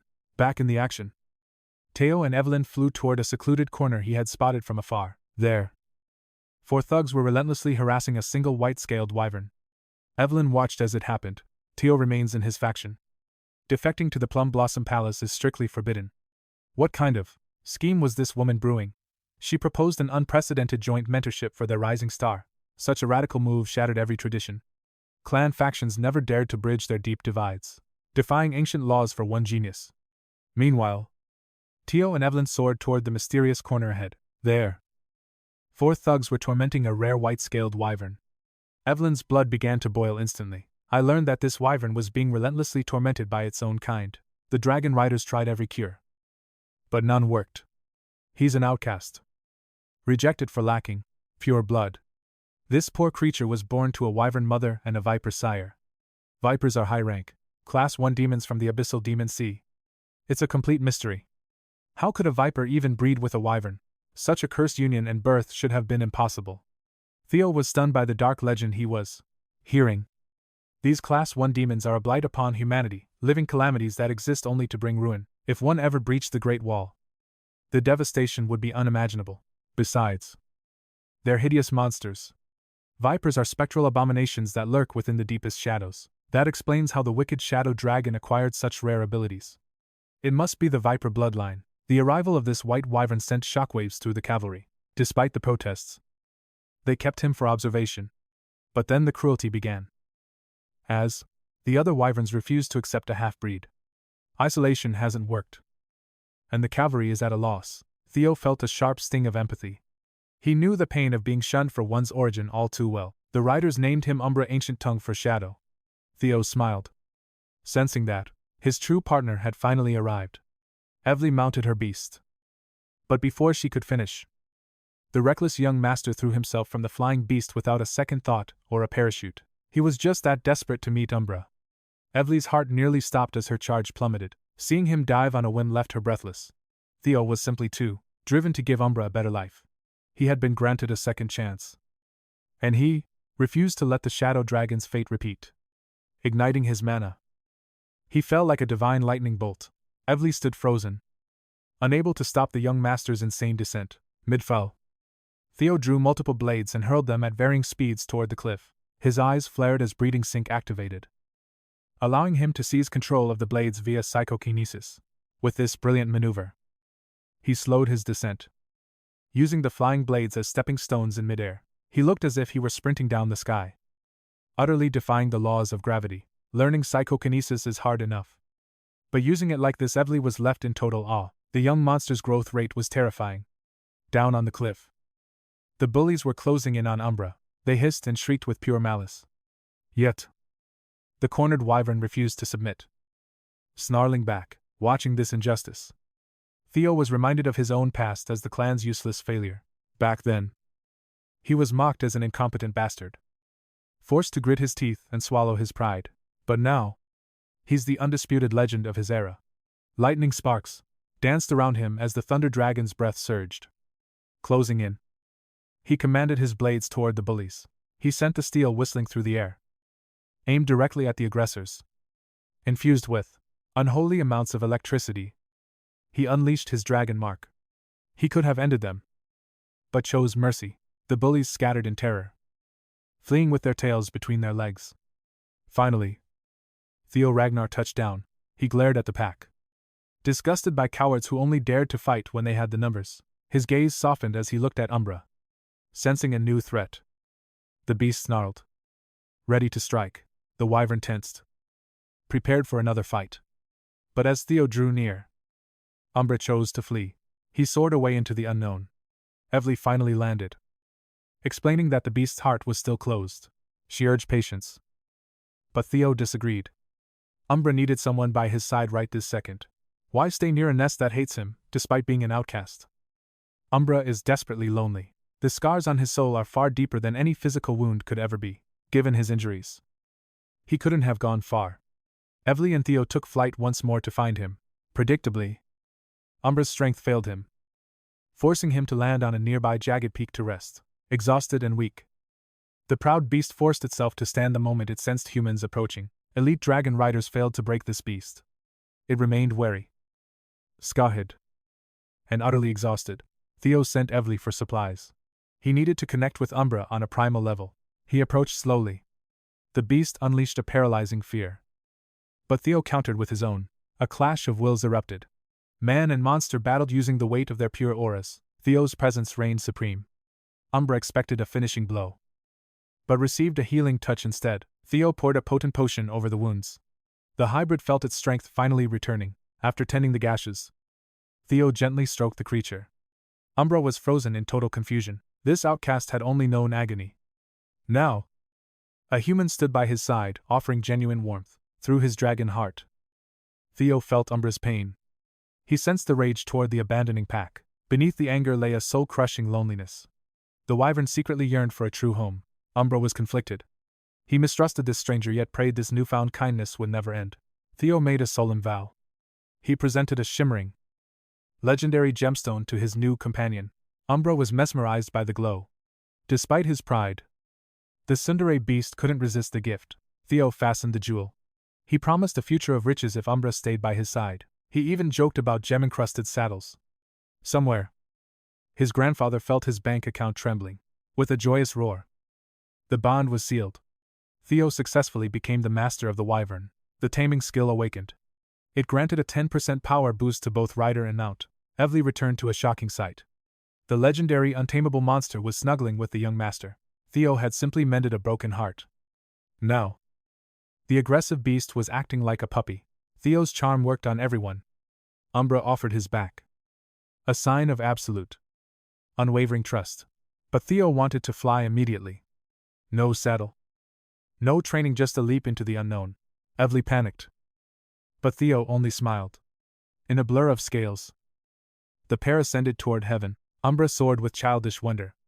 For the first time, the miserable creature felt true happiness. Theo watched his friend. How could this pure soul become the dreaded shadow dragon of legend? They reached a massive waterfall. Umbra plunged through the mist into a secret, hidden sanctuary. A shimmering crystal cave appeared. Even with Theo's past memories, this discovery was absolutely breathtaking. A 10% power surge ignited both rider and beast. Soon, 𝗕𝗲𝗰 returned, hauling 2 massive bulls. As her wyvern rested, she dragged the carcasses. This untamable beast, feared by all, had finally yielded. Now, it nuzzled the young master affectionately. Umbra feasted greedily on the tribute they provided. Perplexed, 𝗕𝗲𝗰 asked his secret. Theo simply smiled, claiming he merely healed Umbra's broken spirit. That gesture sealed their bond forever. The once vicious monster now acted like a loyal, playful pup. It even offered its master a choice cut of meat. Clearly, Theo possessed an almost supernatural charisma. Humans or monsters, none could resist him. Seeing Umbra's total submission, 𝗕𝗲𝗰 offered her sincere praise. The young master had passed the ultimate trial. Yet, Theo's next move caught her completely off guard. He didn't intend a slow, graceful return. 𝗕𝗲𝗰's heart raced as she realized his reckless ambition. He lacked any formal flight training. Riding bareback without a saddle was a death wish. Pure madness. Theo's confident smirk never wavered. He promised Lady 𝗕𝗲𝗰 that this trial would sharpen his skills. To hell with books and scrolls. The sky was his teacher now. They ascended, leaving 𝗕𝗲𝗰 stunned. Umbra's wings beat with newfound joy. Theo sensed the beast was eager to reveal a hidden secret. For the first time, the beast felt true freedom. Watching his companion soar, Theo felt a deep connection. How could such a pure soul be branded a demon? The shadow dragon title seemed like a cruel lie. They navigated the treacherous nest until they reached the edge of a colossal, thundering waterfall. Umbra plunged straight through the crashing curtain of water, diving into a secret cavern hidden behind the veil. Theo believed he knew every inch of these frozen peaks. Yet this hidden path had escaped his notice. Deep within the black snow range lay a shimmering crystal grotto, glowing with an ethereal, ancient light. Looking around, Theo finally understood why Umbra loved this place. He found the dark catalyst. The wyvern became the evil shadow dragon by devouring ghost spirit flowers in this cave. These cursed blooms usually thrive only in the deepest abyss of the demon sea. They feed on pure demonic essence. Yet, dragons and demons possess naturally clashing energies. How Umbra survived is a mystery. But these flowers must be burned to ash. Theo spared the crystals for Umbra. But deep inside, a horrifying sight was revealed. A rotting corpse hung in chains. Theo estimated the man had been dead 10 years. Despite the decade, decomposition was minimal. The cave's chill played a small part. This preservation signaled immense magical power. This man was once a legendary martial expert. He needed a proper investigation later. But as Theo turned his back, the corpse snapped to life with burning eyes. It shrieked the name of the leader. Umbra lunged instantly, pinning the undead monster deep into the stone wall. The dragon roared at the hostile enemy. The corpse kept spitting Kyle's name in rage. Theo felt his new friend was in grave danger. The corpse lunged for Umbra's feet. Theo sacrificed his arm to block the bite. The monster cursed Kyle and Robert Ragnar. Theo's father was definitely connected to this prisoner. Suddenly, help arrived. 𝗕𝗲𝗰𝙰 charged in. She used the white armored cavalry's secret technique, sword barrier, with a storm of stabs.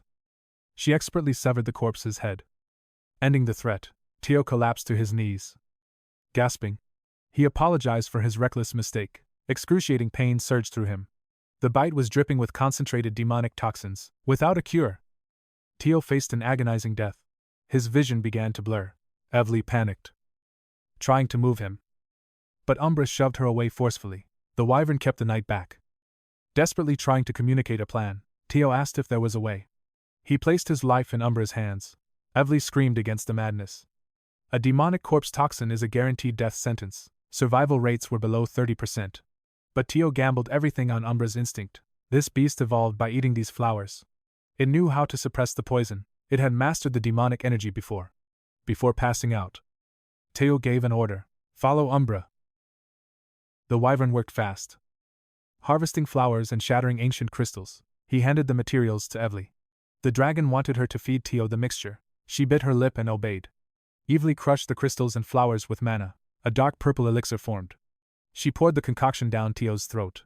The knight and beast waited in silence, praying for a miracle to happen. As the liquid hit his chest, Theo's dragon heart thundered with new life. His heart became an engine. Theo began to recover at a visible, supernatural rate. Mana overflowed from his pores, erupting into his signature golden lightning affinity. Slowly, the lightning began to consume the poison. The sparks turned pitch black. His magical attribute was evolving. The black lightning surged through his entire nervous system. Purification complete. System rebooted. Theo had transcended his previous limits. Trait obtained evil shadow dragon. Meanwhile, Commander Theo Ragnar received dark news. The report was confirmed. 89% authenticity. The commander's office shook with rage. He smashed his desk to pieces. He was at the peak of power. He expected bad news. But this level of devastation was beyond his imagination. The situation was spiraling out of control. Captain 𝗲𝗲𝗰 stood there in total shock. The 5th platoon was in chaos. A storm was coming for the Ragnar clan, along with 15 fallen men. The ancient body cleansing purification, a forbidden secret art, was finally triggered. It forcibly expels every impurity, refining the vessel for an explosive surge in magical cultivation power. Normally, this god-tier process demands high-level experts, channeling immense energy for several grueling days. Even then, it only works on children under 5. For Theo to undergo this miracle, it required a perfect storm of impossible coincidences. The lethal corpse toxins, surging through his veins, held concentrated mana, infused with the sinister essence of phantom spirit flowers. Then, Umbra's antidote acted as the ultimate stabilizing catalyst for this chaotic energy. These tragedies birth a perfect equilibrium. Instead of dying from the demonic shadow poison, he absorbed its raw, unchecked power. Instead, Theo suddenly jolted awake, alive and transformed. Seeing Evelyn and Umbra by his side, he apologized for the worry. Though completely drained, his loyal knight and new ally exhaled in relief until they checked his status window. Theo was shocked. He had evolved into the second iteration of the wicked shadow dragon. That purification alone granted 85 bonus stat points, a massive leap. The cavern crystals were condensed pure energy, diluting the flower's toxicity and turning it into potent medicine. He felt grateful for trusting Umbra. Ragnar's physique is already considered flawless perfection, but after this cleansing and becoming the wicked shadow dragon, he was destined for the summit. Now, one mystery remained: who was this corpse before becoming a vengeful, hollow spirit? Looking closer, Evelyn discovered fascinating inscriptions etched deep into the cavern's cold walls. It was a diary belonging to a high-level master martial, detailing his final, desperate days. He fled here after a crushing defeat by Kyle and Robert Ragnar. Hiding in shadows, he plotted vengeance. But his body failed him. A wound from Robert Ragnar had festered. The phantom spirit flowers he ate to survive only accelerated his agonizing, inevitable death. His sanity withered away before his revenge could ever be realized. A tragic, hollow end. Forced to face his eternal grudge, the man chose to leave his legacy behind instead. He bound his soul to the precious emerald serpent sword. Hoping for a future successor, he left his ultimate wish here. The next wall detailed the god of tempest's flying sword technique. This corpse was the legend who commanded the winds, a tragic hero fallen 40 years ago. He was defeated by 𝗕𝗲𝗁 Ragnar in the bloody war for the throne. The Wind Baron, Hector Ragnar. History said he died in that final battle. But the truth was grimmer. He survived, only to die alone in this wretched cave. Evelyn Nereville knelt in profound respect. Though the Wind Baron lost the clan's leadership, he was still a Ragnar with royal blood. As a vassal, Evelyn had harmed a rightful successor, a capital crime punishable by immediate execution. Theo dismissed her desperate pleas. "You didn't kill a Ragnar," he stated, "but a madman." She did what was necessary to protect the current heir, taking full responsibility. Theo commanded her to forget everything. But seeing her guilt, he proposed she inherit the Wind Baron's secret arts. She protested, claiming she was unworthy of power, rivaling the Nine Dragons' legendary techniques. But Theo stood firm, appointing Evelyn as the successor to Hector Ragnar's formidable legacy. No one else was more deserving. This would finally allow the Wind Baron to rest peacefully. A chosen disciple's actions cannot be questioned. As Theo ascends, this was the destined path. Moved by his wisdom, Evelyn Nereville, a high-ranking Ragnar swordswoman, bowed with the deepest reverence. She pledged eternal loyalty as a faithful vassal, humbly offering her life and oath. Theo smirked. This girl had always been so rigid and bound by strict rules.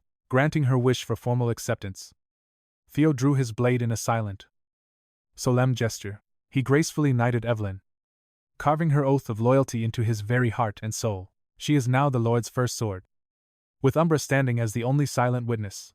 The blood oath is complete, binding master and servant in an eternal, ironclad contract. As dusk fell, the rookies finally retreated to the stronghold of the legendary white-armored dragon cavalry. Holkus smirked, overflowing with arrogance as he believed he outpaced Theo. Yet, his frog-like mount trembled in terror. At the final arrival, Theo Ragnar returned with the most extraordinary companion in the history of the realm. Veteran knights instantly recognized the legendary Umbra, the untamable brat of the skies.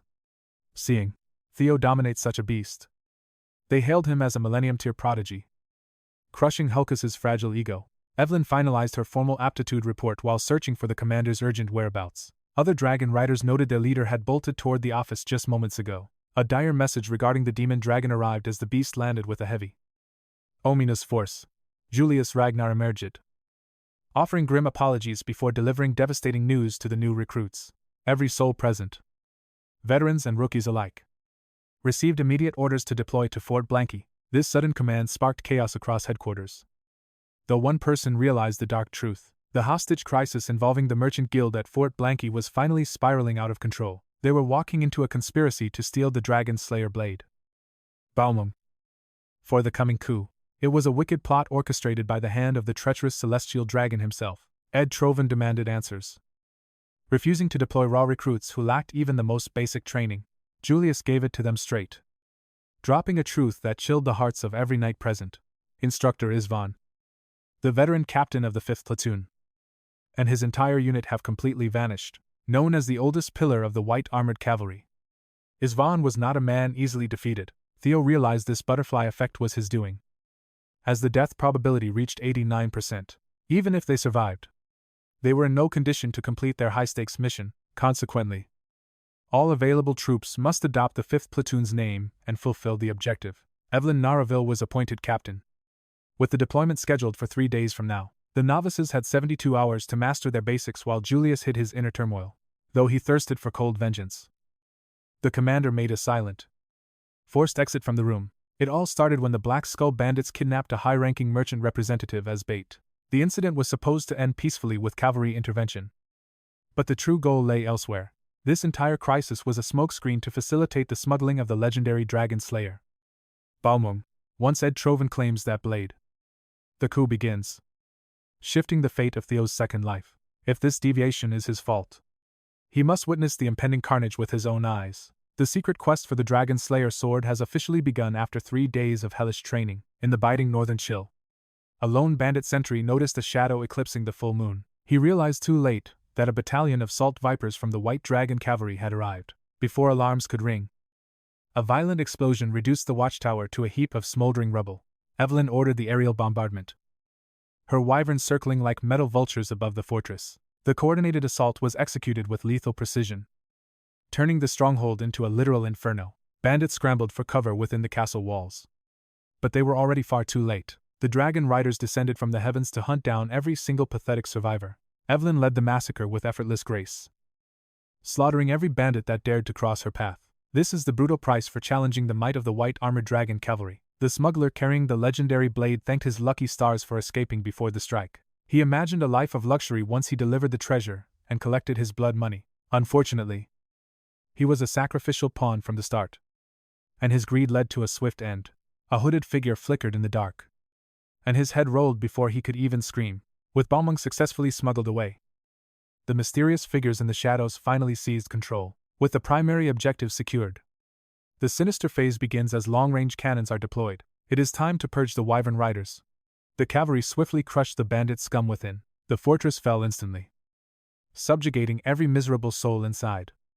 Arrogant veterans laughed at the easy victory, yet Theo felt a chilling unease. It was hard to believe the legendary 5th platoon fell here.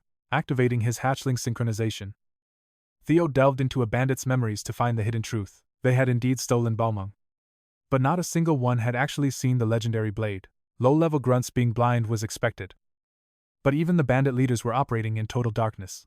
The veterans mocked Theo, dismissing his instincts as mere rookie jitters on his first real deployment.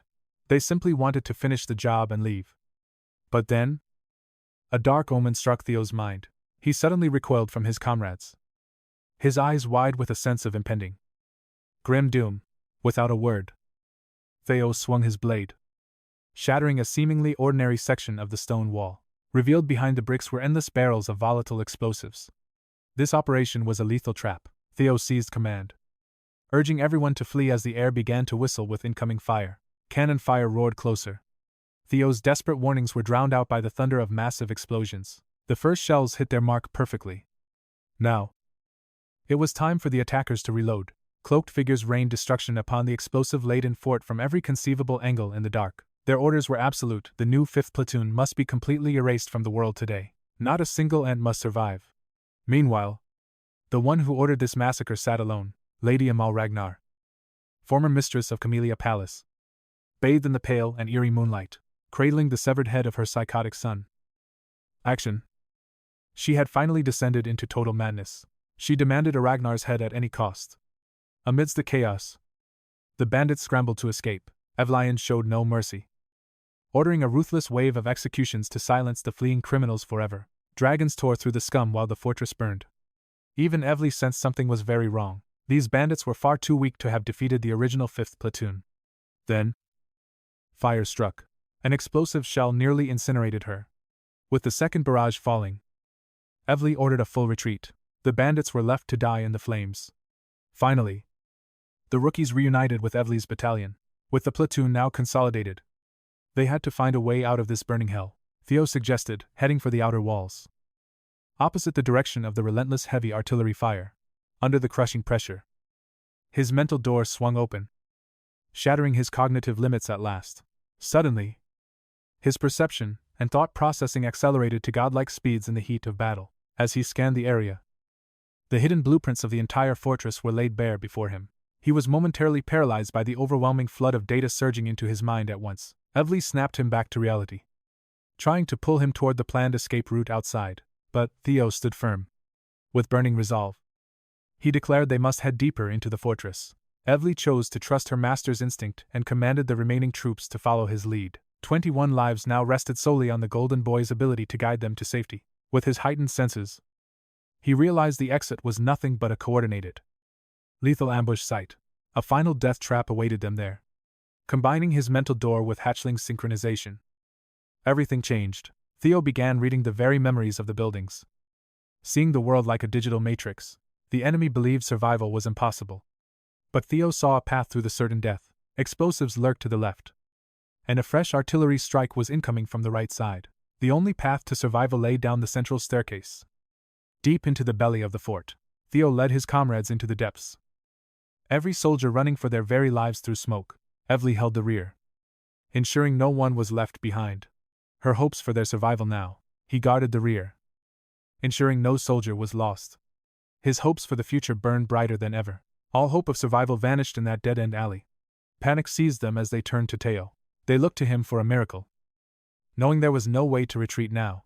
To make matters worse, the ceiling began to groan and buckle from the explosions above. Massive chunks of debris rained down, threatening to bury the 5th platoon alive.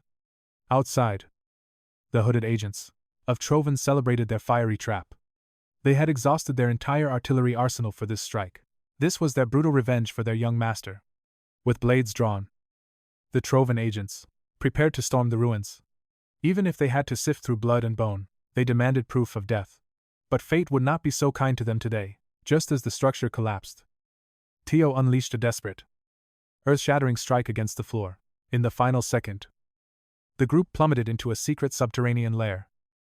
Surrounded by hostile bandits, Theo had sensed a hollow space deep beneath the corridor and led the plunge into darkness. Beyond the cutthroats, he spotted an underground prison.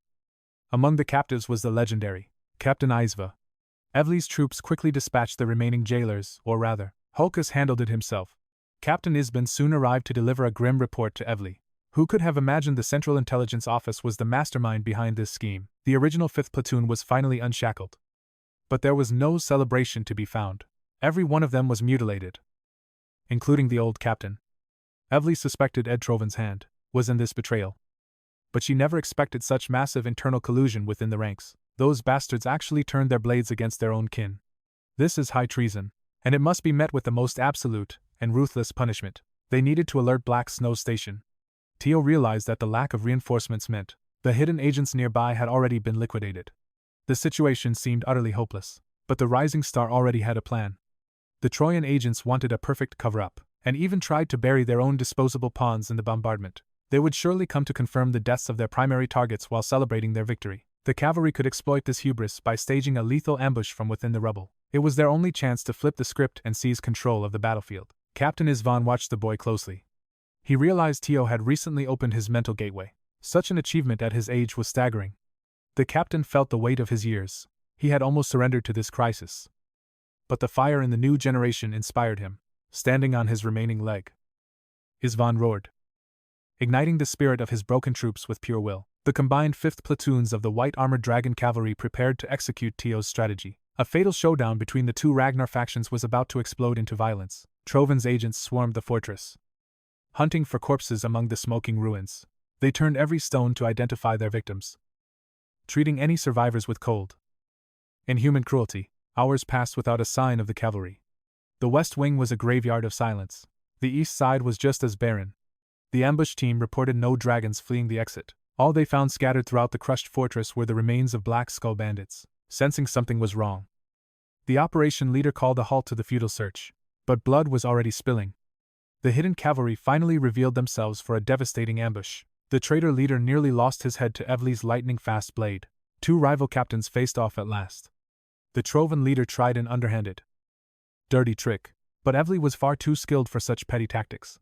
She dodged with acrobatic grace. The 𝗕𝗲𝘁 captain screamed a warning to his men, but the trap had already snapped shut. He ordered a change in formation, but his men had already stopped breathing.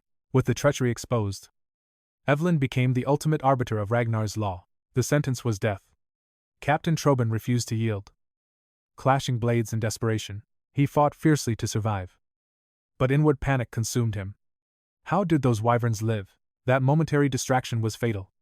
Evelyn sensed the opening and lunged with cold precision. Her blade nearly claimed his head. She continued her assault, carving through his flesh. Blood stained the floor as she cornered the rat. She offered the survivors a final choice. Lay down your arms. Resistance is futile. The moment the ambush succeeded, it was checkmate. Surrender and face a proper trial. Refuse. End here.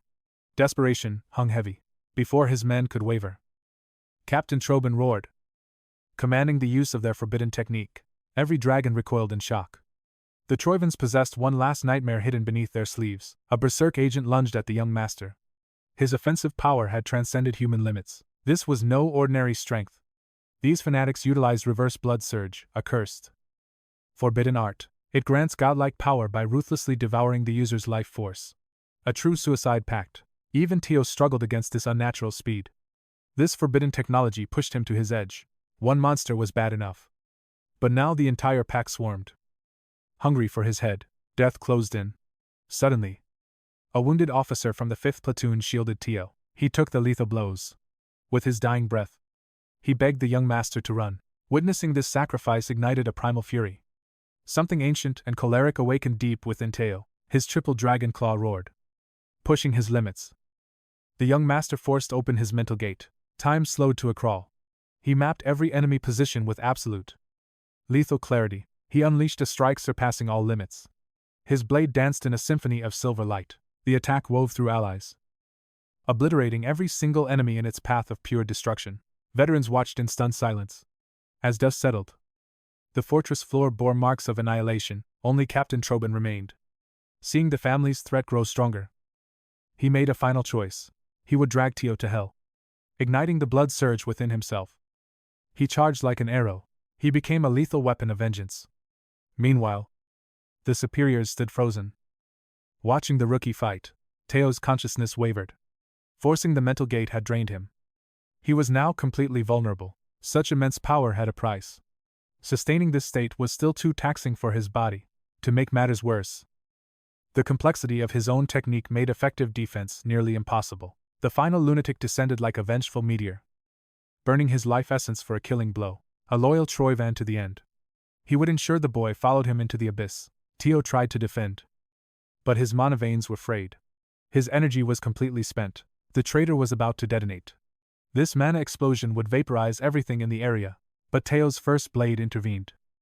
Evelyn stepped forward, unleashing her technique, God of the Tempest. A colossal gale erupted, hurling the suicide bomber into the stratosphere before he could explode.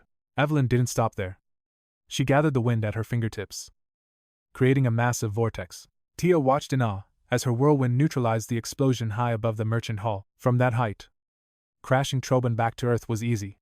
The final rat was dealt with. As the threat vanished, exhaustion finally crashed over Theo. He could barely stay upright. 𝗕𝗲𝗁 and Erica rushed toward him, eternally grateful to the young master for saving everyone. The sun finally crested the horizon. Its golden rays illuminated Theo's weary but triumphant smile. Theo and Evelyn were the stars. Their overwhelming power had snatched victory from certain defeat.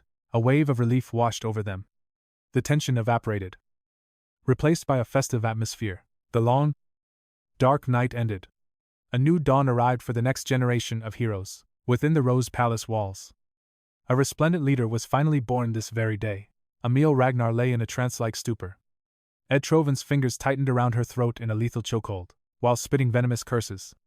Her reckless insubordination had sabotaged the critical operation at the bastion. The madwoman had stolen the celestial dragon seal to fabricate fraudulent imperial commands. The massacre of the White Dragon Cavalry and Ragnar's illegitimate son happened far too prematurely. Now the 𝗕𝗲𝗰s face ruin. A single lunatic destroyed decades of 𝗕𝗲𝗰's careful planning. Lady Amiel shrieked for vengeance for her fallen son. Action. She vowed to butcher the CEO and everyone connected to him. Ed found her maternal grief pathetic. A weak betrayal of her duty. Seething with rage, he crushed Action's headless, decaying remains beneath his heavy boot. They had lost the Dragon Slayer sword, the absolute linchpin of their entire grand strategy. Amiel was officially banished. Looking at her brother felt like their father's arrogant, cold gaze.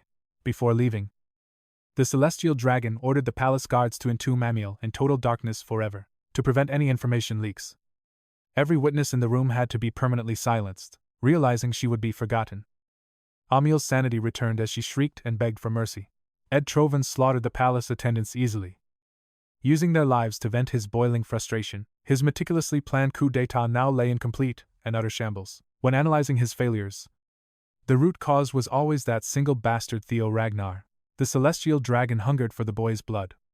Meanwhile, Theo finally inspected his hard-won loot. Theo celebrated his first success. Finally finding a moment to inspect his spoils of war, he claimed the dragon slayer 𝗕𝗰𝗰, only to find the legendary blade tightly bound by seals. As he reached for the steel, it violently rejected him, forcing him back with a shock. It wasn't called a dragon slayer for nothing. Its properties were the antithesis of Ragnar blood. Mystics are divine legacies of the primordial age, appearing as mere mirages to common men, rarely captured. These artifacts grant their master the overwhelming power of the ancient heroes. They are legendary objects with the potential to rewrite the very course of history. In Theo's past life, 𝗕𝗲𝘁𝗁 unlocked 𝗕𝗰𝗰's secrets. Theo remembered every detail. Theo possessed a distinct advantage. He knew exactly where the celestial dragon had truly ascended. Until he reached that place, 𝗕𝗰𝗰 would stay in his inventory. Suddenly, a knock echoed. Ivli arrived with an urgent request. The commander required Theo's presence immediately. In Julio Ragnar's office, the air was heavy. Captain 𝗕𝗲𝗁 was contemplating his retirement. Seated across from him was Captain 𝗕𝗲𝗁. Considering the heavy weight of leaving the service, the old warrior felt a sting of shame. But losing his leg and wyvern during the final mission provided a cold, undeniable reason to leave the front lines. He was no longer the titan he once was. He yearned for his hometown, to mourn the countless brothers in arms he had outlived. Julio saw his unshakable resolve, and approved the captain's departure. 𝗕𝗲𝗁 then spoke of the brilliant rookie, Theo Ragnar, recounting how the boy had already shattered his mental gate. Julio beamed with pride. His rising star had officially crossed the threshold into the realm of superhumans. 𝗕𝗲𝗁 was certain Theo wasn't born with this gift. No gate opened naturally for him. Evidence suggested the boy had forged through that bottleneck with sheer, bloody effort. This meant his vessel of power was primed for a massive, unprecedented expansion, far beyond anything they could imagine. Julio was eager to fill that vast vessel and accelerate Theo's meteoric rise. With his final report done, 𝗕𝗲𝗁 shared one last veteran's wisdom. The future of the cavalry now rested in Julio's hands to mold. That night, the demon dragon met Theo at the training grounds. Commander Julio praised the boy for his achievements. Theo humbly redirected the glory to his brave comrades. The commander questioned his progress on martial theory. Theo mistook theory for mere combat prowess and answered accordingly. Julio stopped him instantly.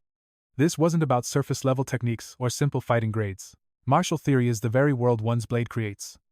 Faced with this, Theo's confidence wavered. He had only focused on replicating the clan head's sword, a power he witnessed firsthand.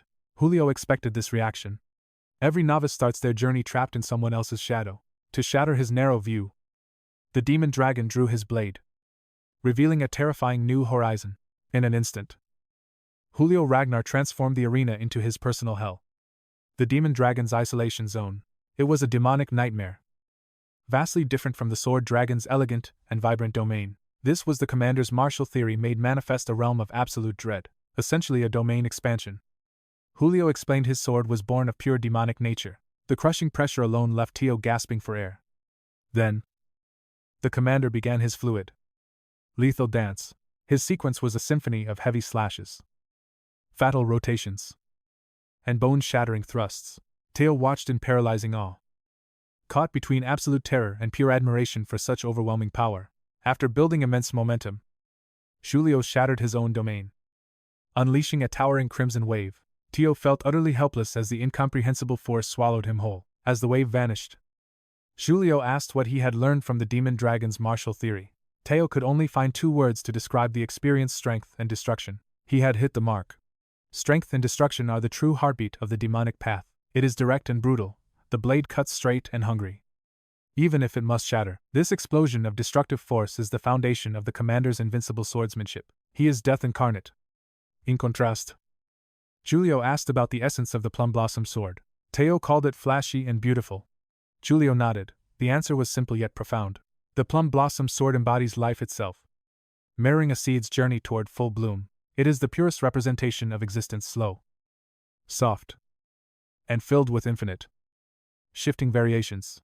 It bends, adapts, and flows, never stopping its expansion until the final flower blossoms. 2 of the 9 dragons had now shown Theo 2 completely opposite paths of power. Seeing Theo lost in thought, Julio asked if life and death were truly separate contradictions. One would assume so. But the commander hinted at a much deeper, hidden truth, refusing to hand over the answer easily. He dispelled his zone and began to walk away. He tossed a book toward Theo, containing a legendary debate between himself and Lady Osa. It seemed Theo had unexpectedly become the disciple of both the sword and demon dragons. That historic debate was recorded on that fateful day within the white dragon's nest. Closing the final page, Julio pouted. Frustrated, he couldn't keep Theo's vast potential for himself. Yet, Lady Osa wanted the best for the boy, and Julio wouldn't stand in his way. Theo Ragnar now carries expectations that rival the clan's most elite successor candidates. His talent is monstrous, growing at a speed that will soon bring him to a wall. This book would be his key to smashing through that barrier in record time. Still, Julio harbored a lingering fear that Theo might one day turn against the clan. Those at the peak know that geniuses who rise this fast often meet a tragic end. If history repeated, these very teachings could return as a blade stained with Ragnar blood. Hearing these fears, Lady Osa knew Julio was the only one fit to guide the boy. Only when Theo proved he was untainted by greed would he receive these ultimate secrets. That day arrived sooner than expected. The young dragon was finally ready to lead. The combined insights of the world's 2 greatest swordsmen were now in Theo's hands. He wondered if he was truly worthy. Unaware that Julio had already seen his greatness, Theo bowed in gratitude, knowing his meteoric rise was only possible thanks to those few loyal souls. They continued to push him toward the summit. Ever since the Randon incident, everything had changed. Commander Julio had always shown him blatant favoritism, and Theo vowed to repay that debt one day. Repayment was possible now, but it would be agonizing. The demon dragon was hungry for a duel. He hadn't found a new toy in ages, though the book helped. A painful lesson was starting. Evelyn watched from the sidelines, her heart aching for her master as the brutal training began. She locked the arena tight, even chaining the doors from outside while whispering apologies to the wind. The torture lasted until sunrise.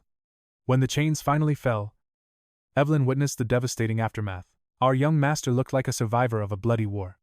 The commander clearly went too far. More importantly, Evelyn had a secret mission to complete. She needed to find a vital puzzle piece deep within the underground cells. The truth was hidden. They had locked away the defeated Captain Trobin, but the captain was a hardened warrior who wouldn't spill his secrets, no matter the torture used. They left him to rot while Theo devised a psychological approach to break his stubborn spirit. Evelyn whispered the coming chain of events into his ear. The gears of fate were finally moving. Days later, Theo arrived at the Plum Blossom Palace. He stepped onto the grounds with firm resolve. He offered a respectful greeting to Lady Osa Ragnar Plunis, who had been waiting for him. The gift of insight had already worked wonders. To test him, the lady summoned a training blade. As she gripped the sword, the entire field trembled with the weight of her profound martial theory. She intended to drill him on the fundamentals he might have overlooked, the very roots of swordsmanship. This session was about more than combat. She wanted to show him how a sword makes life bloom. For the second time, she formally asked Theo to become her disciple. But Theo had a question. Before answering, he needed to know her true stance. He looked her in the eye with intensity. "Are you speaking as the master of the Heavenly Dragon Sword?" The question left her stunned. Very few knew of her secret title. The Heavenly Dragon Sword was a legendary school of one. As the sole heir to this divine legacy, she realized the boy was testing her true intentions. She confessed there were no hidden agendas. Her heart was laid bare before him in that moment. From the plum blossom arts to the Heavenly Dragon style, she wanted to give Theo everything. Minutes later, Theo emerged from the training grounds. He had finally made his fateful decision. While walking the elegant halls, he was suddenly cornered by arrogant fools from the flowery faction. Theo wasn't one to take disrespect lying down.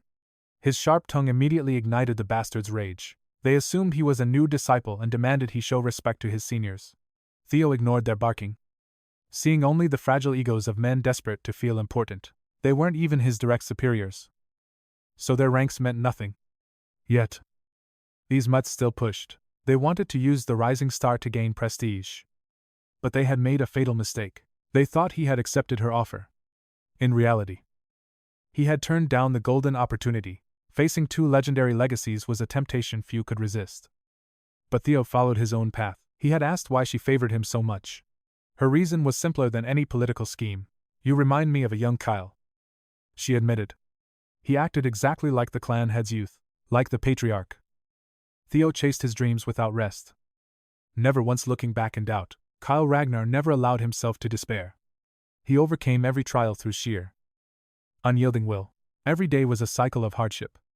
Yet he never once bent his principles for anyone. When Lady 𝗲𝗲 looked at Theo, she saw the man she had truly fallen in love with. She couldn't just stand by.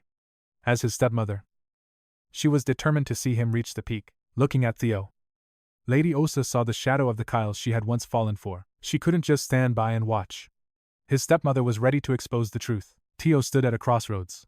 Despite the alluring proposal, he firmly declined the offer. A legion of masters currently guides his growth, including the legendary Lady Plum Blossom herself. Many eyes are fixed upon him. Even the demon dragon has taken him under its wing. Senior dragons 𝗕𝗲𝗰𝙀, 𝗕𝗲𝘁𝙁, and Aaron provide him with relentless guidance every single day. His comrades and the brothers from training camp forged him into the man he is. He even credits Action and Ed Troyan as mentors, a fact that stunned Lady 𝗲𝗲. Everyone knows his blood feud with the Trojans, but their malice forged his current legend. His sword has evolved through every ally he loved and every enemy who dared harm him. Because of this, he refuses to be bound by the static traditions of a single school. Lady Plum Blossom saw the truth. Theo's blade is a living storm, wild and utterly ungovernable. While that realization was bittersweet, Theo offered to become her son instead of her disciple. Lady Plum Blossom was deeply moved. Later, 𝗲𝗲 Ragnar Plunis retired to enjoy her wine. She appeared happier than ever before. Her assistant noted the dramatic improvement in her spirit. Fate had decreed she would never have a child. Yet Theo offered her that bond. She was overjoyed. Seeing her master's radiance, the assistant couldn't help but feel happy too. Lady 𝗲𝗲 wants to thank Theo for making her a mother and will contact her husband. She intends to fast-track Theo's promotion exam immediately. Her assistant urged her to be cautious. Theo is a fresh rookie who just finished his awakening. Excessive attention could prove fatal. But that is exactly why Lady 𝗲𝗲 wants to hold on to him tightly and quickly. He must rise before the great winds of chaos consume everything in the Ragnar region. She is determined to provide her new son with every advantage possible before the storm. Meanwhile, in the cavalry's dungeon, the lone prisoner's eyes snapped open as help finally arrived. That help was a Trojan assassin sent to silence every remaining loose thread of their conspiracy. The captain willingly offered his neck, ready to die as a final service to his family. Before the blade could strike, a fierce gale of sword force shattered the assassin's momentum. 𝗕𝗲𝗁 crashed through the ceiling to intercept the killer. She had been waiting for this. This was the young master's masterstroke, a trap set from the very beginning of the investigation, facing 𝗕𝗁𝗁's mastery without the element of surprise. The lone assassin stood zero chance of victory. The Trojans never considered her a true threat, and they are about to pay dearly. Though Captain 𝗕𝗲𝗁 survived, the family will face ruin if their cleaner is also captured. The assassin searched for an escape, but 𝗕𝗁𝗁 refused to let him flee the dungeon. Unleashing a secret Tempest God technique, she conjured a swirling vortex that snared the attacker. Within the narrow dungeon walls, there was no room to evade her devastating elemental strike. Driven to despair, the killer attempted to detonate his Manhwa as a final, suicidal resort. 𝗕𝗁𝗁 remained an immovable obstacle, refusing to let him execute his desperate final maneuver. She had seen this cowardice before. It failed then, and it certainly won't work now. She easily neutralized the Trojan cleaner. Later, at a secret black site, operatives gathered. They discussed the capture of the assassin who had infiltrated the cavalry's underground dungeon. The captive belongs to Snake Season, a shadow subgroup of the elite Eastern Trojan clan. Theo, 𝗕𝗁𝗁, and Commander Julio met with a Black Snow agent to discuss the fallout. This attack confirms their suspicion. A treacherous mole has infiltrated the cavalry's inner circle. They met in this remote location to prevent further leaks of their high-level counter-strategy. Black Snow intel places the Snake Season hideout in an ancient castle within 𝗕𝗲𝗁. In 3 hours, the enemy will burn the evidence and vanish. An ambush is mandatory. They must strike now to secure the evidence. Agent Clive delivered the final mission briefing. Theo never expected to cross paths with a legendary, high-ranking operative so early in his journey. Before the briefing concluded, Commander Julio dropped a bombshell. This mission was now an official promotion exam. Theo Ragnar was stunned. He doubted he had truly earned the qualifications for such a sudden advancement. The commander didn't flinch. But there was a catch. The trial's difficulty was ruthlessly cranked up. Climbing the ranks demanded blood. And this time, the stakes were higher than any standard test. A mission capable of igniting a total civil war was his gateway to becoming a mid-rank swordsman. The demon dragon knew Theo orchestrated the capture of 𝗕𝗁𝗁. He had to finish what he started. As a noble heir, acting without the commander's counsel was risky. Success was his only path to respect. Total perfection was required. Julius made it clear promotion meant the coveted privilege of solo missions. With fate shifting, this young warrior was rapidly becoming the center of a world-changing narrative. To fuel his fire, the system triggered the fourth scenario, mission: a chance to sever past chains. Theo burned with a desire to expose the filth rotting at the heart of his corrupt clan. With a silent oath, he committed to the task. Operation Snake Sweep had officially commenced. Fearing a traitor within the cavalry, the strike team was limited to only 3 elite members. 𝗕𝗲𝘁𝗿, Theo, and 𝗕𝗲𝘁𝗿 held the martial edge. Yet the Viper assassins boasted overwhelming numbers. They had to adapt or die. The team breached the Snake's headquarters with lethal, focused intent. Inside, the assassins scrambled to secure incriminating documents linking them to the treacherous 𝗕𝗲𝘁𝗏. As they prepared to flee, a small, metallic orb rolled into the room, a harbinger of doom. A smoke screen erupted, followed by cold steel. Before anyone could react, heads were rolling. 𝗕𝗲𝘁𝗏 was a Snow Null operative for a reason. His blade was a whisper of absolute death. Only one assassin survived the initial blitz. Clutching a mangled throat while bleeding out profusely, 𝗕𝗏𝘁 offered no mercy to his wounded prey, finishing the job with cold, surgical precision. The sector was secured. 𝗕𝗲𝘁𝗏 moved to seize the documents while Theo charged toward the basement. Watching a high-level master in action left Theo momentarily awestruck by the sheer power displayed. According to the mission blueprints, the path to the hidden depths should be right around the corner. But haste breeds mistakes. Theo's frantic pace caused him to snag a nearly invisible tripwire. A deadly trap snapped, nearly piercing his eyes. Only his superhuman reflexes saved his life. He drew his steel, parrying poison needles while activating fledgling sync to read the battlefield. The world shifted. Hidden wires and lethal mechanisms were laid bare before his glowing eyes. Beyond the mechanical traps, shadows moved. An ambush was waiting to swallow him whole. To clear the path, he unleashed multiple blades charged with the fury of his black lightning. The Thunder Dragon's breath had evolved, becoming a tool of absolute, bone-shattering devastation. The hidden assassins didn't stand a chance. They were skewered and scorched in a single heartbeat. With the path cleared, Theo bypassed the remaining traps. Such security hinted at a dark secret, reaching the castle's lowest depths.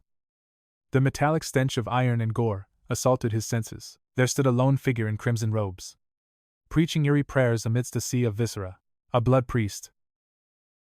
And he did not appreciate the interruption of his unholy, carmine ceremony. Theo instantly recognized the mark of the holy demon church Arat spreading through the world. This twisted cult preached of an impending apocalypse, luring the desperate into their dark embrace. They promised a savior from the heavens, enslaving the ignorant with lies of eternal salvation. These fanatics would eventually spark the Great War, shattering the very foundations of the empire. Steel in hand, Theo used his sync ability on the priest, revealing a terrifying, pulsating aura. Forbidden mana flowed from a fractured mental gate, defying every known law of the world. This was the grace the cult worshipped. To the priest, Theo was merely a heretic sacrifice. The blood priest smiled. It was time to offer a fresh soul to his one true god. The beast closed in, blood-stained hands reaching for Theo. He parried, but that skin was monstrously hard. They traded vicious blows. Yet, every single strike Theo landed felt completely useless against that unnatural flesh. The sheer weight of each move was crushing.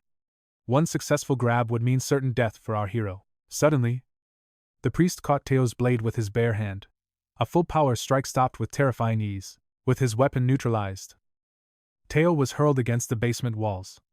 Were all blood priests this insanely strong? If the lowest rank of the holy demonic church was this powerful, the upper echelons were nightmare fuel.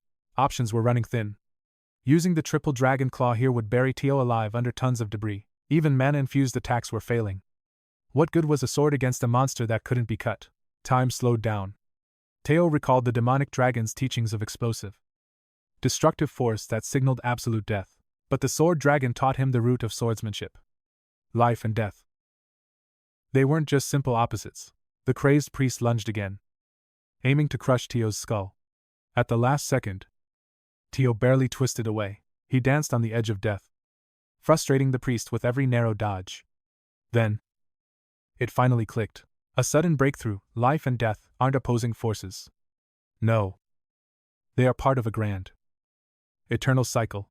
Death awaits life's end, while life blooms from death's catalyst. Two powers. Yet they are truly one essence. Theo had been spreading his power too thin. He needed to condense everything into a single, blinding flash. Refining his aura into a concentrated point would be far more devastating. The ultimate evolution of his technique, trusting his invulnerable skin. The priest charged fearlessly. Theo prepared to put his new theory to the test, drawing from the Estella dragon's wisdom. Theo struck. The priest merely laughed at the ringing sound of steel, but laughter turned to pure panic. That unbreakable skin was being shredded into a million bloody pieces. The technique moved as if it were alive, ravaging the priest's body from the inside out. Absolute destruction. Now, it was Theo's turn to send that pale bastard crashing through the walls.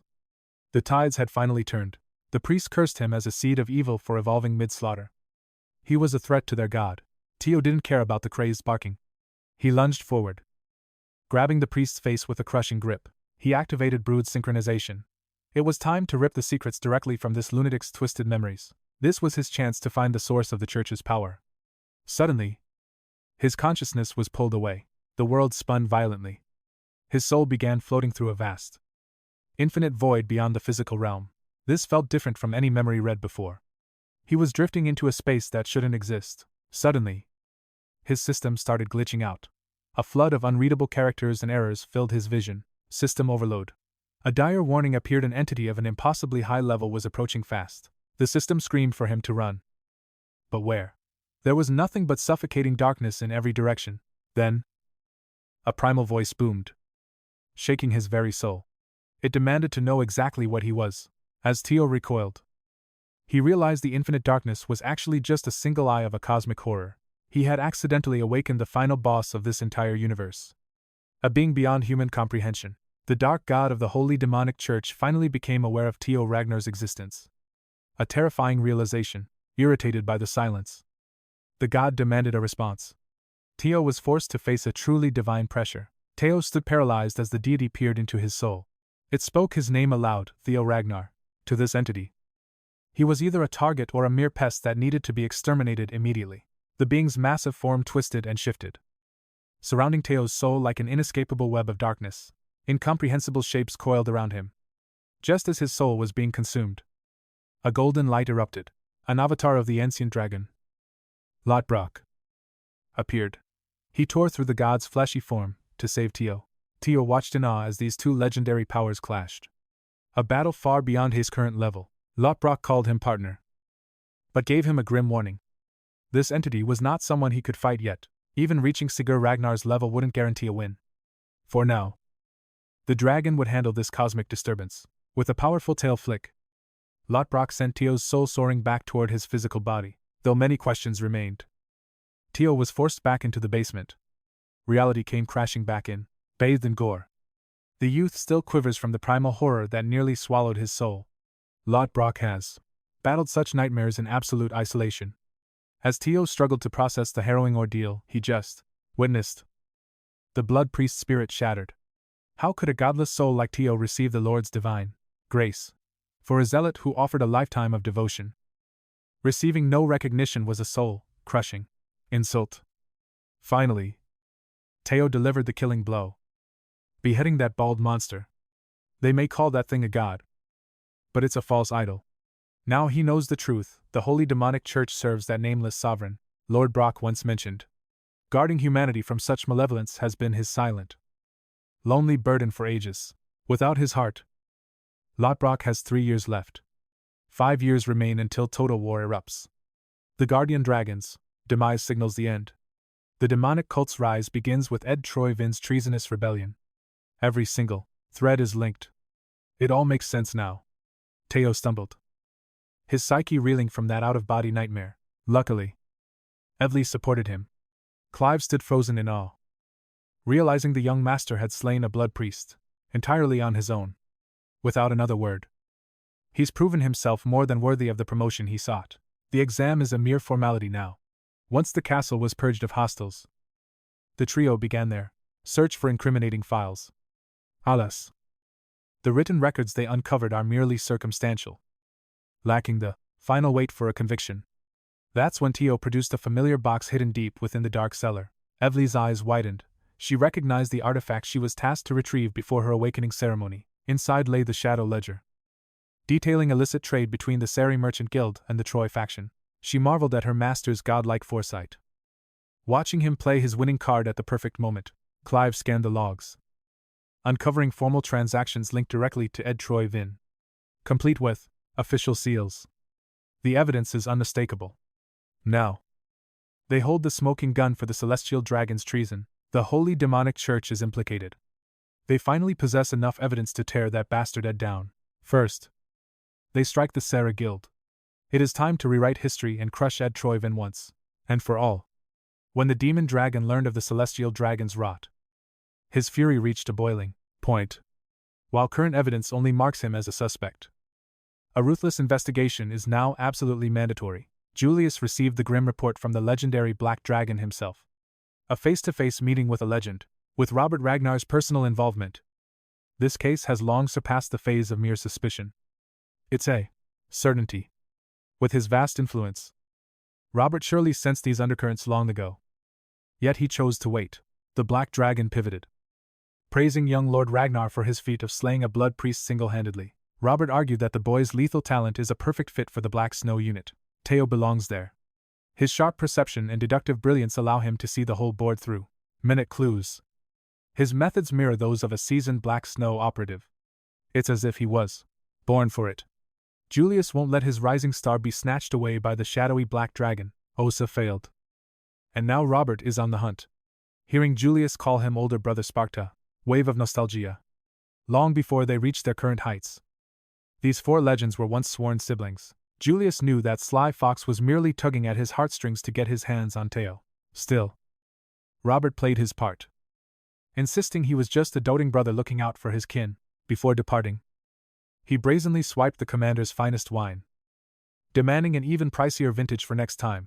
Julius could only curse Robert's name, as the legendary warrior vanished gleefully into the waiting shadows. The Black Dragon had come for another reason to sniff out any traitors lurking within the cavalry. He was relieved to find this place remains untouched by the Celestial Dragon's corrupting influence. As he approached the exit, Robert's physical form dissolved into dust, scattered by the wind.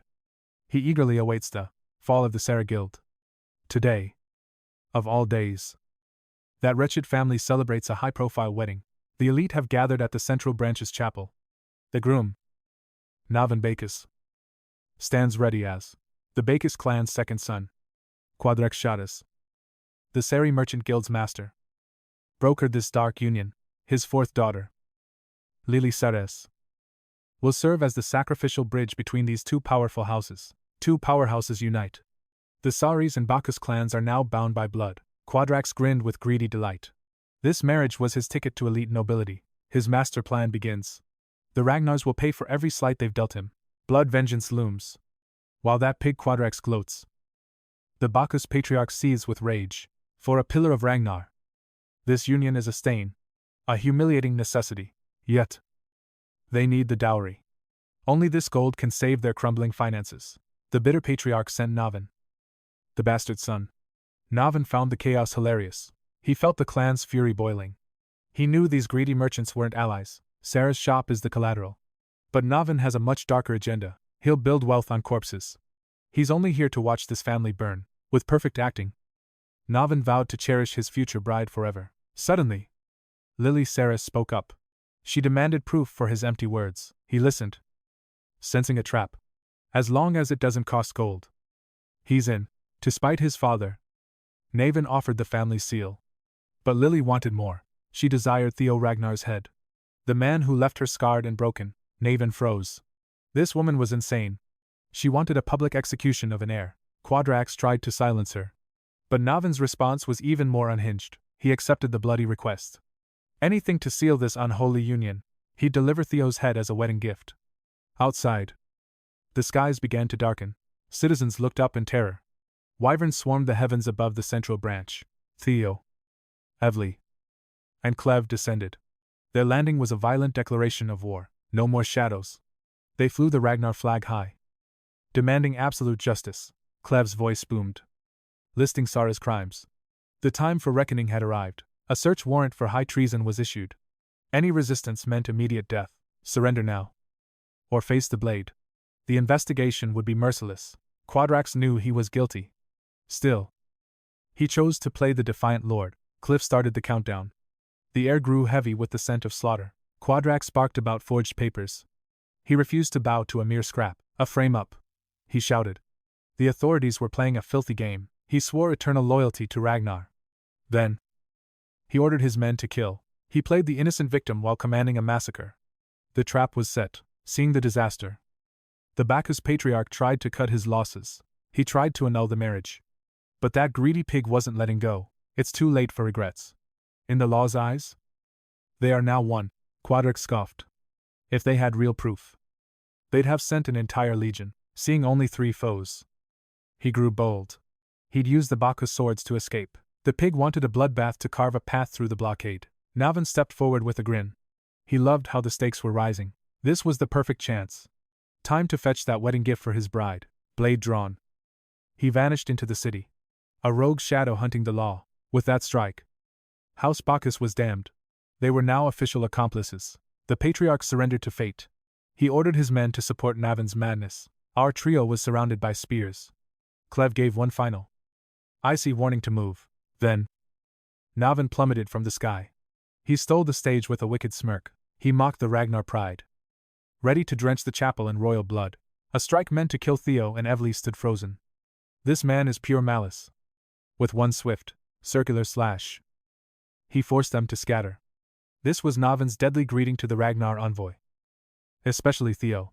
Our hero stood paralyzed. He recognized 𝗕𝗏 Bacchus. In the future, every soul would fear that name. During the Great War, he was a walking natural disaster. A storm of chaos that ravaged Ragnar. He allied with the Saros merchants and fought alongside 𝗕𝗏𝗰. History would remember him as Noven, the phantom sword. Now, he wants Theo's head. Ignoring the girls, the ghost blade focused only on Ragnar's heir. Theo's mind raced. If he uses his knowledge of the future, this crisis could become his greatest opportunity. This was a chance to claim an overwhelming power spike. Theo locked his gaze on Ňáven immediately. He ordered the ladies to push forward while he faced this eccentric monster alone. Evelyn hesitated. But Hleb understood the call. Those criminals are likely burning the evidence right now. They had to trust Theo's ability to stall a beast. Ňáven playfully warned the young master of his strength, though he looked frail. His aura was immense. Theo met his oddity with a confident smirk. Before the blades crossed again, Theo requested a moment. Ňáven, intrigued, allowed the boy to speak. Theo asked if this treason was a plot to destroy the Bacchus clan and avenge his mother. The phantom sword's grip tightened. Theo had just unearthed a buried, agonizing memory from his darkest past. Now, Ňáven had every reason to take the boy's life.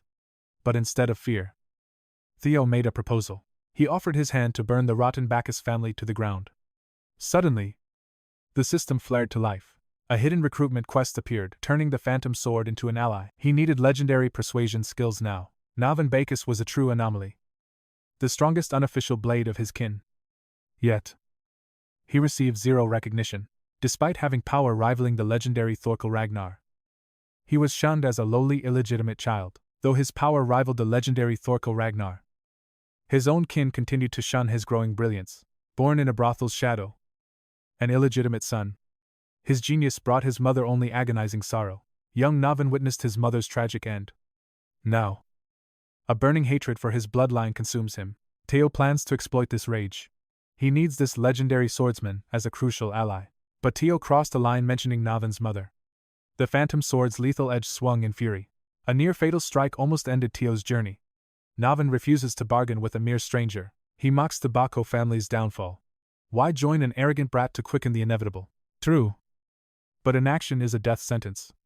𝗕𝗏 will drown alongside the kin he despises. He claims to have no regrets. Yet, Theo sees through his mask of nihilistic despair. This pessimism is born from ether fever, a terrifying sickness gnawing at his very life force. His fragile frame couldn't contain his monstrous talent. The weight of his own power is killing him. Ether fever is curable if caught early. Sadly, 𝗕𝗏's critical window of survival has long closed. He's surviving on borrowed time. Betrayed by his own blood since the day he was born. Only 5 years of misery remain. He isn't easily swayed by some young, scavenging noble. House Bacchus is crumbling. 𝗕𝗲𝗰𝙽 is prepared to sink into the abyss with them, with a confident smirk. Theo offers a miracle. What if a cure actually existed? 𝗕𝗲𝗰 scoffs, claiming ether fever is an incurable curse. From his perspective, the boy is lying.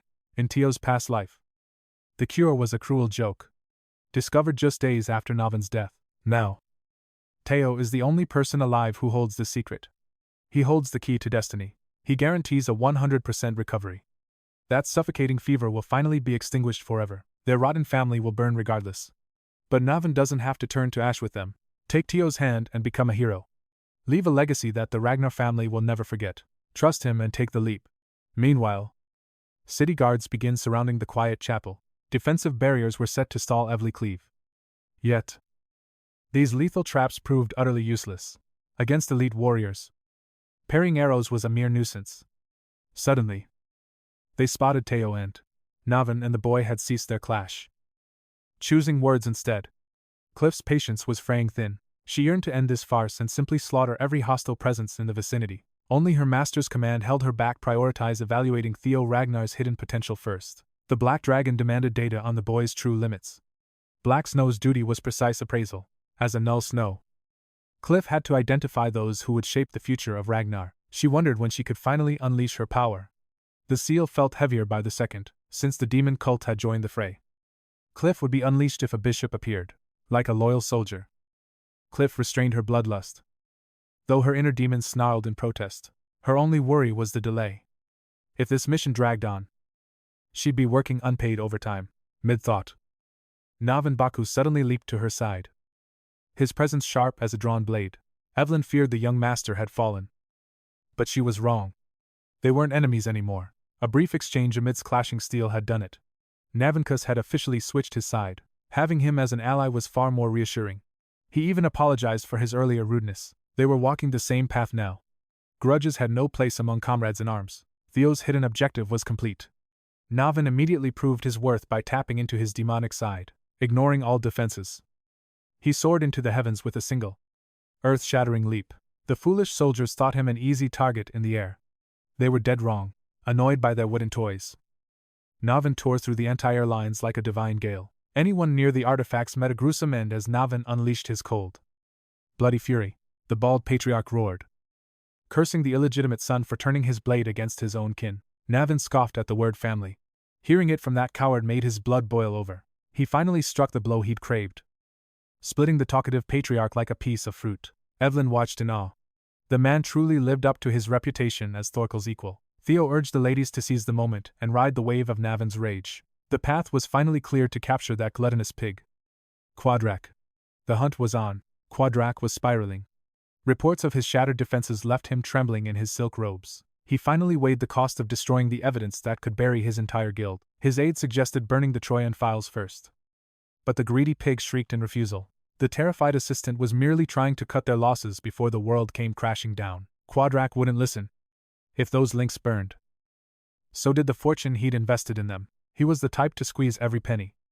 Even with the law hammering at his door, a chilling voice filled the room, mocking 𝗕𝗲𝗁 as a pathetic mortal blinded by gold. The pig's eyes gleamed.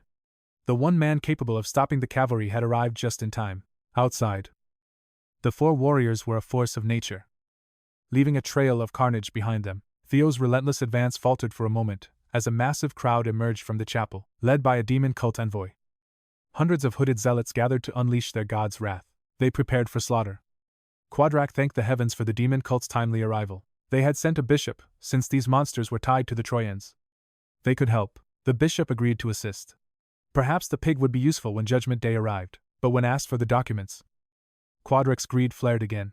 He refused to let go. His obsession was jeopardizing the grand design.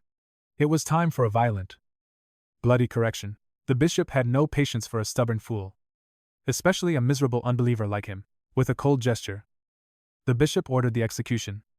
They didn't need his coin anymore. As his throat was crushed, the pig sputtered a frantic apology, his arrogance finally breaking. He gasped that his death would ruin the Trojan connection. Even dying, he remained a parasite. That greedy pig knows how to survive. The bishop granted one final chance to burn the evidence. Escape is forbidden. Their lord's eyes are everywhere.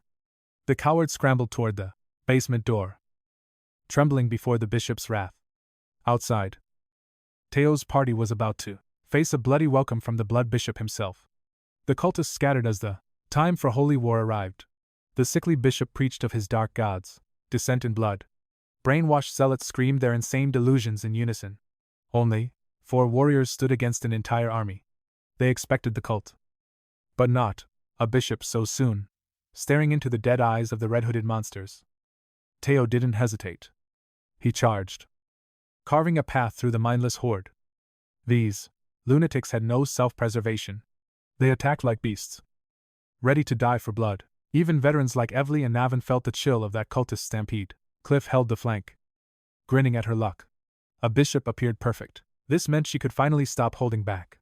She unsheathed her twin blades, craving the slaughter of these demonic worshippers. As the momentum slowed, she joined the fray with a lethal crimson sword dance. No more analysis. It was time for judgment. She would crush anyone blocking Ragnar's path. She was ready to level this entire city. Before she lost herself to the bloodlust, Theo reminded the Zero Snow operative they needed the evidence first. 𝗕𝗲𝗁 scoffed at his tunnel vision. The cult was out in the open now. Theo disagreed. He needed concrete leverage. If they sent a bishop, then something vital is hidden inside that chapel. Something they can't lose. 𝗕𝗲𝗁 relented, asking for the next move. Now, the priority is to speedrun through this Crimson Sea. Theo's plan: combine his lightning gate with brood synchronization for ultimate range. He pushed his mind to the limit, hacking the surrounding terrain data instantly. 𝗕𝗲𝗁 watched with curious eyes, wondering what the boy would do.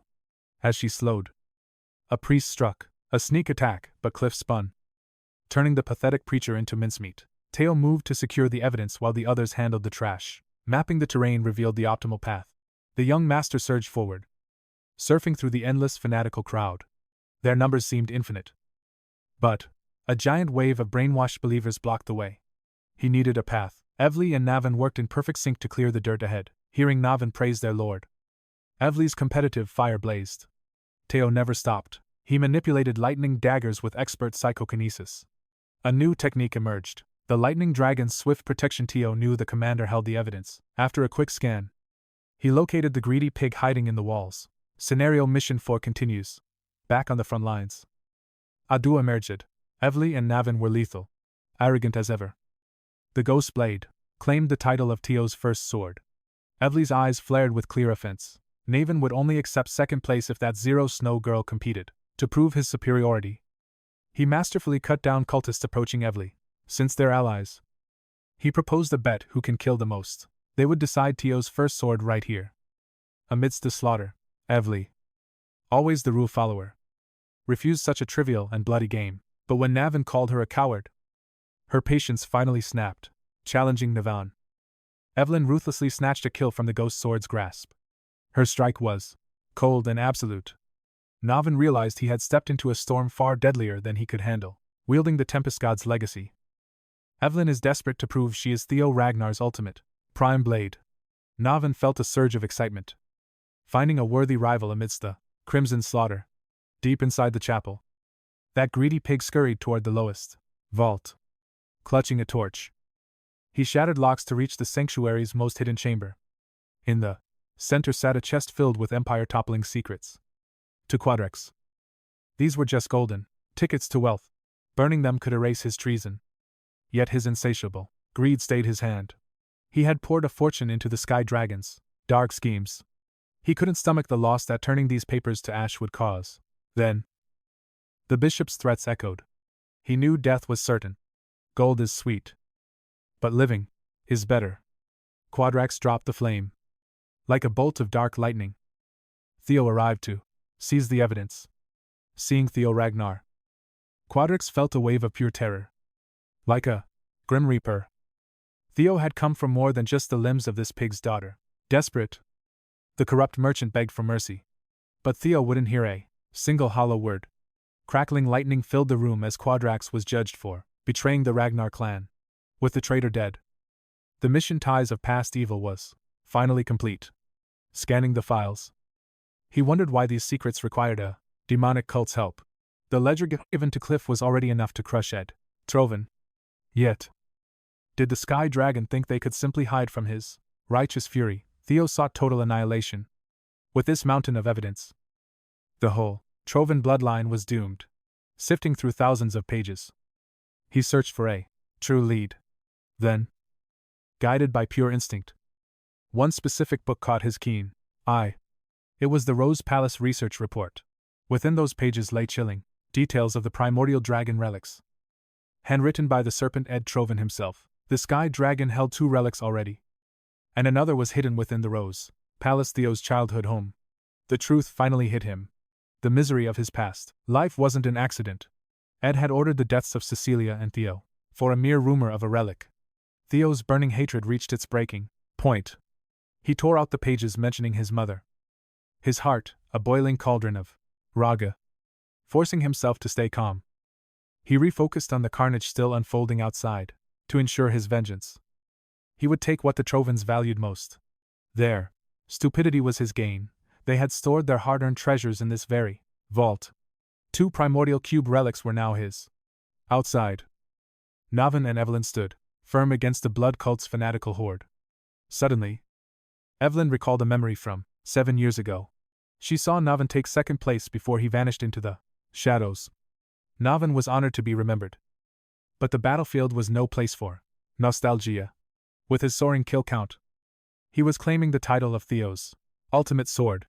To wipe that smirk away, Evelyn unleashed the devastating wind, thunder god technique. A massive gale leveled the field. Evening, the score instantly. Their rivalry was interrupted as the bishop's shadow lunged at Navin. Death nearly claimed him. But he dodged, gripping his heavy axe with white knuckles. The zealot screamed, refusing to let their god's plan fail. Navin and Evelyn shared a look. The true winner would be whoever slaughtered this beast, empowered by the storm. And the forgotten genius Navin. Both lunged for the killing blow. Before, to crown a victor, Salford and his wyvern crashed the party, obliterating the enemy in the dragon's iron grip. The high priest shrieked in agony as Salford savored the moment, but instead of praise, Evelyn and Navin glared. Their long-awaited prey had been stolen. Enraged, the 2 monsters seethed as the White Dragon Cavalry's 5th platoon descended. They were alerted to the dark alliance between the demon cult and the 𝗕𝗲𝗁's merchants, deployed in haste. The 𝗕𝗲𝗁's central square was instantly transformed into a bloody war zone, with bloodthirsty wyverns joining the fray.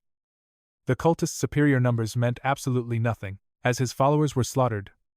The bishop prayed for a blood-red sun and the apocalypse. He preached a twisted gospel while 𝗕𝗲𝗁 sat nearby, struggling to catch her breath. She earned this rest after pushing her mortal limits to the absolute breaking point. The secret black snow operation had paralyzed the bishop, driving the old fool insane. With the cavalry's arrival, it took only hours to purge the filth and restore peace.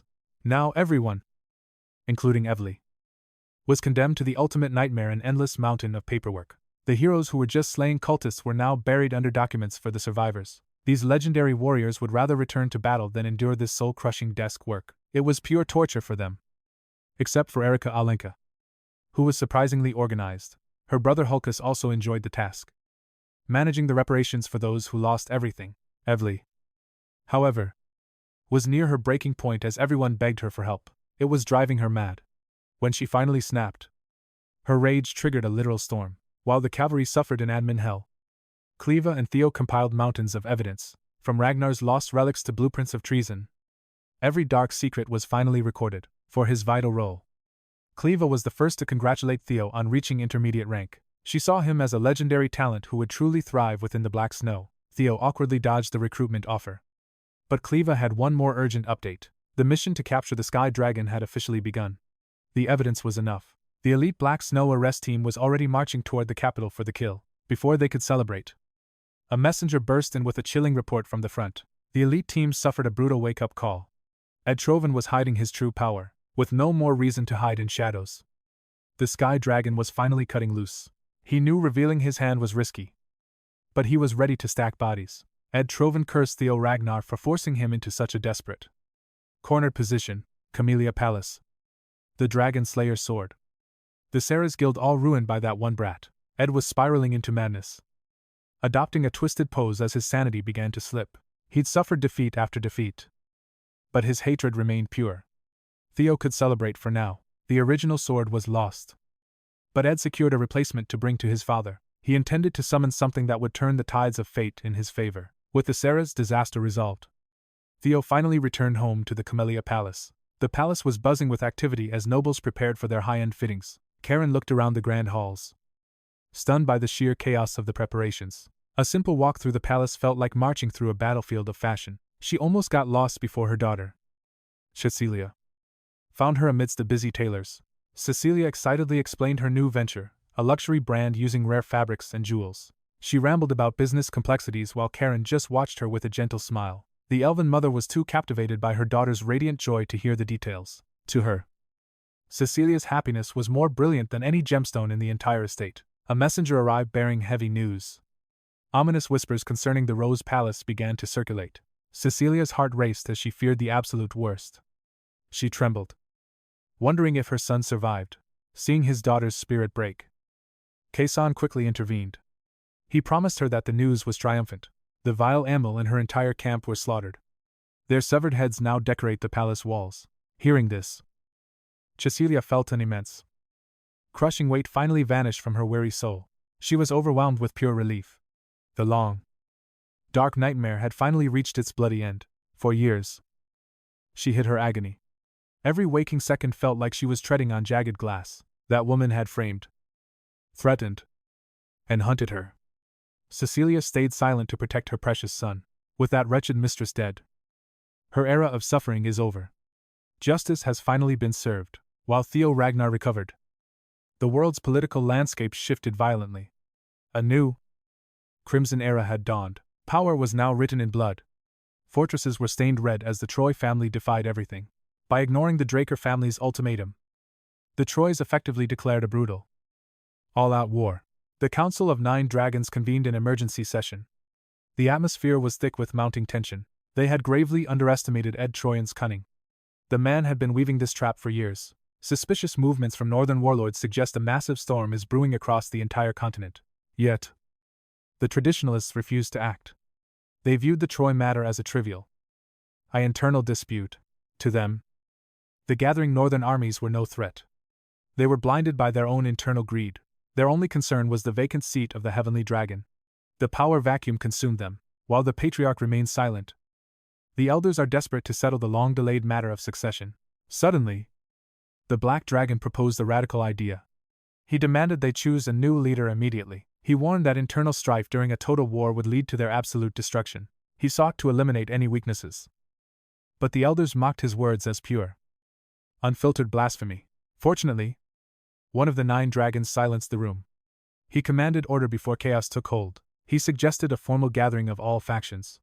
A grand stage must be set for this decision. An upcoming event provides the perfect opportunity to test the heirs. Their true worth will be revealed. Meanwhile, Theo remained isolated within 𝗏𝗏𝗁𝗏's sanctuary. He focused solely on his rapid recovery. Free from his father's suffocating shadow, he sharpened his instincts. His blade became an extension of himself. Though the scars of the patriarch's fury remained, Theo's physical state had reached a legendary peak. His movements were lethal and precise. With one fluid motion, he extinguished every flame in the room. Physically, he was a masterpiece. Mentally, however, he was fighting a war against ancient, haunting echoes. The same voices that broke his grandfather now clawed at his mind.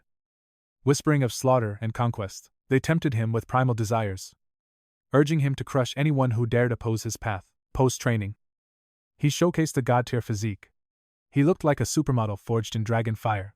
As he sheathed his steel, a familiar voice echoed. It asked if the whispers were becoming unbearable. The guardian dragon, 𝗏𝗏𝗁𝗏, appeared. She sensed the lingering, hateful grudge of the Mad Emperor. Trusting his draconic mentor, Theo confessed the struggle. The voices were a constant, irritating mental plague. Even after bonding with the half-blade, the Emperor's malice continued to bleed into his very soul. While manageable now, the fact it originated from the Mad Emperor remains a terrifying, looming threat. Yet, this curse offered a gift. He had glimpsed the forbidden realm of the Emperor himself. 𝗏𝗏𝗁𝗏 understood his pain. She could never forget the man who once stole her heart. Having shared this history before, Theo felt even more torn between his destiny and his bloodline. It remains a mystery why his father spared him and gifted him such a legendary, cursed weapon. Seeing his restlessness, 𝗕𝗏𝗰𝗀𝗃 urged patience. Rushing now would only lead to a swift death. Time is on their side. Thanks to the High Priest's divine intervention, his wounds have healed perfectly. His severed arm was seamlessly restored. Now, he must prepare for the storm that approaches the horizon. 𝗕𝗏𝗃 conducted a meticulous, personal inspection. Once satisfied with her examination, she dismissed Theo for the day. He felt another presence watching him. Before leaving, 𝗕𝗏𝗃 issued a stern warning: stop wrecking her nest with that sword. One person makes the mess. Another must clean it. That was their routine.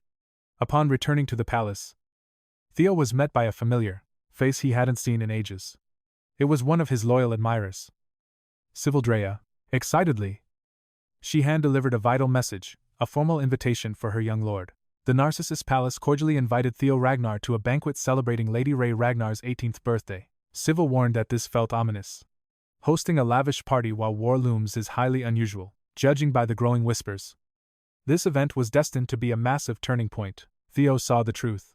Grand displays are necessary, precisely because the world is in chaos. Trovin's treachery had plunged the family's internal balance into absolute turmoil. Instead of Axion, the heavenly dragon's pupil, Theo had seized the position of sixth successor. To make matters worse, a traitor among the 9 dragons had left a massive power vacuum. This banquet wasn't a mere celebration. It was a performance to show rivals that Ragnar remains unshakable. It was a battlefield for successors and their sponsors to size each other up. 𝗕𝗲 was stunned by her lord's sharp insight and cold calculation. She was thrilled to see her idol finally take center stage in such a high-stakes game. If the elders were hungry for a show, Theo would gladly give them a legendary performance. The Narcissus Palace was hauntingly beautiful in the winter chill. Its massive hall held every wealthy family bound to the Ragnar bloodline. Nobles sipped expensive wine and exchanged shallow pleasantries, unaware of the tension. But as new energy entered the room, the gossiping and feasting came to a dead halt. All eyes locked onto the newly appointed successor. Young Lord Theo Ragnar commanded the room, clad in dark winter attire with a razor-sharp gaze.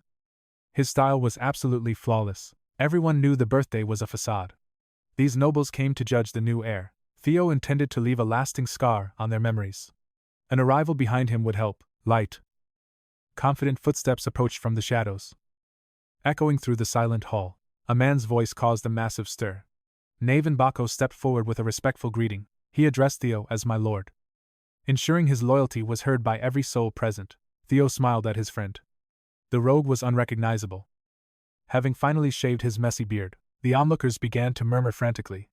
They all knew of the brutal Bako family purge. 𝗕𝗏𝗁 was the sole survivor and the newly crowned head of his house. Seeing a head of the 6 pillars submit to the 6th successor sent shockwaves through the crowd. A perfectly timed entrance and a few words had shifted the entire atmosphere. Before Theo could speak to 𝗕𝗏𝗁, a man built like a mountain approached them undetected. A lethal threat radiated from the shadow that loomed behind them. Theo and 𝗕𝗁's instincts screamed in warning.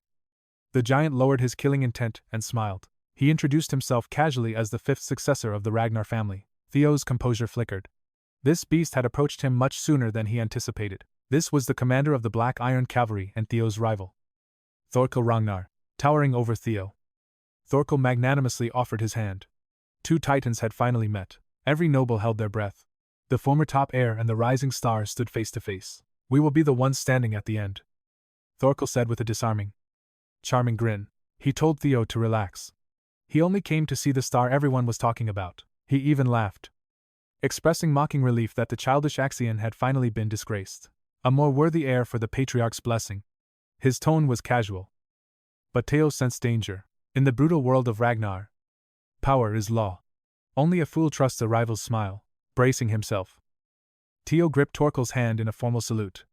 He offered a hollow compliment, praising the legendary commander of the Black Iron Cavalry while subtly noting his own white dragon rank. Torkel smirked, amused by the boy's verbal parrying and the clear boundaries he drew. Suddenly, Torkel's grip turned lethal.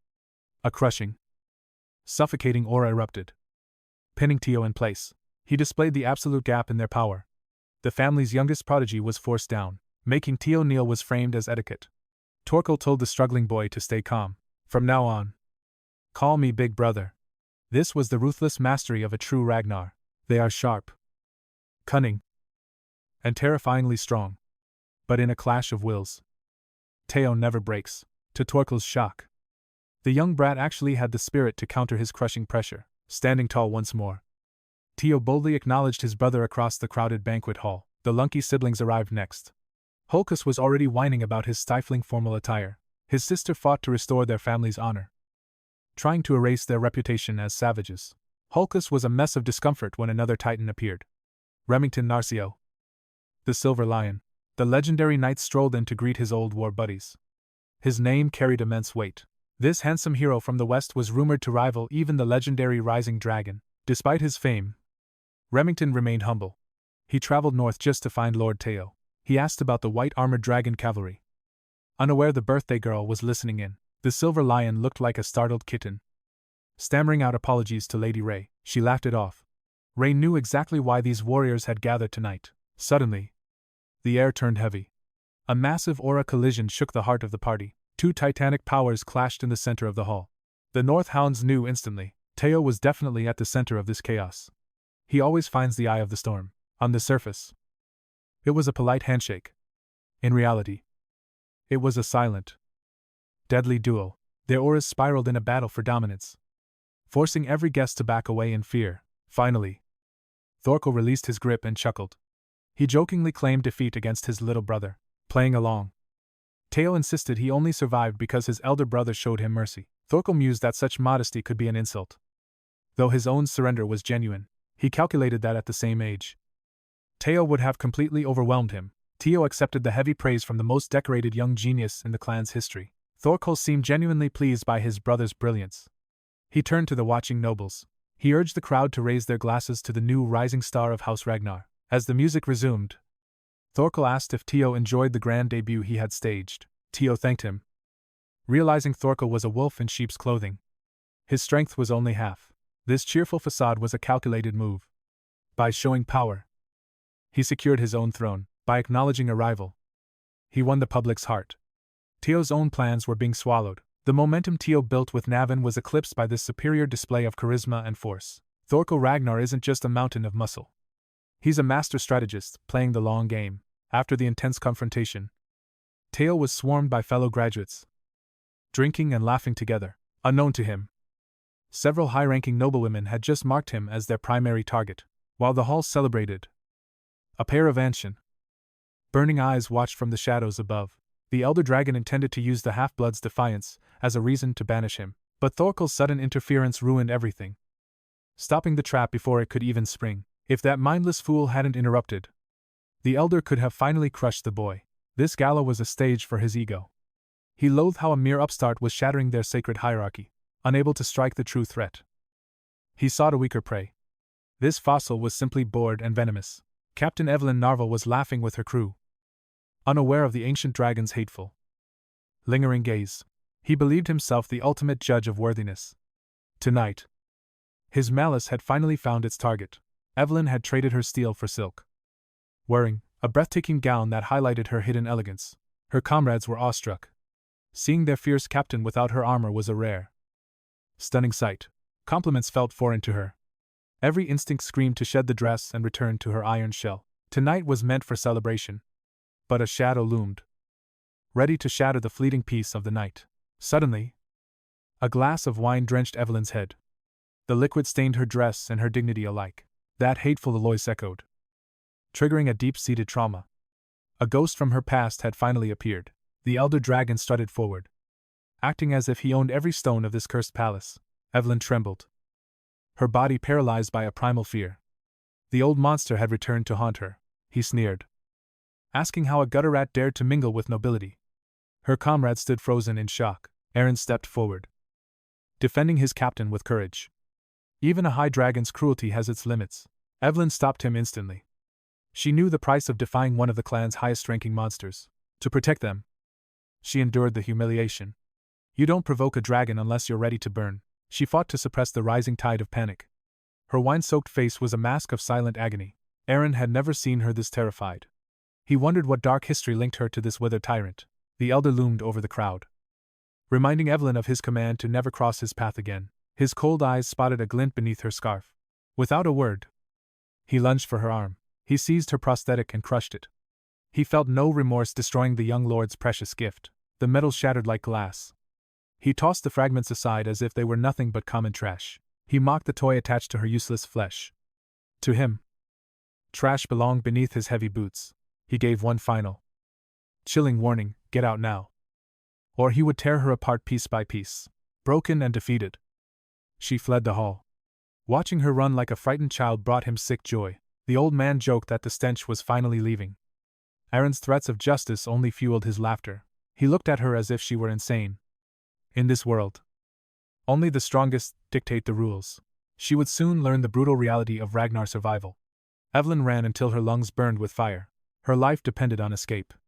The shadows of her childhood were clawing at her heels once again. She cursed herself for hoping she could be happy, for thinking she could ever truly belong here. She had fought so hard to bury the trauma.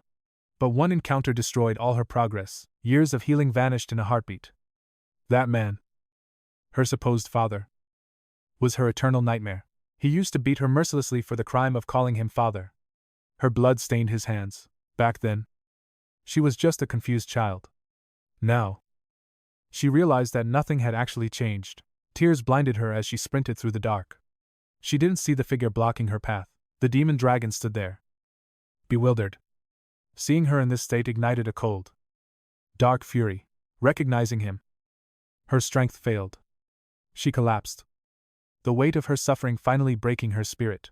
Inside, the nobles were still laughing, oblivious to the tragedy. But the festive air was about to die. Evelyn's humiliation would not go unanswered. A storm was approaching the banquet hall at high speed. A blood-curdling scream pierced the music. The old tyrant's voice filled the room with pure agony. The sickening crunch of bone followed. Julius Ragnar, the demon dragon, had arrived for a reckoning, clad in white. He radiated a murderous intent. He had heard Evelyn's story, and he wanted blood. The elder dragon recoiled in terror. Julius's grip was absolute, a promise of impending destruction. He delivered a chilling vow: whatever pain Evelyn suffered, he would return it tenfold to her abuser. The old man shrieked of treason, labeling Julius a criminal. But the demon dragon was just getting started. Seal him now. The demon dragon stood like a mountain as the guards closed in. They hemmed him in, with the law council involved. Even the white dragon's leader faced ruin. The white dragon's pride was at stake. Coldly, they cited his crime assaulting the chief advisor. They threatened him with the abyss of prison, hoping for a peaceful surrender from the legendary warrior. But Julius wasn't playing along. Seeing the smoldering fury in his eyes, the law council leader trembled. Cold sweat drenched the council leader's spine. Julius invoked the sacred oath sworn upon his blade during the autumn of Ragnar, 4 years ago. He swore before those decaying elders, resting on laurels. The pact was clear: Evely is untouchable. If the elder dragon breaks it, then blood must flow. Vengeance is fair game now. Theo approached the chaos, listening intently to the unfolding storm. This never happened in his past life. Too many variables changed. As far as he knew, Evelyn Narva was Wolfgang's illegitimate child. Such a noble name wasted on a total piece of, quote, Wolfgang preached blood purity but couldn't keep his dragon contained. Such a pathetic, lustful hypocrite. Evely's existence mocked everything he stood for. She was a stain he desperately wanted to erase. He tried to hide her from the world, planning her exile, until Julius stepped in. Seeing her raw potential, Julius drafted her into the White Cavalry. Wolfgang's dark scheme shattered instantly. It crumbled. She blossomed into a fierce warrior and brilliant leader. Climbing the ranks with ease, she became a legendary young captain of her own unit. Wolfgang's deep-seated fear began to burn. The fear of his secret being exposed ignited. Ignoring the fallout, he tried to kill his own daughter, masking it as a mistake. He missed her heart but severed her arm. Her left arm was gone. She barely survived. But losing a limb meant she could never ride again. Holding the reins became impossible. Evelyn was forced into a tragic, early retirement. Since then, she managed the 4th training hall, leaving the corrupt world of nobility behind forever. But meeting Theo Ragnar changed everything. Her path was redirected toward legendary glory once again. This chaos is a direct consequence of Theo's actions, post-regression. Since he started it, he must set things right himself. The situation was spiraling toward a point of no return. Seeing the demon dragon's bloodlust, Wolfgang played the victim to sway the surrounding nobles. He scolded Julius for disrespecting an elder who guarded Ragnar for decades. Then, he accused him of abusing the 9 dragons' authority to threaten his own kin. This is nothing short of high treason. Hearing that old fossil whine about abuse of power only stoked Julius's fury. The situation, disastrous consequences loomed until Theo stepped in to mediate. He reminded both sides that today is a joyous celebration of a dear friend's birth. This is no place for such terror. Julius respects the young lord and quelled his rage. Wolfgang, however, looked irritated. His trap failed. His provocation was neutralized. Since these two high-ranking titans wanted blood, Theo made a choice. He proposed an ancient Ragnar tradition to settle this. Instead of slaughtering each other here, they should engage in a proper duel elsewhere. Naturally, Wolfgang refused the proposal instantly. He claimed he was the clear victim. Why should there be a trial when he's innocent? Theo remained calm, urging the old fossil to yield before the madness spread further, before it escalated. Then, the Lord of Narcissus' palace appeared. And she looked absolutely livid, fuming that her daughter's party was ruined by two idiots. With every step, the temperature plummeted, the ground froze instantly. 𝗕𝗲𝗰𝙼𝙬𝗰 Ragnarton, the legendary ice dragon, had finally entered the fray. She's the last person you want as an enemy. Wolfgang tried playing the victim again, but Neil told him to shut his mouth. She didn't want excuses and cared nothing for their petty squabbles. For her daughter's sake, she demanded they follow Theo's lead. This was her final warning, the last mercy her thinning patience would allow. The nobles began to whisper among themselves. They believed Wolfgang and the retired elders would surely seize victory. Everyone was watching. Elite high-ranking inspectors. After all, Wolfgang's mind raced with the same cold logic, placing absolute faith in his loyal men to track whoever Julio sent. The law of dual judgment dictates that the plaintiff and defendant must clash in a final showdown. While the opening duels are fought by chosen champions. Surveying the room, Julio's corner looked pitiful, featuring only a one-armed cripple and a miserable wretch to defend him. Wolfgang sneered, certain he wouldn't even need to lift a finger. His men would secure a clean 2-0 victory. Despite his feigned reluctance, Wolfgang finally accepted a pure sword duel, to settle the truth, once and for all. As the guests filtered out of the banquet hall to witness the judgment, whispers of speculation filled the air. Deep within the crowd, 𝗕𝗲𝗁 watched with a mocking grin, casually sipping his wine. Honestly, he hadn't expected his little brother to step up so boldly. Knowing the demon dragon's infamous temper, this was bound to spiral into chaos. If Theo hadn't intervened, the dragon's fury would have crushed Julio through the corrupt legal system. Political ruin was certain. In that fleeting moment, the youth found a solution to defuse the ticking time bomb on terms both sides could accept. 𝗕𝗲𝗁 knew that what came next would be pure entertainment. Everyone gathered outside Narcissus' palace and sat around a snow-cleared arena. Now, under the legal council's gaze, the dual trial begins to ensure true fairness. The use of mana is strictly forbidden. Everything within the ring is protected by Ragnar's sacred laws. Both parties must swear that any post-duel vengeance, regardless of the outcome, will be punished. Lingering resentment is banned. Julio and Wolfgang traded icy glares while verbally sealing the contract. With the formalities finally finished, the first combatants were summoned forward. To the crowd's shock, the rising star Theo Ragnar stepped out with total confidence. Bathed in the silver light of the moon, his allies knew Theo was a beast. Yet, they still trembled for him. The opposing starter looked incredibly formidable. Remington recognized Theo's foe as the elder dragon Gale's 𝗕𝗲𝗰𝙀 sword. Among high-ranking inspectors, he was a master of lethal precision and combat prowess. Before he entered the ring, Wolfgang whispered a sinister, chilling speech to 𝗕𝗲𝗰𝙀. He gave his loyal subordinate the green light to deliver a killing blow without mercy. 𝗕𝗲 was initially hesitant to strike down a potential heir to the patriarch throne, but that old piece of trash assured him that any accidents inside the ring were absolved by the rules of the dual trial. If he couldn't end the boy's life, Wolfgang demanded at least an arm as a trophy. While the enemy corner made their nefarious plans, Theo stood eerily calm on his side of the arena. Julio had cooled his head and was now riddled with guilt for dragging such a promising youth into his mess.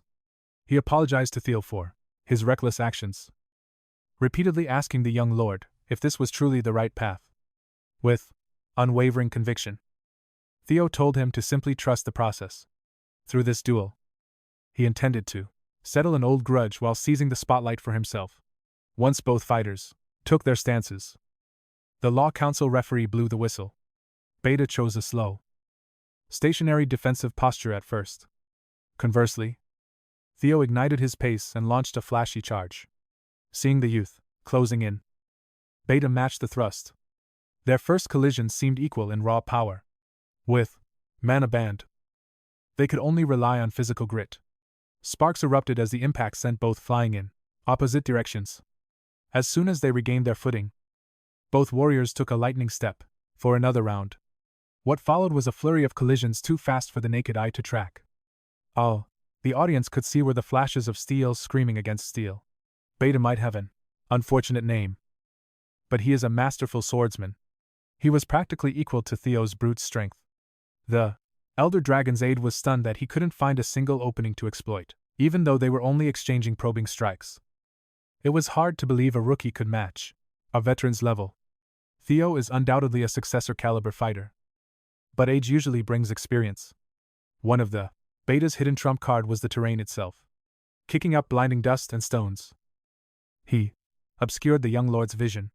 A single moment of distraction was all he needed to strike. 𝗿𝘲𝗁 prided himself on his raw combat experience. He sought a dignified end for the young successor. His goal was a painless execution. One clean decapitation would finish it. As the blade whistled toward his throat, Theo accelerated and leaned back with a mocking smirk. Knowing 𝗿𝘲𝗁 would underestimate his skill, he left a deliberate opening. The fool took the 𝗲𝗲𝗰𝙼𝗻. With 𝗿𝘲𝗁 overextended from his failed killing blow, Theo was perfectly positioned to counterattack. At the last second, 𝗿𝘲𝗁 strained every fiber to retreat. He noticed something chilling. The young lord had intentionally halted his strike. Why would this rising star back away from such an easy kill? If it were Theo, he would have ended it then. Unfortunately, the voices in his head returned at the worst time. They demanded he kill those who mocked him. Thoughts of mindless slaughter filled his mind. His vision and focus were clouded by a thirst for violence. 𝗿𝘲𝗁 noticed his strange behavior but hesitated to engage. He'd been burned by a feint before and feared another trap. If that were the case, he felt insulted that a rookie would mock him so. A veteran inspector never falls for the same trick twice. With absolute confidence, 𝗿𝘲𝗁 lunged in for the kill. Theo raised his blade and parried the blow easily. He roared at the voices in his head, silencing them with pure willpower. If blood must be spilled, he would handle it without their annoying screeching. Suddenly, Theo's speed reached a terrifying level. He unleashed a chaotic flurry of slashes that severed 𝗿𝘲𝗁's arm. Panicked and bleeding, 𝗿𝘲𝗁 felt the crushing pressure as he struggled to keep his remaining limbs. Using his last arm, he forced a retreat from the unhinged Theo. The young lord made 𝗿𝘲𝗁's final stand look like a yoke, sending the fool flying out of the arena. Those watching from the sidelines would have been collateral damage if the ice dragon hadn't stepped in to protect the nobles, feeling the raw power behind the attack. She silently praised the boy's outstanding talent. Even without using mana, he destroyed the arena with a single monstrous slash.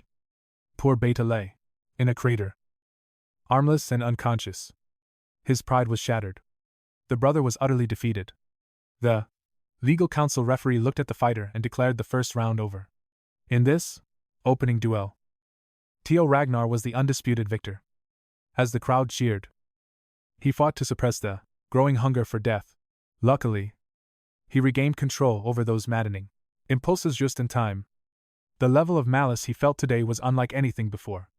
It was a strange sensation, as if a greater force were guiding him. He only managed to unleash unimaginable power when he surrendered to that feeling. Relying on past grudges was a slippery slope. The danger was real, but if controlled, it would be a massive boost to his strength. He could become twice as strong with just one switch. After clearing the rubble and repairing the ruined arena, the second round began. Both fighters were called to the ring. Surprisingly, Theo approached the corner and declared he would fight back to back. The referee accepted his participation as the defense's representative. 𝗲𝘂𝗹𝘲𝗰, furious at such arrogance, he sent in his most trusted warrior, the Mystic Blade, and former master of the Dragon Gate, Page Grayson. The Lanka brothers were thrilled to see an old man carrying an absurdly massive sword without mana. Beside them, Remington's anxiety was peaking. The slender brothers told him to remain calm. The Silver Lion insisted that unlike the first round's inspector, Paige Grayson was a well-known agent. Those with common sense could see that Wolfgang's side intended to kill Lord Theo. With that in mind, it was hard to imagine a peaceful end. Theo was still reeling from the weight of his previous struggle. The moment the referee signaled the start of the second round, Theo raised his hand with calm precision. Instead of wasting energy, clashing steel with another stubborn elder, he surrendered unconditionally. The arena fell into a stunned silence. The old page was speechless. Theo humbly claimed a mid-rank inspector was no match for a legend. He feigned weakness, citing the massive power gap. The mystic sword fumed at being denied a duel. Even the Law Council's referee hesitated before announcing the victor of this bizarre second round. Yet, the crowd roared, impressed by Theo's brilliant tactical maneuver. He had outplayed the entire system. He eliminated a dangerous variable without breaking a sweat. Now, the final judgment loomed ahead. The plaintiff and defendant were destined to face off in the third and final trial. Wolfgang, blinded by his vendetta, fell straight into the trap. Now he must fight while crippled. Evelyn had never seen her pathetic father so utterly rattled. As Theo returned to the corner, she apologized for dragging him into her nightmare. But he stood by her like a true comrade. His warmth sparked a fire in her soul. She remembered when Julius Ragnar was just a rookie, who invited her to join his squad. He was the first to recognize her blooming talent, even after she lost her arm. The demon dragon remained her loyal friend and sanctuary. Then came the charismatic young lord who changed her trajectory. She swore to be his blade. Lord Theo gave her the courage to reclaim her long-lost desires. Her past was once cold, but now she was surrounded by people who truly cared. She could no longer hide in shadows. How could she stay stagnant when these legends believed in her? It was time to slay the villain, before Julius could step into the arena for the final clash. Evelyn spoke up. She was finished. The victim was dead. It was time to seize her fate with her remaining hand. The legal referee summoned both parties forward for the final judgment. The air grew heavy with tension. Despite his arm being in a sling, Wolfgang Ragnar still radiated a murderous and predatory aura. Inside, he cursed the successor for ruining his reputation. He was cornered with nothing left to lose. He expected Julius to end him, but he was determined to take an arm as a trophy. He lived to sever limbs. However, the defense suddenly requested a substitute for the final round. Clad in a sharp dress with a blade in hand, the one-armed captain stepped into the light. Seeing his illegal daughter enter the ring, Wolfgang burst into a fit of mocking, cruel laughter. He sneered, asking if she had come to beg for mercy again. His insults fell on deaf ears. Evelyn unsheathed her rapier. Her eyes locked on her disgusting target with lethal, focused intent. She spoke a single word that shattered Wolfgang's composure. He despised being called father. The audience gasped at the forbidden title.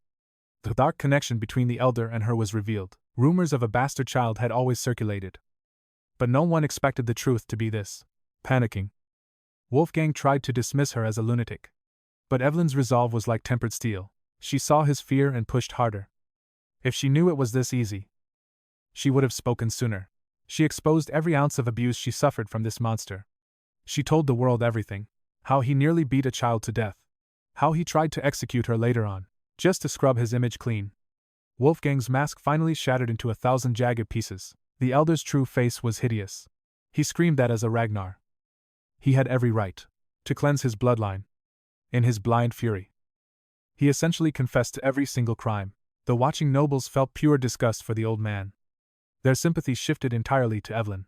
The proud elder, obsessed with pure blood, was nothing but a hypocrite and a monster. Those who knew his dark secrets stayed silent.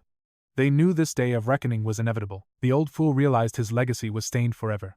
His ruin was now absolute and final. Julius and Theo watched from the sidelines as the drama reached its glorious cinematic peak. The demon dragon burned for a final stand to spare Evelyn, but his lord insisted she face this trial alone. The whistle shrieked, and Evelyn exploded into action. Her blade moved with a lethal, aggressive grace, with one arm versus a shattered limb. The scales seemed even. Yet, the battlefield was her domain now. Accustomed to her struggle, Evelyn controlled the flow. The bitter old man was forced into a desperate defense. Sensing the perfect opening, she finally unveiled her secret. The air itself began to hum with power. Julio, a master of war, felt the shift instantly. A divine pressure descended upon the entire arena, using the legendary thunder and wind god style. She conjured a literal tempest with her steel, the elders gasped, recognizing the fabled storm sword. A forbidden art thought lost to the ages. How could a mere girl master such divine complexity? The technique's name was no exaggeration, it was godlike, standing in that swirling vortex. She became the eye of destruction. Wolfgang's doom was now inevitable. She parried his every strike, driving the elite swordsman back with the weight of a hurricane. A mere youth outclassing a legendary elite Tia watched the spectacle with a cold, satisfied grin. In this manaless duel, only true skill survived. Without magical fluff, her refined genius truly sparkled. Wolfgang was exposed as a hollow fraud. He was nothing but a product of his bloodline's reputation, stripped of his crutches. He was a mediocre amateur, a shell of a man facing a true warrior, suffocating under her relentless assault. The old beast lunged. He was desperate to escape his corner. Despite his worthlessness, he remained a seasoned killer. Years of combat gave him a feral, dangerous edge. He swung his blade with caveman-like savagery. One opening was all he needed to turn the tide. He crashed against her with overwhelming momentum. His arrogance returned as he pushed through the initial resistance. Vile insults spewed from his lips again. He swore to break her until she begged for mercy. But 𝗕𝗲𝗰 was finished with his toxic venom. She possessed the inner flame to finally strike back. If the old fool wanted a clash of might, she would crush him at his own game. Once, this monster was her entire world. She lived in the shadow of a paralyzing, soul-crushing fear. But now, she stood tall with allies by her side, those who truly believed in her light. She was no longer that shivering little girl. She had reclaimed her destiny and her very soul. Today, she would sever the chains of her hellish past. The bastard would pay for every scar. The victim had become the executioner, a warrior rising to slay the demon that shared her blood. The watching nobles were left breathless. 𝗕𝗲𝗄𝗎𝗔𝗔's sheer resolve had moved their very hearts. It was over. Victory was hers. She reclaimed her honor by claiming the villain's arm, even in total defeat. Wolfgang's pride wouldn't break. He signaled his men for a final, cowardly ambush, but glacial chains seized him instantly. Lady Neil, the ice dragon, had seen enough of his filth. She rebuked him for shaming the 9 dragons' legacy. His tantrum was an insult to their sacred name. As the official verdict echoed, reality finally dawned. 𝗕𝗲𝗄𝗎𝗰𝗄 was officially cleared of all charges. Returning to her corner, the crushing weight evaporated. She breathed the sweet, pure air of freedom. 𝗕𝗲𝗄𝗎𝗰𝗄 is finally unshackled. Julius and Theo welcomed their comrade with immense, silent pride. Her potential was finally blooming. Free from fear, she knelt in gratitude to her lord and captain. Wolfgang's pathetic lackeys rushed to the dirt. They scrambled to save their broken master's life. They retrieved his blade, but its reflection only showed failure. He couldn't stomach his own pathetic image. Shoving his men aside, he gripped his steel once more. He marched toward 𝗕𝗲𝗄𝗎 like a dying demon. He screamed her name like a curse. A madman swinging his sword for one last spiteful strike. He intended to end her life right then and there. But Julio moved before he could take a step. The demon dragon's single hand gripped him like a vice. He forced the brute to his knees, blinded by rage. Wolfgang forgot who he was facing. Julio's presence alone was a death sentence. The demon dragon leaned in, his eyes cold as the grave. He asked if the fool wanted to lose his other arm too, if he wanted to become a human mannequin. Julio was happy to oblige. The arena fell into a deathly silence. Tension peaked. A bloodbath was narrowly averted only by a sudden, frantic interruption. An urgent messenger burst in, announcing the Trovon family invasion had begun. Every soldier must return to their posts immediately. Julius clicked his tongue in frustration. The timing could not be worse. He craved, inflicting serious pain. But duty called. It took immense willpower to stand down. He summoned his loyal aides. War was officially declared. The armored white dragon cavalry would lead the front lines. Wolfgang, that arrogant fool, still could not take a hint. He kept right on, rambling about the unfinished duel. Everyone ignored him. Finally, the ice dragon was forced to threaten him with chilling violence just to silence him. She delivered one final, icy warning. If he ever shames the 9 dragons again, her frost blades will turn him into a frozen pincushion. He desperately brandished his rank, claiming that striking him would be a gross disrespect to the Elder Council. Lady Neil urged him to look. Every elder had already turned their backs on the disgraced leader.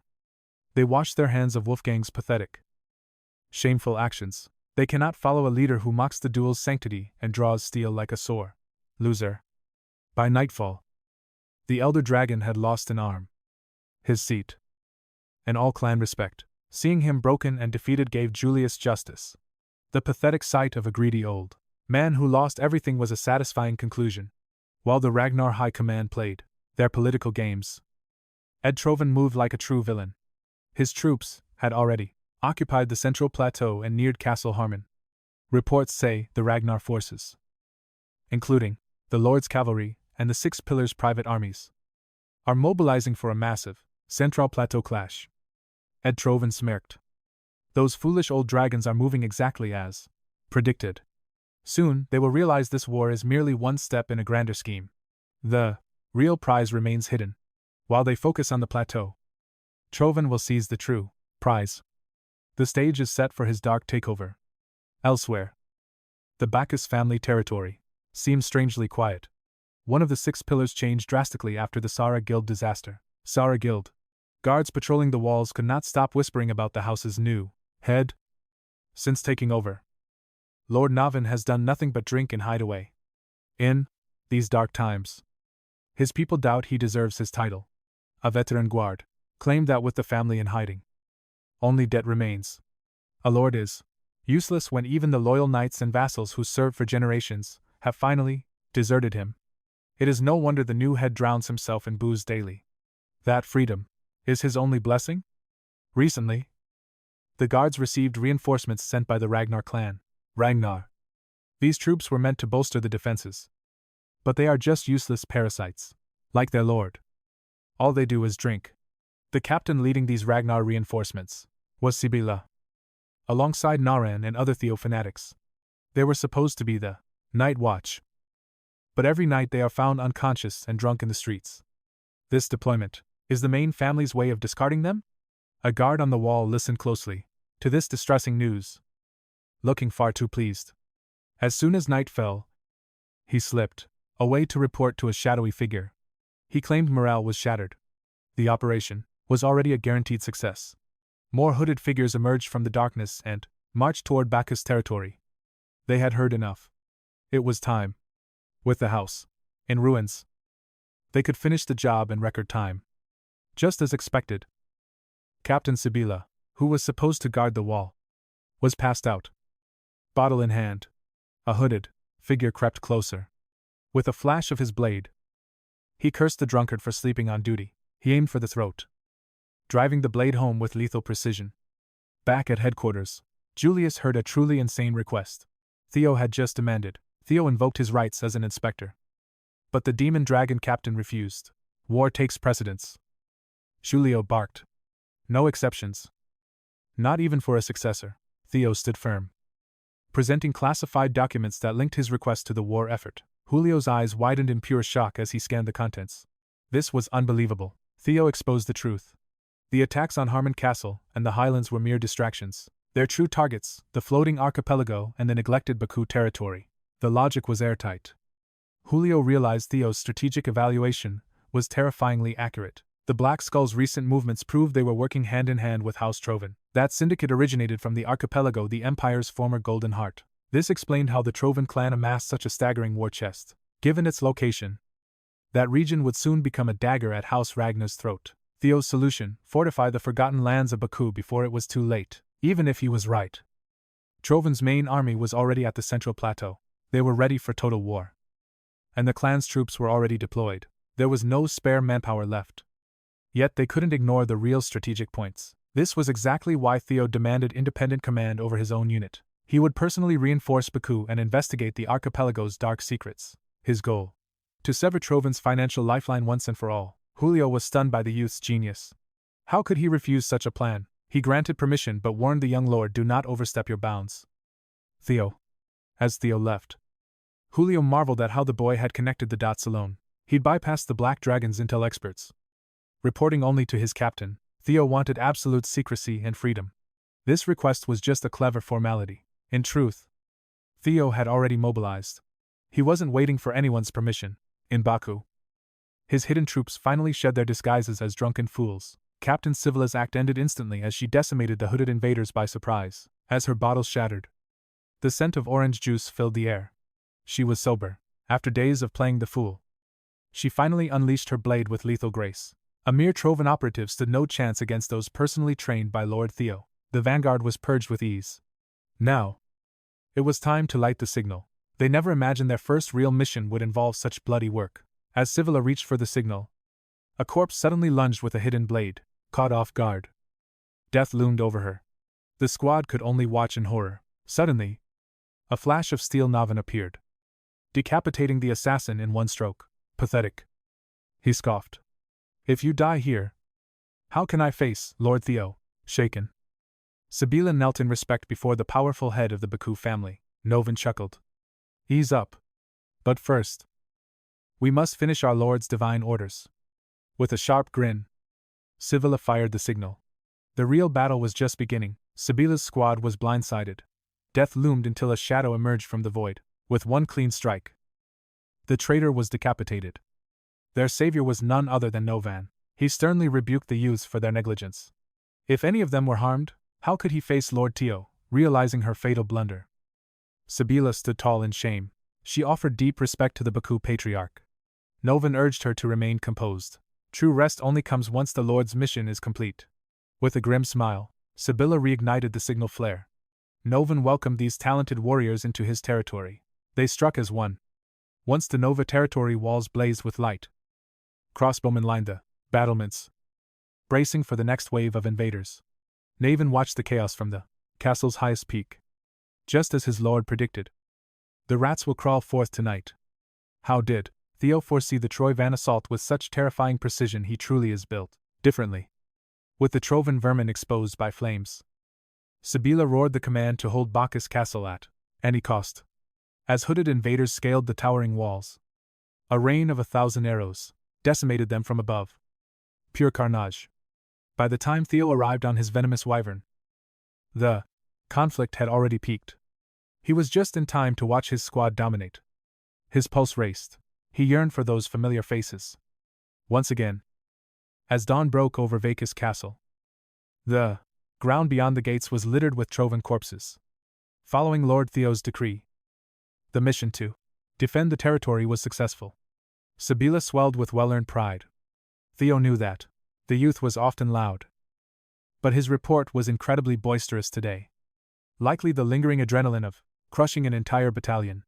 Naturally, the flawless defense of Bacchus territory deserved high praise.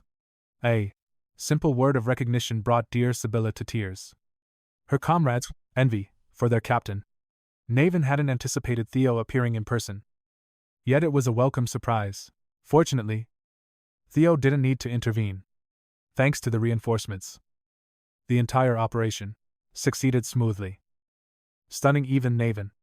Theo gathered his loyal followers and recruited them for the Camellia Palace Guards. He was thrilled by their rapid growth. It was clear they had evened up, impressed Navin. The family had held low expectations initially for these inexperienced mid-level inspectors. However, they rose to the occasion, though their skills remain unpolished. They are trustworthy souls to their core. Hearing Navin sing such high praises for his boy's maid, Theo beamed like a proud elder brother. Since Navin favored Sabila and the crew, Theo proposed they fill the Bacchus family's night order vacancy.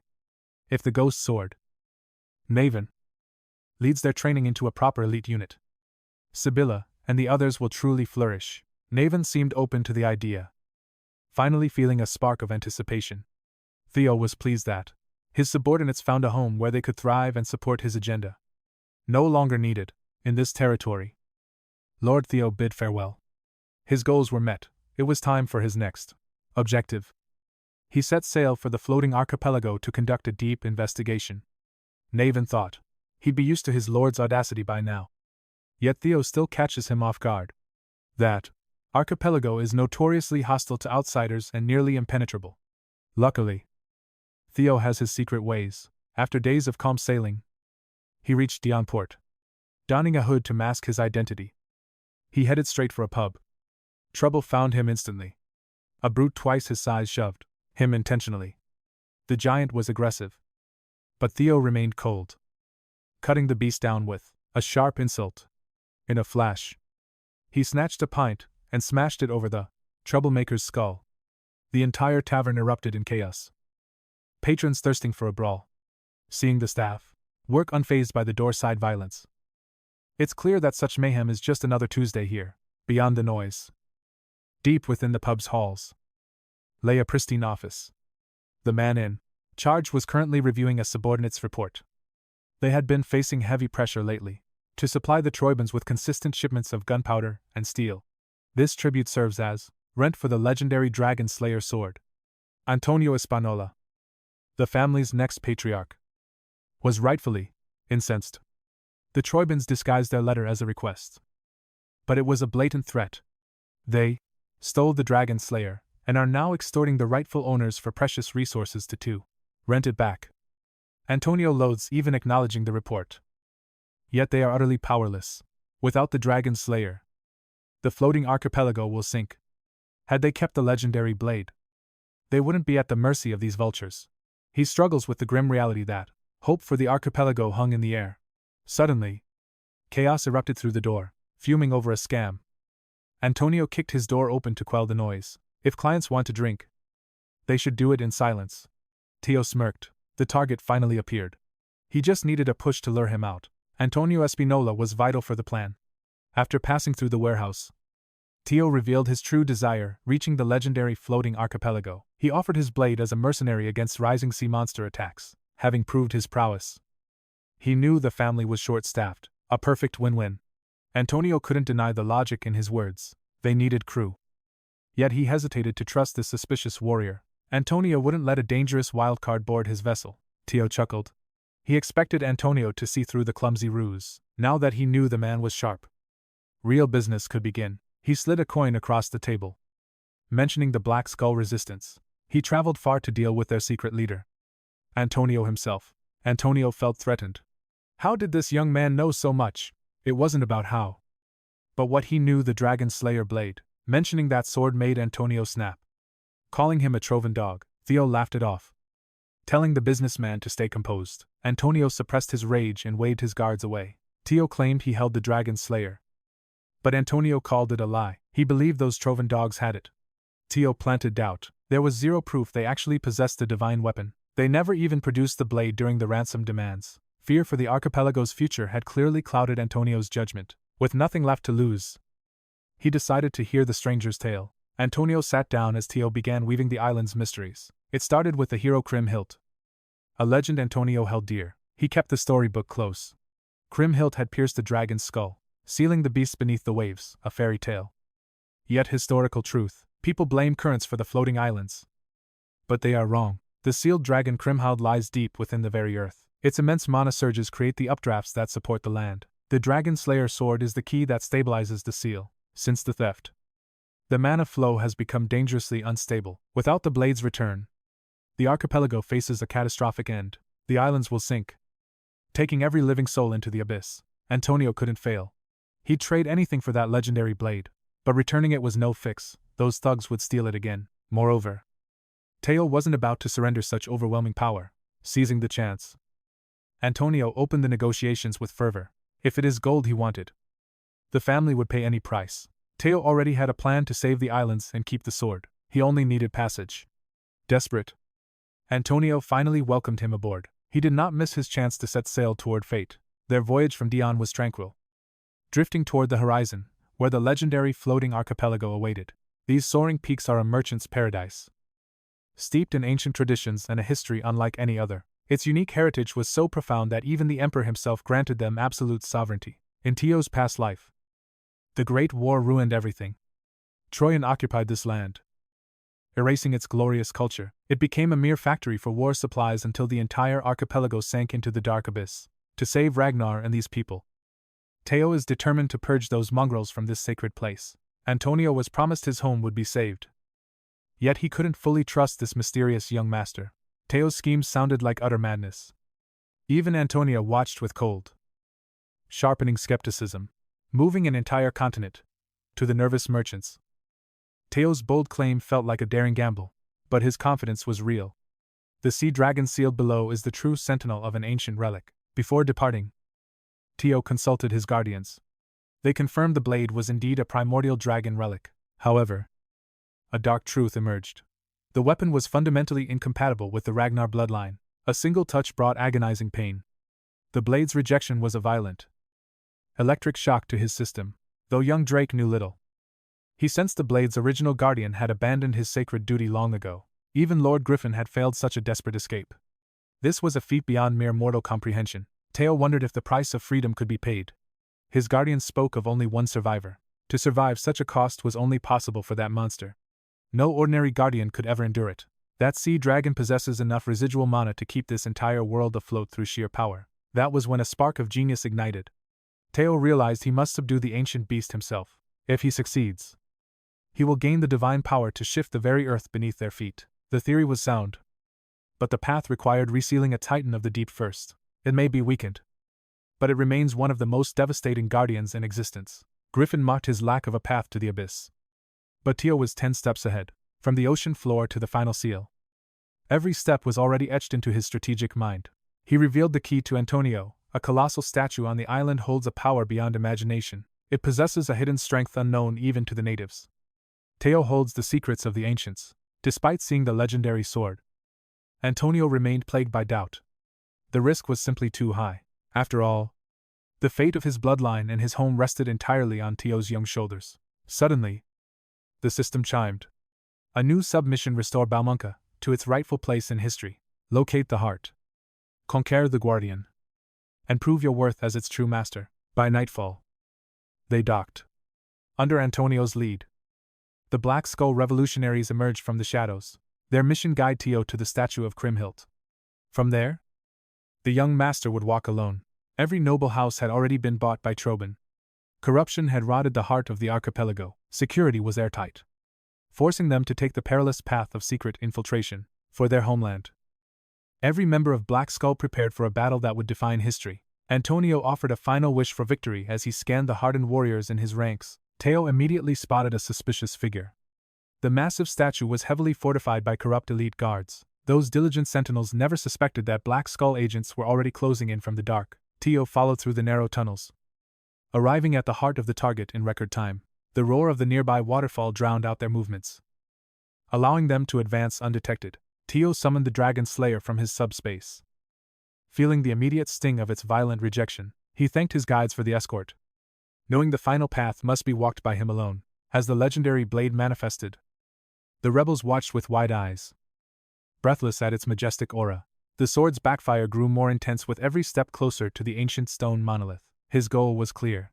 He must climb the Titan's image and seize the power of fate itself. Scaling the dragon's serpent-like form, he ascended the stone colossus with masterful agility to end this. Black Skull agents watched in disbelief, as their precious blade remained in a mysterious stranger's hands. Yet, for the revolution's faithful, a flicker of hope finally ignited over the floating archipelago. But the observer grew bored, suddenly slaughtering his own fellow Black Skull operatives in cold blood. It was a chilling revelation. The resistance was already crawling with deadly double agents. With 𝗕𝗰𝗰𝗀 in sight, the traitors discarded their masks and bared their fangs at last. Teo reached the statue's peak, plunging his blade deep into the monster's ancient stone skull.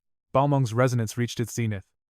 Yet Teo stood frozen, uncertain of the next step. Seeking a spark, he mirrored the ancient hero's stance and drove the blade further in.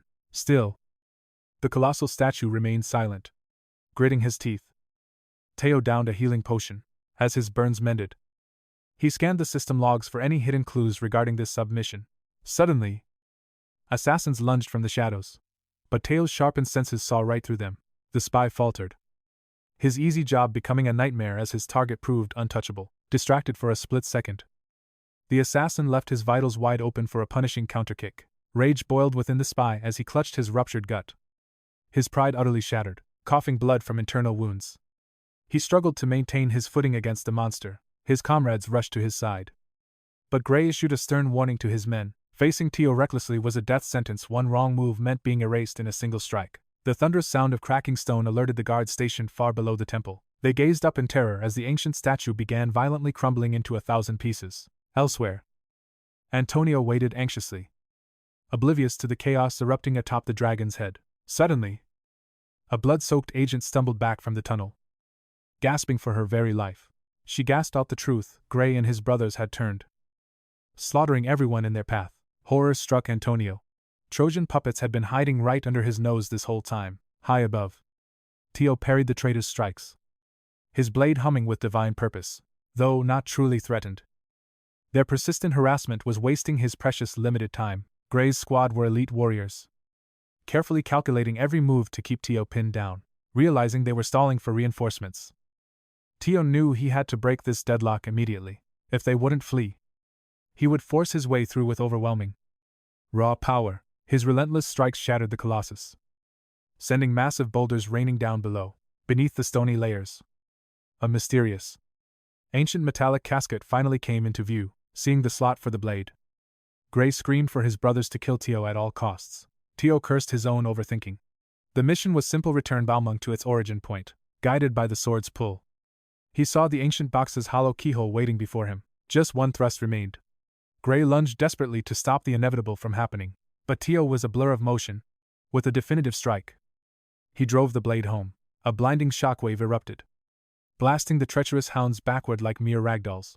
Theo gripped the hilt tightly, enduring the crushing pressure as 𝗕𝗰𝗰's true power awakened. The roar of the collapsing monument finally reached the ears of the useless guards outside. They watched in awe as the legendary colossus disintegrated into clouds of ancient dust. The impact knocked Theo unconscious, spiraling his soul toward an unknown, mysterious realm. Waking up with a skull-splitting migraine, Theo struggled to make sense of his surroundings. The agony was excruciating, but it was a welcome sign that he was still alive. He had been pulled into a relic dungeon, a place beyond any known map or legend. Towering flora surrounded him, a lush wilderness far more dangerous than any trial he'd faced. Theo was absorbing information when a tiny voice called out from his side. His 4 guardians manifested in adorable chibi forms.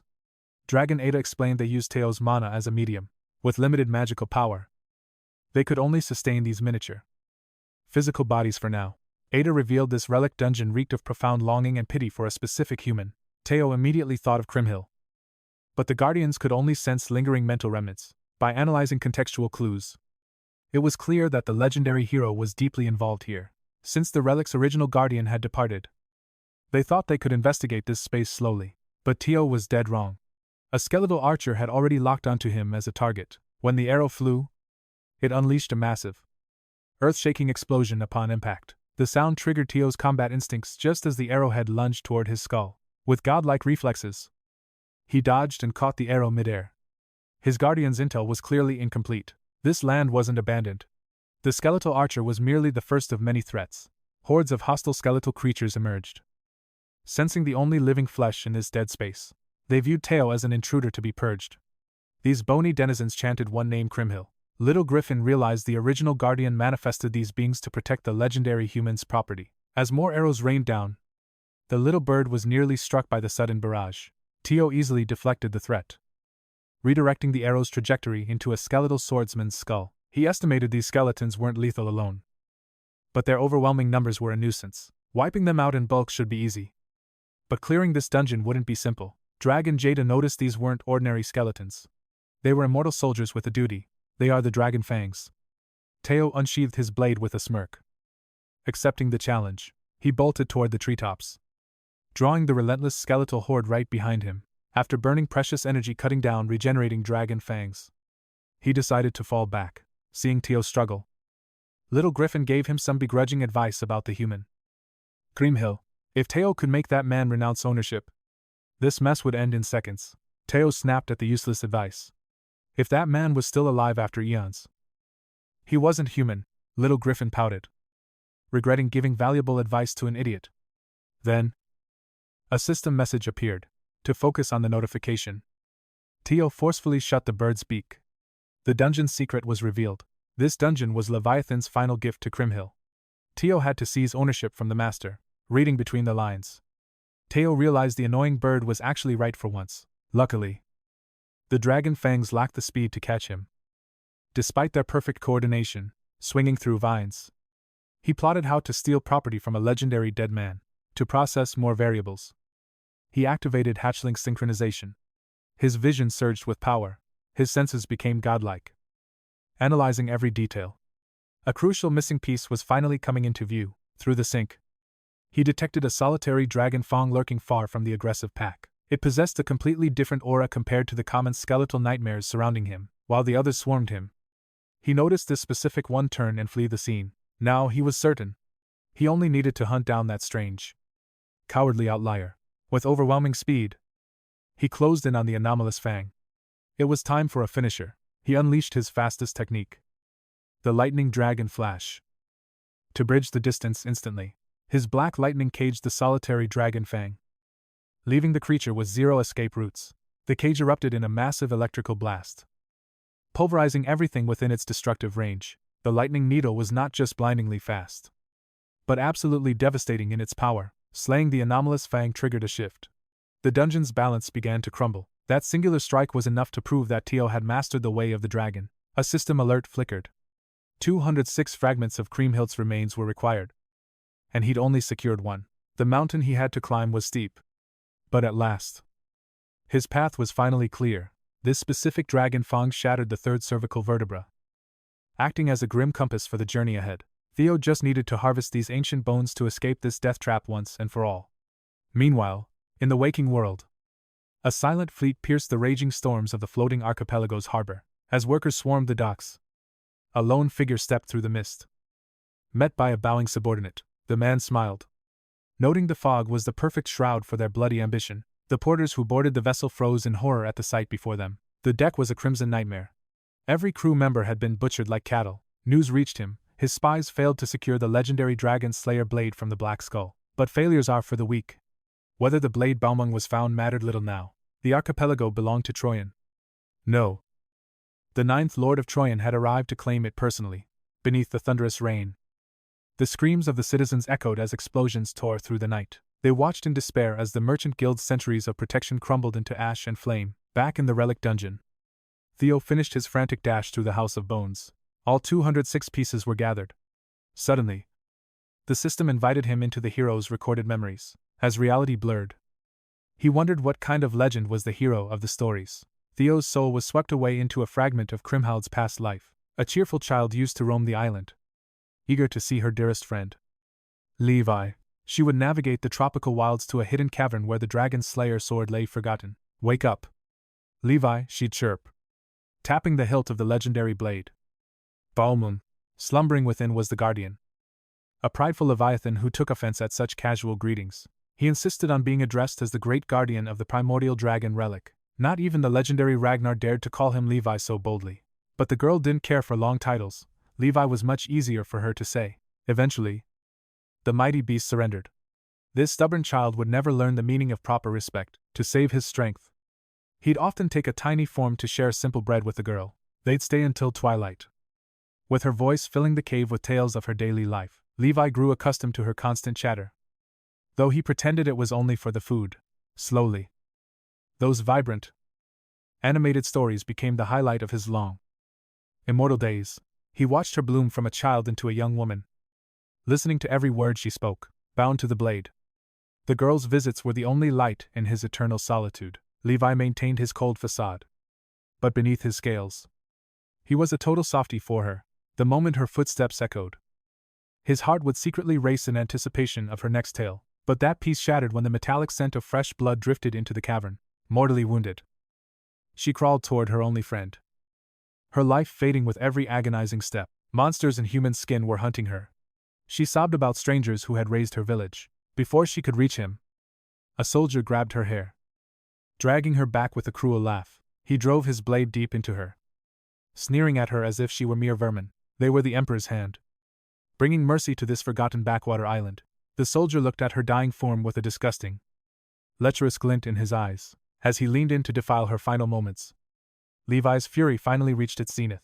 The ancient guardian shattered his spiritual chains, his rage transcending all laws of the world. Blinded by wrath, he pulverized the cavern that had been their sanctuary for so many years. Outside, the imperial dogs had surrounded the village, threatening everyone with a slow, fiery death. All resistance seemed futile. This slaughter would have never ended if a vengeful titan hadn't descended from the heavens. Leviathan roared, unleashing a devastating strike that obliterated every imperial soldier in sight. But perched atop the beast's massive head was a lone survivor. Against all odds, 𝗕𝗲𝗁 had escaped her nightmare with those imperial curs. Her spirit still burning bright, that fateful day, she awakened the dormant power to wield the legendary dragon slayer. As the retreating troops caught sight of her, riding the dragon's crest, they desperately focused all their fire on the girl. Yet, no matter how hard they struggled, they were no match for such a cataclysmic force of nature. One by one, those imperial lapdogs were crushed into the dirt, while shimmering mystical barriers shielded the villagers.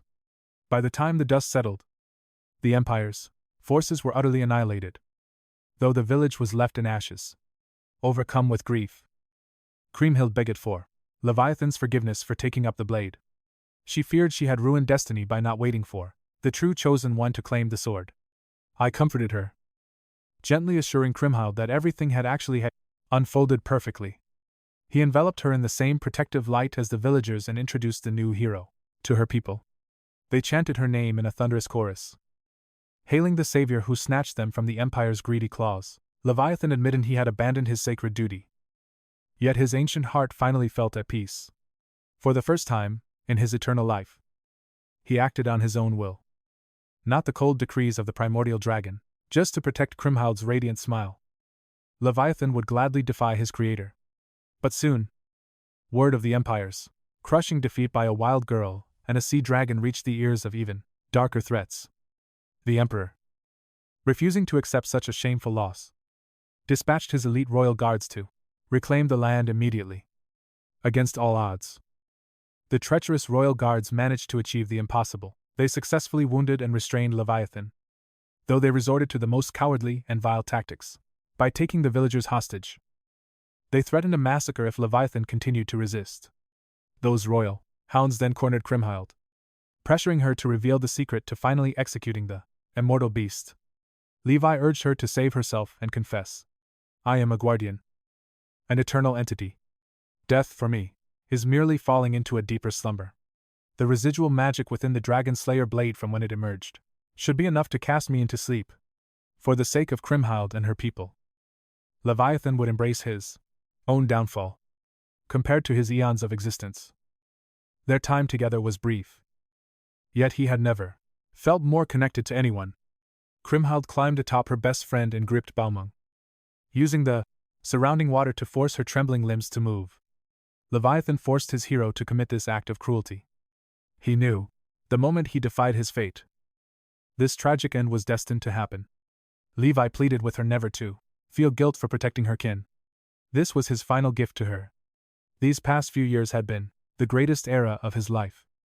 But it had to end in heartbreak. The great sea dragon sacrificed himself to shield the hero and her people from imperial wrath. The royal guards watched the mighty beast fall without even lifting a finger. The villain leading this wicked operation laughed hysterically at the sight of the tragic ending. His laughter died instantly as a monstrous storm began to brew above their heads. In a final act of defiance, Leviathan unleashed a gargantuan tsunami to swallow the entire army. They screamed for mercy as the depths claimed them. Yet, the terrifying waves curved away from the villagers, sparing them from the cold grip of death. The very ground they stood upon was torn from the seabed and thrust toward the surface. Theo finally saw the full picture of how the floating archipelago was born. It turned out, 𝗕𝗲𝗁 wasn't the flawless hero of legends, but a victim of fate and a young girl who found an unlikely bond with a relic guardian. Still trapped in this vision of the past, 𝗕𝗲𝗁's spirit approached Theo, calling him the chosen successor Leviathan had been waiting for, even in the afterlife. Her guilt lingered for disrupting Levi's sacred duty. But now, she had the chance to set things right. She finally relinquished her claim to the dragon slayer and gifted the ancient relic to Theo. She hoped he could bring joy to that stubborn beast. Accepting the relic with deep gratitude, he assured 𝗕𝗲𝗁's soul that Leviathan had already found true happiness because of her. Hearing such sincere words finally brought her spirit peace. Back in the waking world, the pathetic guards scoured the Colossus's shattered remains, bracing for the structure's final devastating collapse. Suddenly, a silhouette appeared atop the jagged stones. The storm broke, bathing him in divine light. The sentries froze. That sword. It was the blade of legend. the sacred mark of 𝗕𝗲𝗁𝗰𝙀. They hailed him as the promised savior, come to rescue their dying, sunken homeland from ruin, deep underground. The elite masters of the floating islands gathered to plot their next desperate move. 𝗕𝗲𝗁, the 9th dragon of 𝗕𝗲𝗁, sneered at these greedy leeches, scurrying into the dark shadows. No time for luxury and elder barked. Their grand designs were crumbling into absolute chaos. The dragon slayer's sword was meant to be locked away in 𝗕𝗲𝗁's iron-fisted custody forever. Yet, an unknown traveler had crawled from the ruins.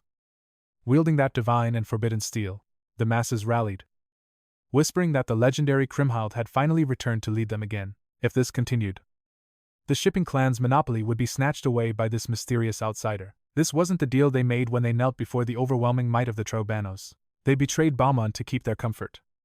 But 𝗕𝗁 didn't care for their pathetic whining. Their frantic bickering was nothing but static, a noise that the 9th dragon found utterly loathsome. One tycoon dared to challenge 𝗕𝗁. Furious at being mocked by a mere foreign representative, a fatal error. With one flick, 𝗕𝗁 reduced the fool to a spray of crimson mist. He wasn't there to babysit gluttonous pigs. To him, the common folk were entirely worthless.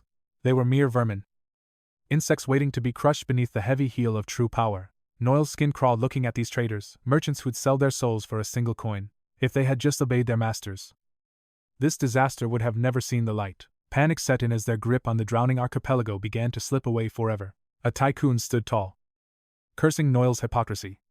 The 𝗕𝗲𝗁 family fed off this land's blood. The 9th dragon loomed over him, his killing intent silencing the old man's desperate truth. Obey or die. The directive was clear. The 3 clans had to reclaim the dragon-slaying blade. A soldier whispered, "My lord, can these incompetent rats truly handle such a divine task?" 𝗕𝗁 agreed. He'd rather kill them all himself. But fate had tied his hands for now. A shadow moved in the distance. One of Ragnar's 9 dragons was descending upon them soon. Containing the dragon of hegemony was the only priority that mattered in this coming war. Outside, the streets overflowed with people desperate for a single glimpse of their new hero. They chanted 𝗕𝗲𝗁𝗰𝗀 with a fervor that echoed the ancient prayers of their noble ancestors. Theo watched them, knowing the truth. The world worshipped a goddess. But he knew better. She wasn't a divine being, just a girl trapped in the gears of a cruel, merciless destiny. That sword was a relic of the primordial dragon, meant only for those of Ragnar's blood. A voice cried out from the throng, begging for an end to their long suffering. The Trojan invaders had brought ruin, sinking their home while trapping them like caged animals. They begged the second coming to shatter their chains and save the floating islands. Seeing an opportunity, Theo hoisted the legendary blade high, embracing the role of the savior. "Your home will not fall," he roared. "This blade shall carve a path to eternal salvation." After escaping the cheers, Theo was intercepted by a mysterious man and his hooded disciples. "I am Marty," the young priest announced, kneeling, "the guardian of 𝗕𝗲𝗁's sacred sanctuary." From this day, they were his. Marty led Theo on a pilgrimage to the temple. The faithful followed until they reached the bridge that separated the mortal world from the holy. Marty signaled the crowd to stay back, guiding Theo into the silent depths of the shrine. "Your arrival was etched in the stars," he whispered. "We have waited centuries for this day." Deep within the hallowed halls, Marty revealed a necklace that pulsed with an ancient light. Centuries ago, 𝗕𝗲𝗁𝗰𝗀 was wielded. The system identified it as an enchanted portal key. This legendary artifact was essential to reach the sea dragons slumbering in the abyss. Seeing Priest Fenby's royal treatment, Theo prepared to confess his web of lies. Yet, Marty already knew the truth. This was the legendary Lord Theo Ragnar. Theo was stunned. The priest recognized 𝗲𝗁 as a primordial dragon artifact. Only a true Ragnar could awaken it. Yet, the priest's respect never wavered. Marty still hailed him as 𝗕𝗲𝗁𝗰𝗀 reborn, guarding secrets passed through ancient generations. They knew the hero's true tragedy, the pain of striking down a dear friend, recognized by his savior. The temple accorded Theo the honor he deserved. They reached the corridor's end, standing before a staircase descending into the infinite. Below lay the archipelago's heart. Marty gave the final, crucial instruction. Dropping the necklace would unlock the gate to the great sea dragon. With its protection, Theo could move through the crushing depths like a phantom. Outside, the faithful gathered in prayer, begging for their hero's safe return. Their peaceful vigil was shattered as the shadow of aggression reached the temple. The 3 clans arrived in force. Intent on crushing the innocent crowd, they branded Theo a terrorist, spinning lies to justify their ruthless greed. This corrupt coalition demanded the return of the stolen dragon slayer blade. Panic erupted as the clans ordered the citizens to disperse or face death. 𝗕𝗲𝗀𝗰𝙼𝙀 stood firm. His heart cold as the steel, he commanded. To him. Theo was an insect, but his own survival hung in the balance. Without that blade, his prestige would vanish before Noel's executioner strike. He would massacre every soul present just to save his own skin. As blood spilled above, Theo descended silently into the dark, watery abyss. After a descent that felt like eternity, the cold sea finally met his feet. He had reached the threshold where the dragon's gate waited to be unlocked. Theo cast the necklace into the water, sending ripples through the silent dark. The water erupted into a violent vortex as ancient, overwhelming power surged. The gate spiraled open. Without hesitation, Theo plunged into the swirling deep. He drifted into the abyss, entering a world where light never reaches. Deep-sea predators lurked in the shadows, their hunger radiating through the water. Clutching 𝗕𝗰𝗰, Theo scanned the gloom for the guardian's massive presence. This would be no easy task. A thick, murderous intent filled the brine. Something massive had marked him as prey. The hunt had officially begun. When the shadows finally parted, even Theo was shaken by the sight. A literal army of sea serpents surrounded him, their eyes fixed on his soul. As they circled like vultures, Theo Ragnar let out a confident smirk. They were kings of the sea, but they were nothing to a Ragnar. Above, the 𝗕𝗲𝙰𝙰 patriarch officially ordered the slaughter of the defiant crowd. The people stood firm, their desperate pleas falling on deaf, armored ears. But then, Priest Marty's voice thundered through the chaos, halting the blades. He was livid. These fools dared to brand the temple's savior a terrorist. Marty proclaimed the truth. This man was the true reincarnation of Lord 𝗕𝗲𝗰𝙀. He swore it upon his honor and the legacy of every priest before him. The only villains here were the three clans and their bloodthirsty mercenaries. That shameless patriarch of the 𝗕𝗲𝗰𝙰 family dared to bring bloodthirsty Trovan mercenaries into the holy sanctuary. News spread that the thieves who stole the legendary dragon-slaying sword were back to sow utter chaos. The masses erupted in fury. A simple standoff transformed into a brutal, all-out war fueled by pure rage. Their righteous indignation burned bright. Devout believers formed a human shield, risking everything to protect their savior. They shielded their hero. 𝗕𝗲𝗀 sneered, thinking he could crush these peasants without breaking a sweat. But he foolishly underestimated their ironclad faith. Even his own advisors begged him to cease this madness. They urged a retreat to reconsider their strategy, especially since the local garrison began to waver. The soldiers refused to draw steel against their own kin. Seeing this, 𝗕𝗲𝗀 made a cold choice. He unleashed the vicious Trovan mercenaries hidden within his ranks. These butchers thrived on spilling innocent blood. They killed for gold. They were a lightning-fast, lethal squad of pure, efficient destruction, a perfect death machine. A horrific massacre unfolded right before the gates of the holy temple. His closest aides pleaded with the senile old man to stop. Such brutality would only breed eternal resentment. This slaughter would ruin the family legacy forever. But the cruel patriarch simply barked his twisted justification. He claimed he was doing what was necessary. Reputation means nothing to a man rotting in the grave. Once this floating island becomes a mere scrap factory for the Trojans, everything will change for them. The three great clans must learn to be obedient lapdogs. The era of their independence was over. Clueless soldiers, thinking they were hunting a terrorist, watched in absolute horror as the scene shifted. Men in their own uniforms were butchering civilians. The Trovan mercenaries lunged into the crowd like wolves. They killed without mercy. Marty stood his ground, knowing he had to fight alongside the desperate citizens. The civilians refused to flee, standing tall, against certain death. They would not give an inch today. They defied this absurd tyranny. Yet bravery falters when a cold spear is aimed at your heart. Just then, the prodigal son, Antonio Espinola, arrived. He came to end his father's blood-soaked insanity, leading the Black Skull resistance. He struck. They moved to wipe out every single Trovan mercenary present. Enraged that his son crashed his bloody party, 𝗕𝗲𝗀𝗀 threw a tantrum like a spoiled, overgrown child. Antonio advanced toward his father, effortlessly parrying attacks from all sides with cold, calculated precision. 𝗕𝗲𝗀𝗀 couldn't fathom why his son would toss away his inheritance just to save these pathetic commoners. Antonio's blood boiled. He loathed his father, a dog willing to sell his nation to true villains. He was murdering innocents for mere crumbs of power. Antonio's disgust for the patriarch was now absolute, driven by a burning need to atone for his father's sins. Antonio commanded his elite Black Skulls, crush these Trovan dogs, protect the people. His thunderous war cry echoed through the blood-stained streets. Morale soared. But the grim reality remained. They were vastly outnumbered and outgunned in every single way. If this stalemate continued, they would fall. Their only glimmer of hope rested deep beneath the waves.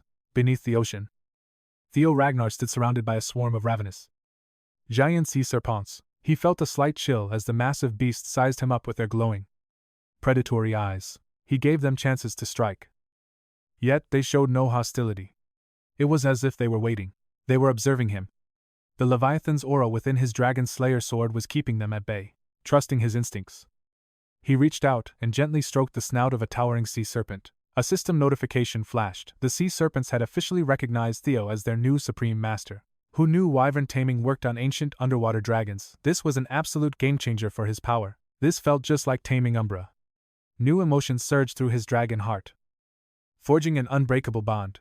Through this mental link, Theo felt the Leviathan's ancient memories from the crushing depths of the sea. He sensed curiosity, fear, and wonder.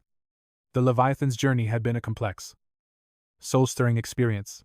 These sea serpents were originally drawn to the Leviathan's power, claiming this abyss as their territory. It all made sense now.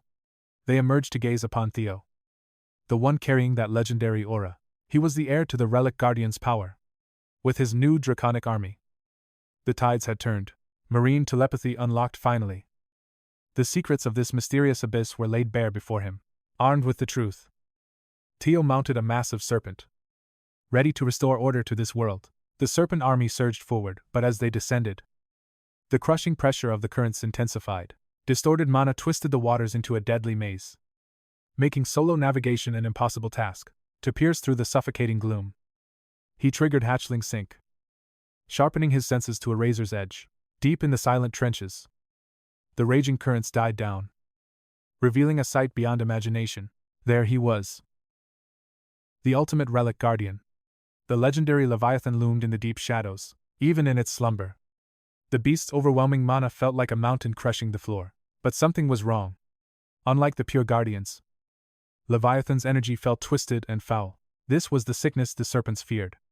Griffin emerged, trembling at the sight of his comrade. Even the fairy dragon sensed the rot. Theo identified the darkness. It mirrored his own soul. The diagnosis was grim. Levi, the Leviathan, had fallen to a relentless case of demonic corruption.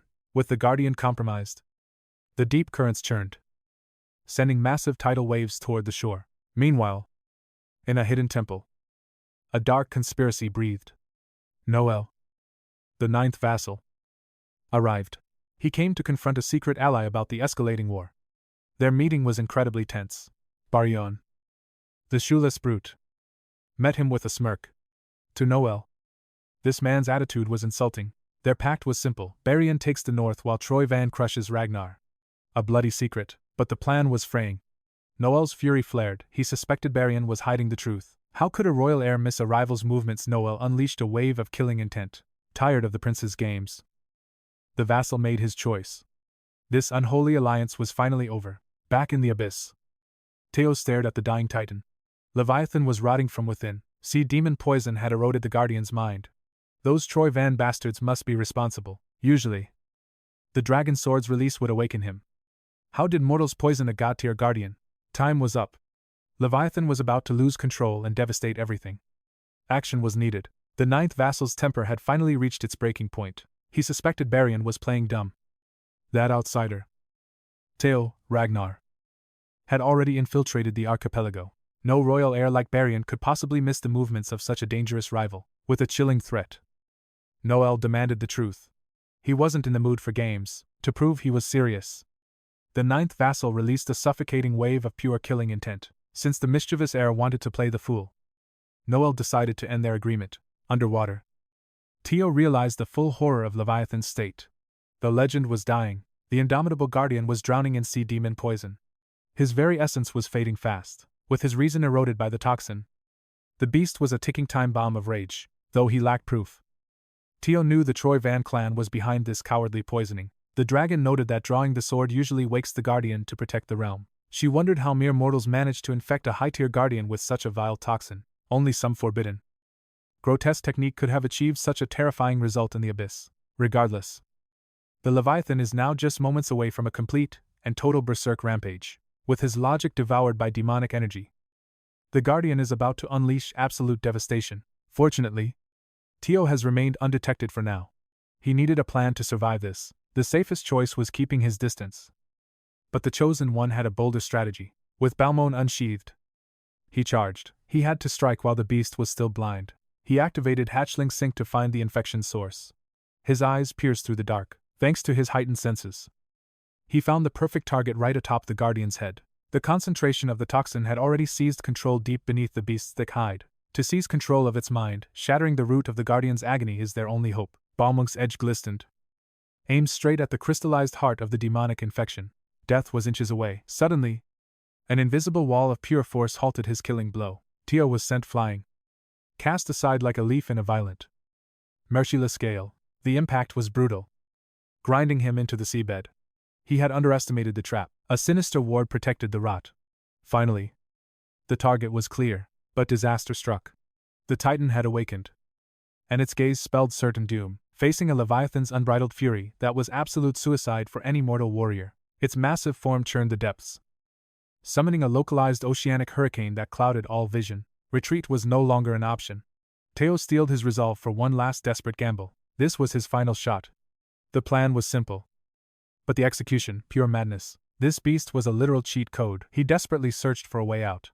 Without warning, the Leviathan unhinged its jaws, condensing terrifying cosmic energy within. An extinction-level blast erupted, a beam capable of erasing entire cities in a single flash. Theo barely evaded the shockwave.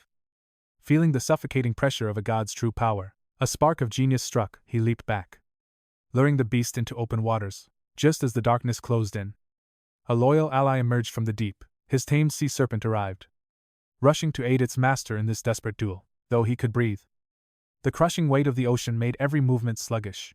Bolstered by his mount's speed, Theo surged forward toward the Leviathan's crown. The closer they drew, the thicker the soul-choking demonic miasma became. Theo vaulted from the serpent. It was time to unleash the griffin's secret lessons. His eyes bled into shadow and crimson, his humanity fading into something ancient. Every stat surged. He activated the griffin's aura to suppress the looming titan. Holy wards flared to life, shielding his mind while the flame devourer empowered his blade. Fear was erased.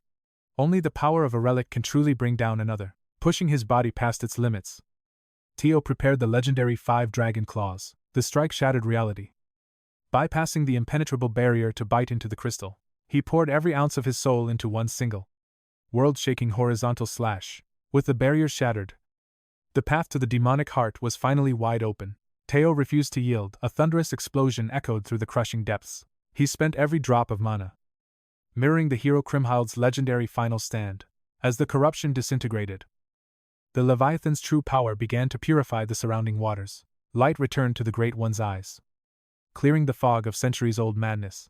For a fleeting moment, the beast saw the ghost of a long-lost friend. Seeing the dragon-slaying blade, the image of 𝗕𝗲𝗁𝗰𝗀 flickered before the dragon's eyes. Theo brought him back to reality. Standing tall as the chosen successor of fate, he delivered the hero's parting words, and memories of 𝗕𝗲𝗁𝗰 flooded the beast's mind. The great Leviathan wept, finally honoring the heavy sacrifice of his ancient comrade. The griffin broke the silence, urging the sea dragon to return to the relic. The fairy joined in, confirming that Theo was indeed the warrior they awaited. Levi had yearned for this, yet destiny now demanded a cruel, impossible price. He had defied the ancient dragon's decree by abandoning his vessel by choice. The moment he cast off his relic, his divinity was stripped away forever. His mind was finally clear, but his physical form was failing rapidly. The demonic corruption left permanent scars. Levi's physical form was doomed to wither into non-existence. To prevent total loss, the dragon proposed a final choice. Before vanishing, he entrusted Theo Ragnar with every drop of his remaining essence. This agonizing trial would be unbearable. Yet Theo accepted without a second thought. Who would refuse the divine power of a dragon? His resolve pleased the Leviathan. Levi's only request was for Theo to guard his loved ones with this strength. Theo swore an oath upon the hero's blade as the sea dragon nodded. Levi's body dissolved into a shimmering vortex of pure energy and primal life force. Thanks to Theo's intervention, the ancient guardian could finally reunite with his friend. As Levi's form disintegrated, the currents supporting the floating archipelago began to fail. At this rate, the entire realm would plummet. Theo had to claim the gift. He dived headfirst into the raging vortex containing the crystallized dragon's soul. He gripped the power, clinging to it as if his very existence depended on it. Theo Ragnar intended to move the entire archipelago with his own 2 hands. His pride soared after purifying Levi, but the dragon's raw power quickly humbled him. His very flesh began to rupture under the sheer pressure of the essence absorbed. Arrogance had blinded him. His guardians warned that the Leviathan was a transcendent being. He hadn't expected such overwhelming might. The vortex completely dwarfed his human frame. He couldn't contain it all.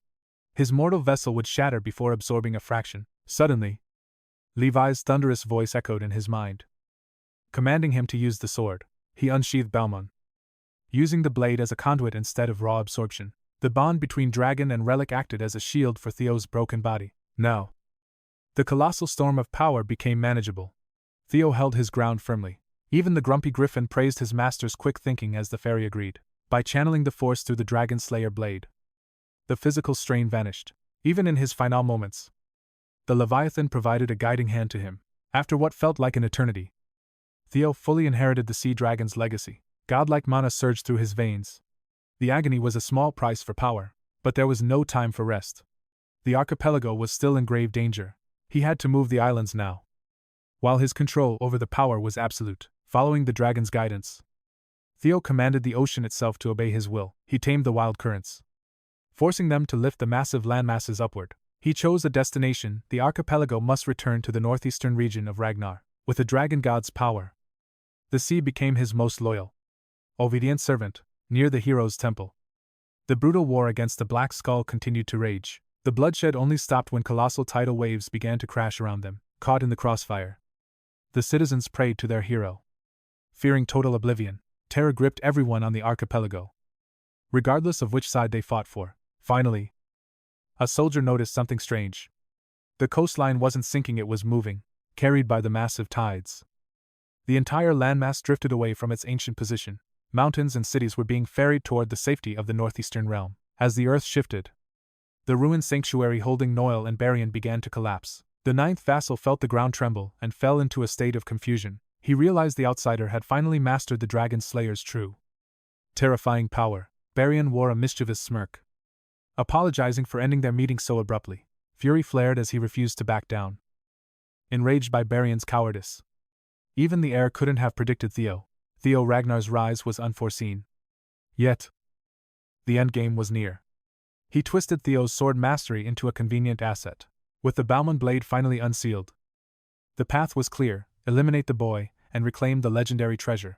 Barian's true colors showed. He was merely using Noel to erase a rising political threat from the board. He wanted the glory without the blood. Meanwhile, the hulking vagrant brushed off Noel's endless, irritating whining. He urged him to quit stalling and start working. After all, the profit for the Trojans would be legendary. Back on the front lines, Antonio Espinola realized the truth. The island moved because of one man, Theo. That magnificent bastard actually pulled it off. He kept his word. Immediately, Antonio ordered a total ceasefire. The threat of the archipelago sinking into the abyss had finally vanished. The battle was over. Safety was secured, and further bloodshed was pointless.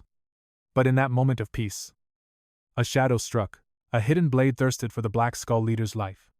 Suddenly, the hero's successor intervened just in time. Once again, Theo saved Antonio's life. As for the coward who tried to strike from the shadows, Theo showed zero mercy to the rat trying to prolong the war. He swung his blade with cold precision. The traitor was sliced clean in two. The people cheered. The legendary Crimson Hilt had returned. Their savior had come home after sealing the sea dragon and rescuing their realm. Antonio looked for final confirmation. Was the nightmare truly over? Was his people's safety guaranteed? When Theo gave his nod, the heavy burden lifted. Gratitude flooded Antonio's heart for this unlikely hero. But then, he shamelessly dared to ask for one final favor. Theo didn't need to hear it. He already knew. Gazing across the scorched earth and the broken remains, the carnage was undeniable, innocent lives lost, and the wounded crying out amidst the ruins of this sacred land. This sanctuary had become a graveyard. The Black Skull and the common folk had bled to protect their legacy. They risked everything for him. Now, it was his turn to pay them back. As the three-clan alliance approached, pure terror gripped the enemy's soldiers. Many considered dropping their blades and fleeing. But their master saw something else. Humberto Espinola saw only greed. To him, the dragon-slaying sword was walking right into his greedy hands. He barked orders, forcing his men to overcome their fear and seize the ultimate prize. Driven by dread, they obeyed. They charged at Theo with desperate fury. But suddenly, an absolute monster re-entered the fray. chilling the air. A wave of suffocating bloodlust washed over the field. In the short time he was gone. These fools ruined everything. These useless pawns had turned the field into a disaster. Suddenly, Theo's instincts screamed in warning. A monster arrived. The pressure was immense. Theo roared at the top of his lungs, commanding everyone, friend and foe, to hit the dirt. Then it happened. A single, blinding flash of steel tore through the bridge in one perfect, terrifying line. The victims never even felt the strike. Time itself seemed to freeze. First, the heavy stone railings fell. The bridge's foundation was severed cleanly. Then, the soldiers who ignored Theo's warning felt the cold kiss of death. They were lucky to even keep half their heads. The already gore-soaked ground was painted a deeper shade of crimson. In a heartbeat, the entire three-tribe coalition was erased from existence. A total annihilation in a single breath. Only those standing directly behind Theo remained breathing, saved solely by his intervention and their trust. High-ranking nobles and seasoned soldiers alike were butchered like cattle. It was a one-sided massacre of the helpless. The butcher was Noel, the ninth vassal of 𝗕𝗲𝘁𝗰. He cursed those pathetic pirate worms for their failure. He spat at those useless maggots who couldn't even kill a single child, letting the chaos spiral out of control. Even 𝗕𝗲𝘁𝗿𝘆 couldn't escape his fate. Like the others, his life ended with a gruesome strike. His head was split wide open, yet his mustache remained intact. Antonio loathed his father, but felt pure dread. Seeing the old man's corpse like that shook him. Theo snapped him back to the harsh reality of battle. The Black Skull leader had to focus, lives were at stake. The floating islands would need him to rebuild. Shoving his grief aside, Antonio sprinted into action. As the survivors scrambled toward the temple, Theo stood his ground. He remained like an immovable mountain, sizing up the killer. Meanwhile, Noel's burning hatred for the Ragnar bloodline ignited. He was dying to crush the insolent pup interfering with Troyan's grand design. He hungered to tear him apart. He wanted to mangle the young lord so badly that even his father wouldn't recognize his bastard corpse. When does artistry become diabolical?